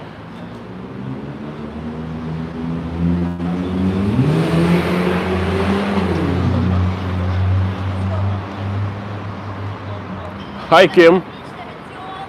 There and back again. Yes, we are still on.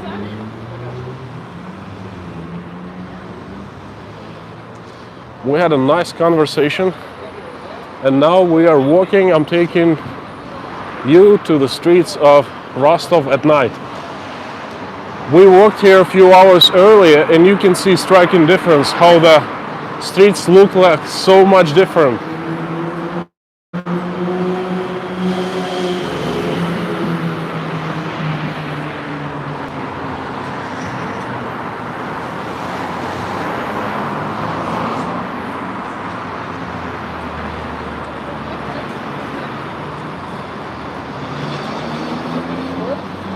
You know what really surprises me? That there are girls walking in pairs, like two girlfriends.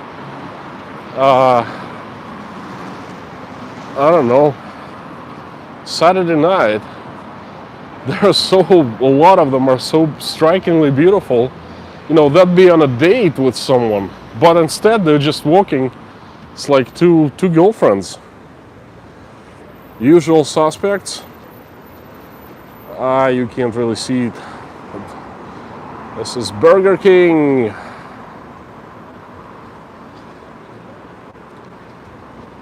Burger King, a large restaurant here. Kind of dirty. Very strange.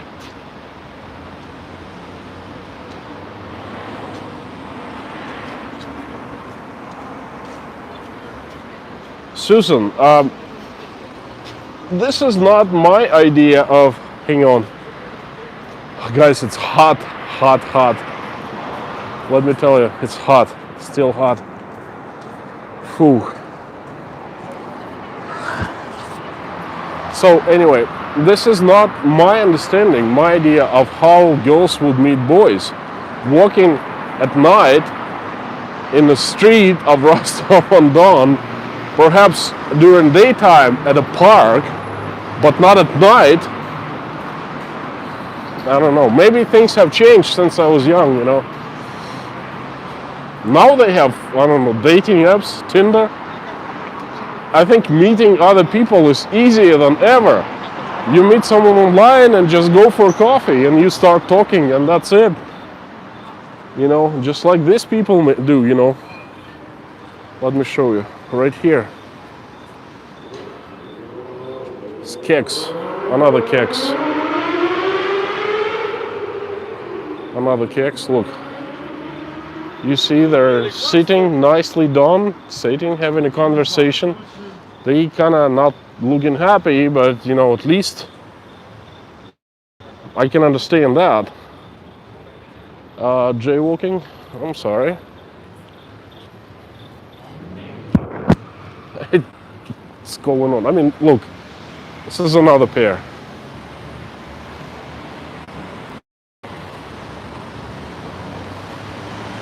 Look young. I mean, something wrong with this picture, you know.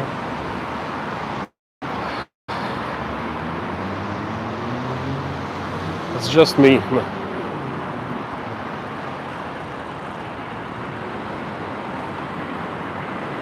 Next ex-husband. You mean they're looking for next ex-husband?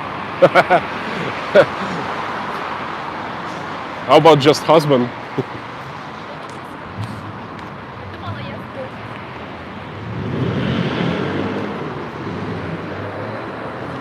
Alright, you guys recognize this place?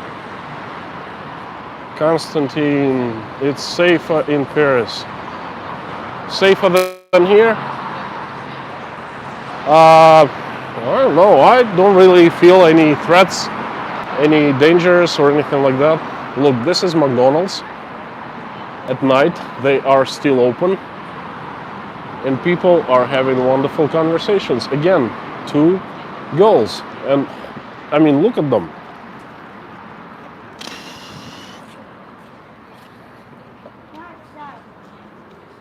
Another McDonald's. Hallelujah. I just saw a couple on date. Nice. Well, not the best place, McDonald's, but hey, you know. So there is still hope for this city.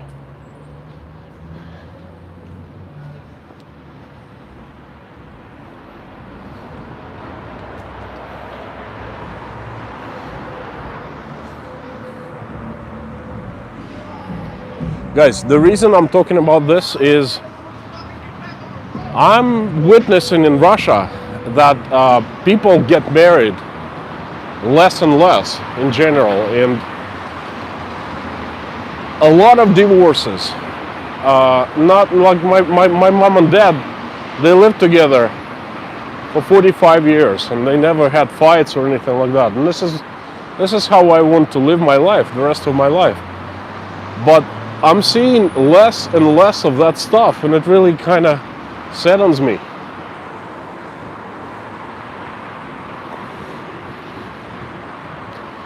That's why I'm reacting to this kind of site.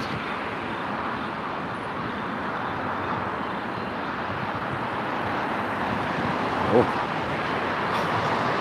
Another couple two girlfriends walking by themselves.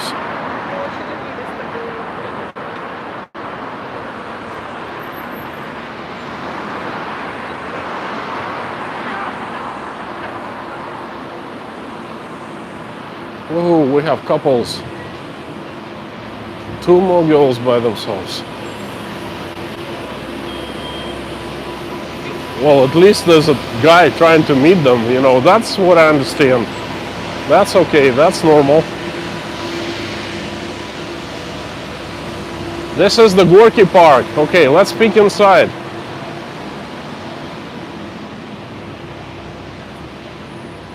It's Gorky Park. Supposed to be illuminated at night.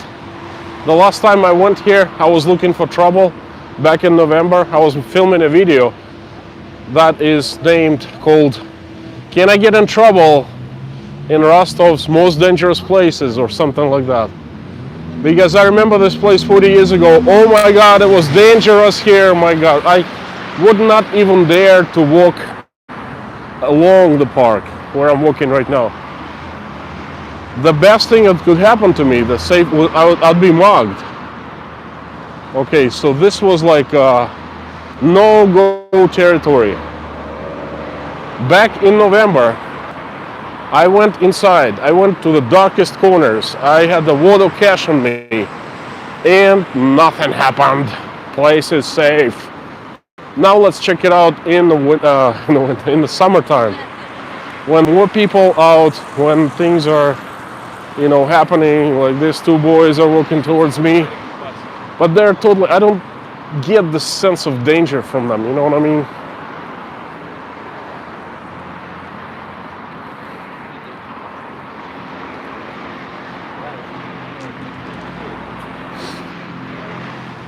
So this is the Gorky Park, the grand entrance. I'll show you.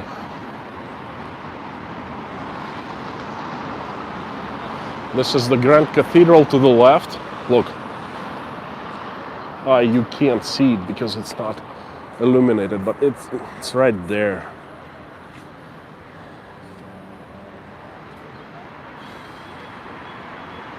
Nobody wants to mug you on live broadcast. How do they know that I'm a live broadcast? They don't.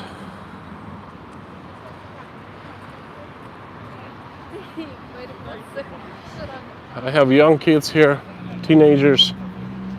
Okay, we're gonna walk along this main alley, and then I'm gonna take a left or right into the dark corners and see what happens. Oh, this place is beautiful. Selectively beautiful. If Moscow is illuminated like this, the entire city almost. The Rostov only selected few places. This is one of the places.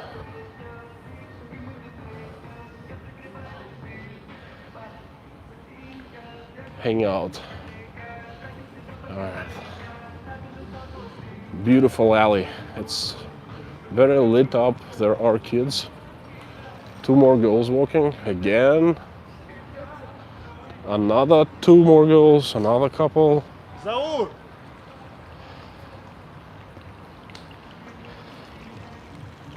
There's a little flood. I can't really see that.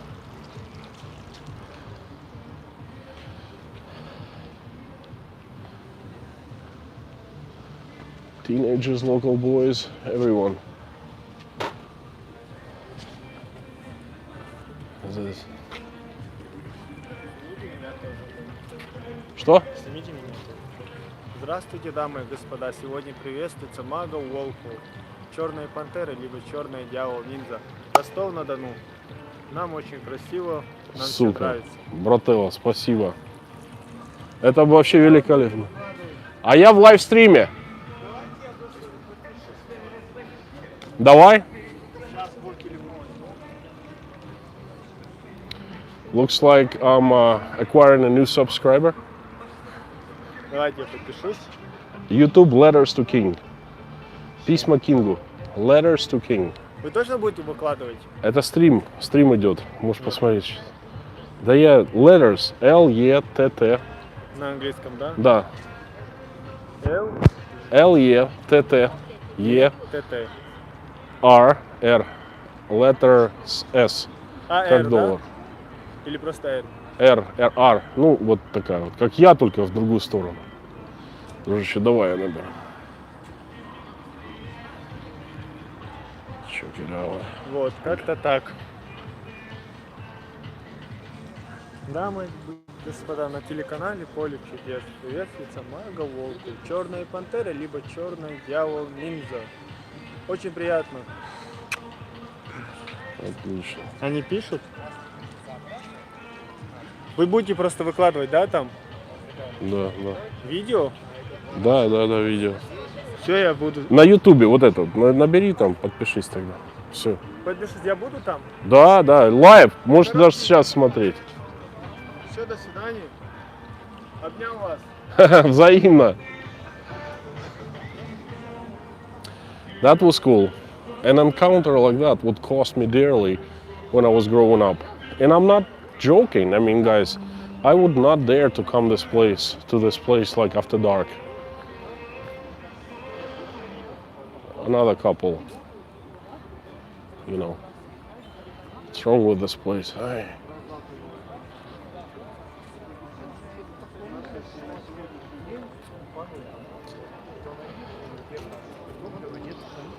Another couple.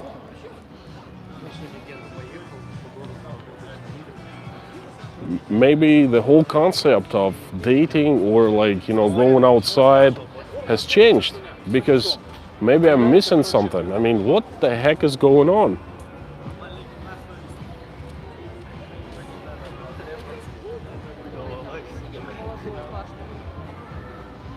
Very strange. Maybe this is the trend now.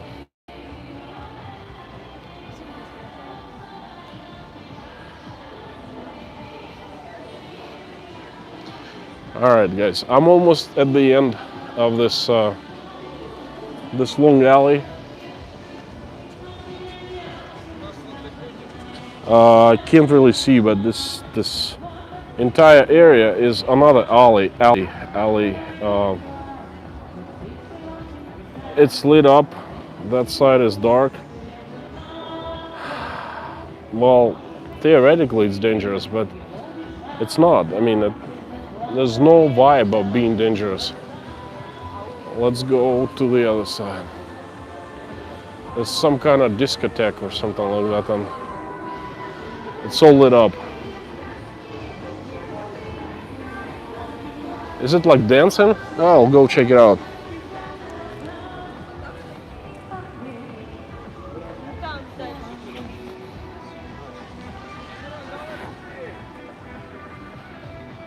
This place, Gorky Park.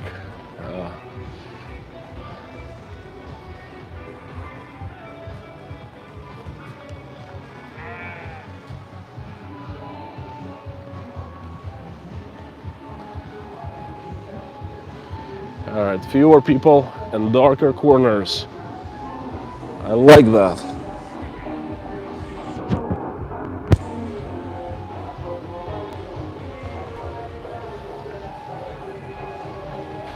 Dark alleys. Are you guys still with me?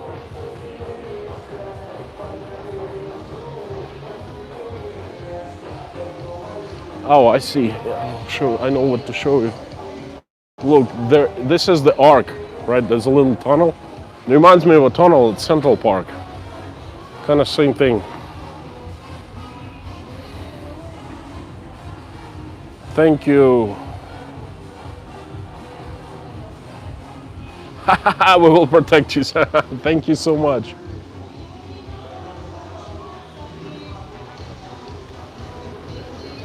Shoot, I will get a strike for copyright from YouTube.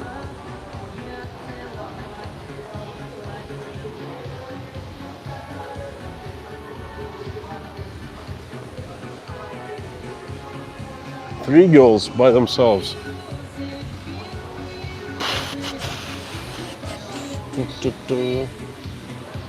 Что вам не сделал снег и морозы, цветы голубых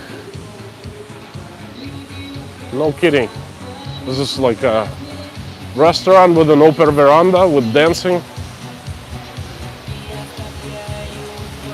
Nice.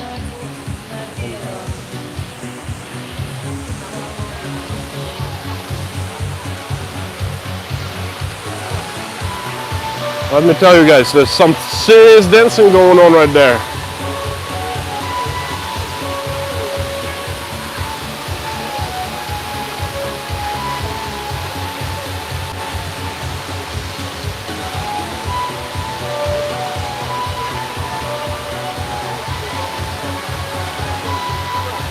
Guys, I see that there's one. Hang on 1 second.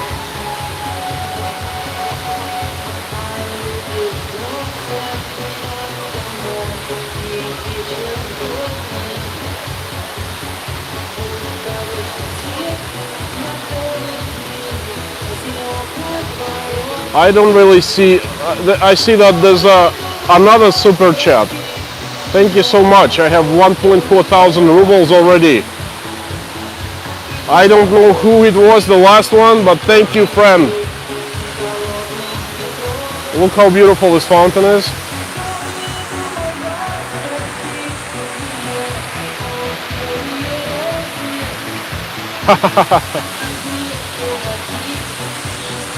This, my friends, is Las Vegas, and this is the Bellagio.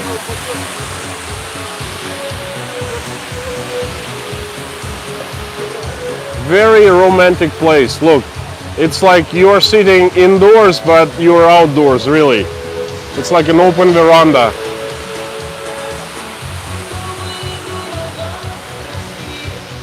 Flashlight. Flashlight. I think I can use light on my phone, but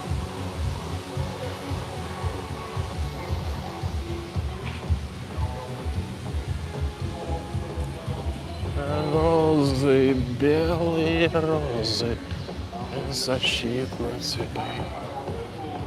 Что с вами сделал снег? I'm trying to sing, you know. Maybe it should be a singing channel. Another one. Что, жарко?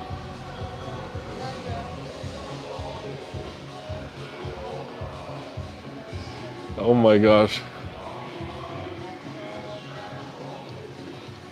Going back where I came from. Dark, dark, dark.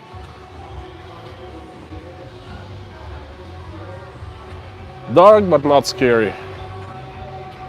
I was thinking one thing, guys. I was thinking this. Perhaps people who walk in the dark towards me, they are afraid of me. Because I'm a big guy and, well, you know, I'm not that scary, but hey, you know, perhaps they're afraid of me. Check it out. Security cameras. I think this place is covered 100%. That's why it's not so dangerous.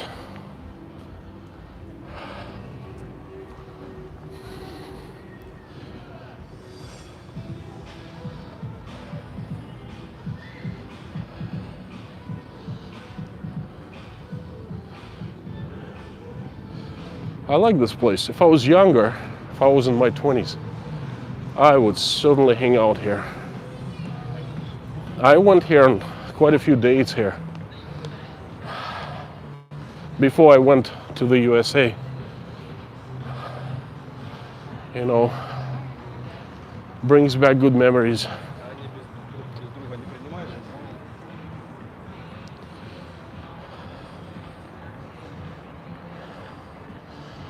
Walk fast. Run. Okay, this is what I'm gonna do. I'm gonna take right. This is a new route. We came from right there. Holy cow, the outfits some of the girls wear. It's it looks like this is a swimming pool or a beach, you know. Anyway, I started at the Cathedral Square, way over there by the cathedral, and we walked right here, then took a right, which is a left from us right now, and walked all the way to the restaurant. And right now I'm taking right, and right now I'm going to another main artery, main street, Boulevard. Okay, this is a Grand Garden Street that runs from east to west, and we have left behind Voroshilovsky Boulevard, and this is Budyonovsky Boulevard. That's another major street that crosses the Grand Garden Street.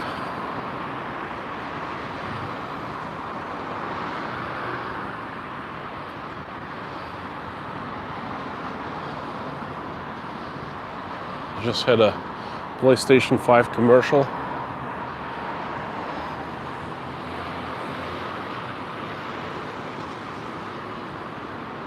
Too much light.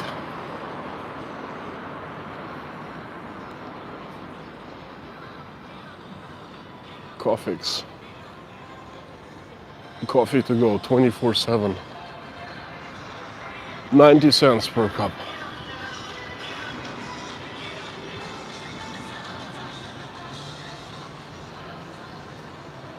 A monument to a Russian local Cossack and his cat.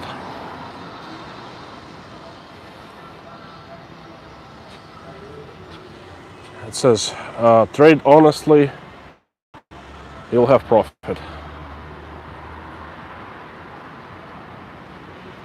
$5. Thank you so much. Who's that? Jody Stellar. Thank you so much. I'll have another coffee, or that's a homeless guy right there. There's another couple. А можно татушки рассмотреть ваши? Нет. I asked her to take a closer look at the tattoos, and she just shy.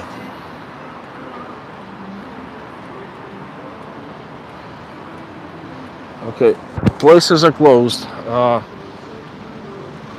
I'm going to take a walk on the other side of the street, but it's gonna be a quick and pauseless cross because I'm gonna just cut through.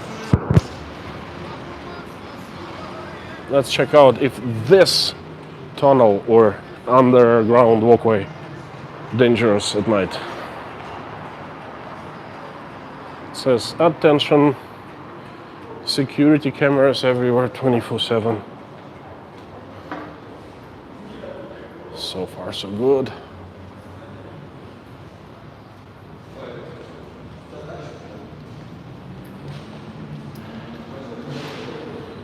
Completely empty. Probably Susan M. probably scared her, but you know, I was not there to meet her or anything. I just wanted to take a closer look at the tattoos all over her hands, you know. This underground, how do you call it, passage, walkway, crosswalk, not dangerous at all.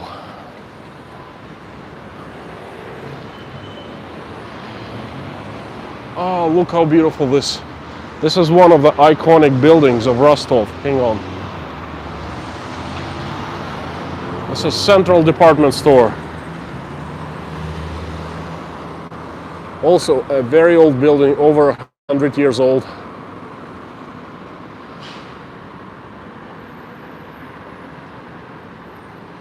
Huge windows.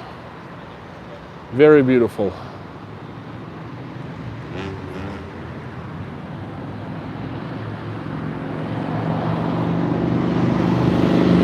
This is how they still advertise concerts. Kassir.ru is same thing as Ticketmaster. So basically Russian Ticketmaster comes and, you know, puts posters at designated spots like this one.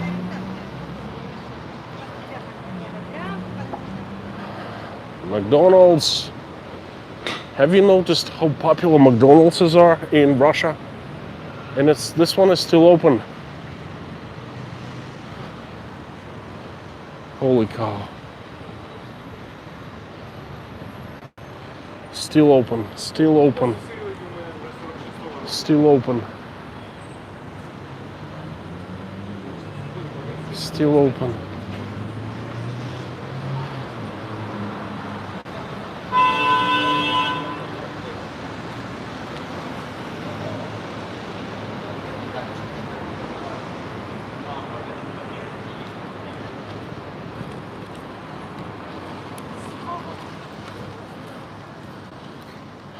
You know, pretty girls, tiny little things, they walk by themselves up and down the streets, talking on the phone. I'm making an assumption that Rostov is not dangerous for girls like that at all.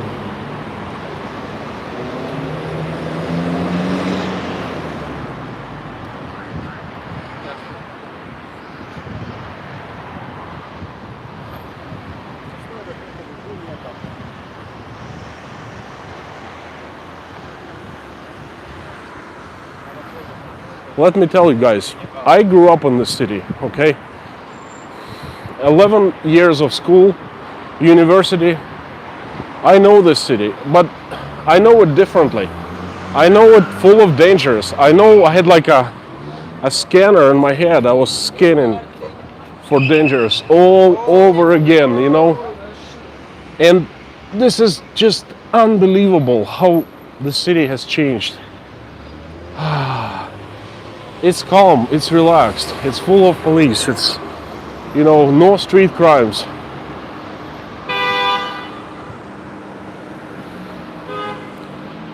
Speaking of street crimes, just a random check. The guy was breaking traffic rules, inviting him to the cop's car. I know what for.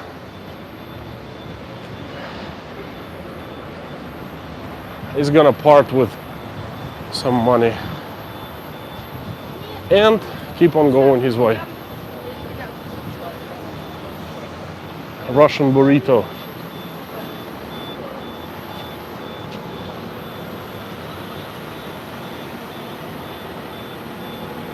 The guy's making a burrito.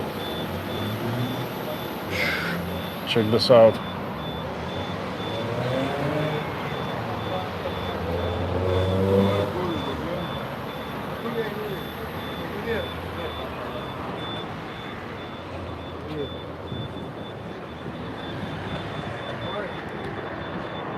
Okay, streets here are not so crowded, empty.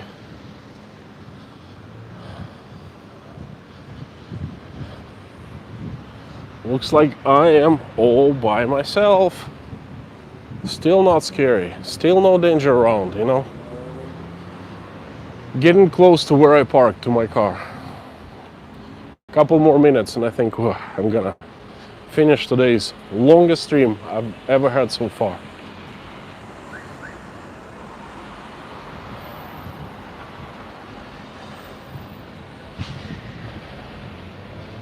Okay, I'm gonna jaywalk. And that's what people do here. They jaywalk.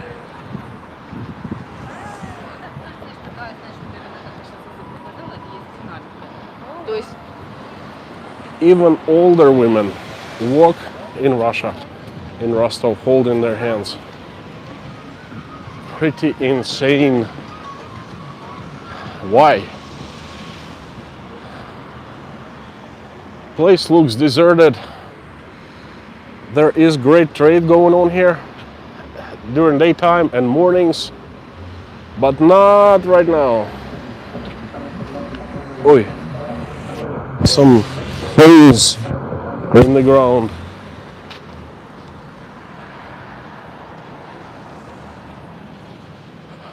I think we can see River Don from here. If we walk a little bit further, which I won't, then We'll hit the river. By the way, that right there is where I started my stream. That's the square, and that is the cathedral. I don't understand why it's not illuminated. They should have lit it up at night.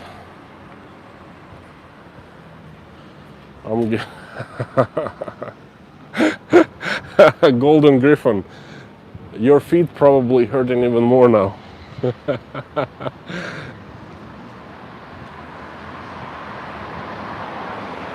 And this is my car.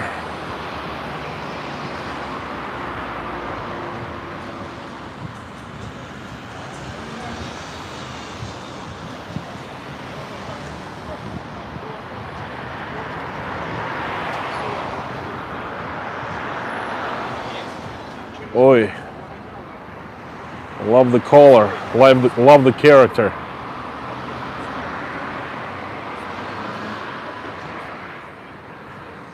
Hang on, guys. Let me finish it. Like a real YouTuber. Not like I usually finish it by just going blank. That's it. Let me tell you, I'm soaked. It's really hot and it's become humid somehow. Remember I was telling you that it's dry. Well, not anymore. It's humid, and I am soaked. But it's been fun. I've had a fantastic Saturday evening. I'm going to go home, catch a couple hours of sleep, gonna wake up, force myself to wake up, and gonna go on pinball stream. Fantastic. Thank you for being here. Seriously, thanks for the money. Thanks for the super chats. Thanks for your ideas on the channel, and thanks for the company. Great, fantastic time. Yes, Lauren, I'm setting my alarm, and I'll see you guys soon. Thank you so much. We will certainly do another stream on Saturday. I like walking around and showing you how the Russia looks like.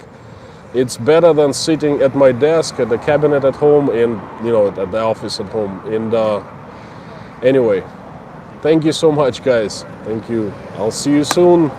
More videos coming up on stream next Saturday. Bye-bye.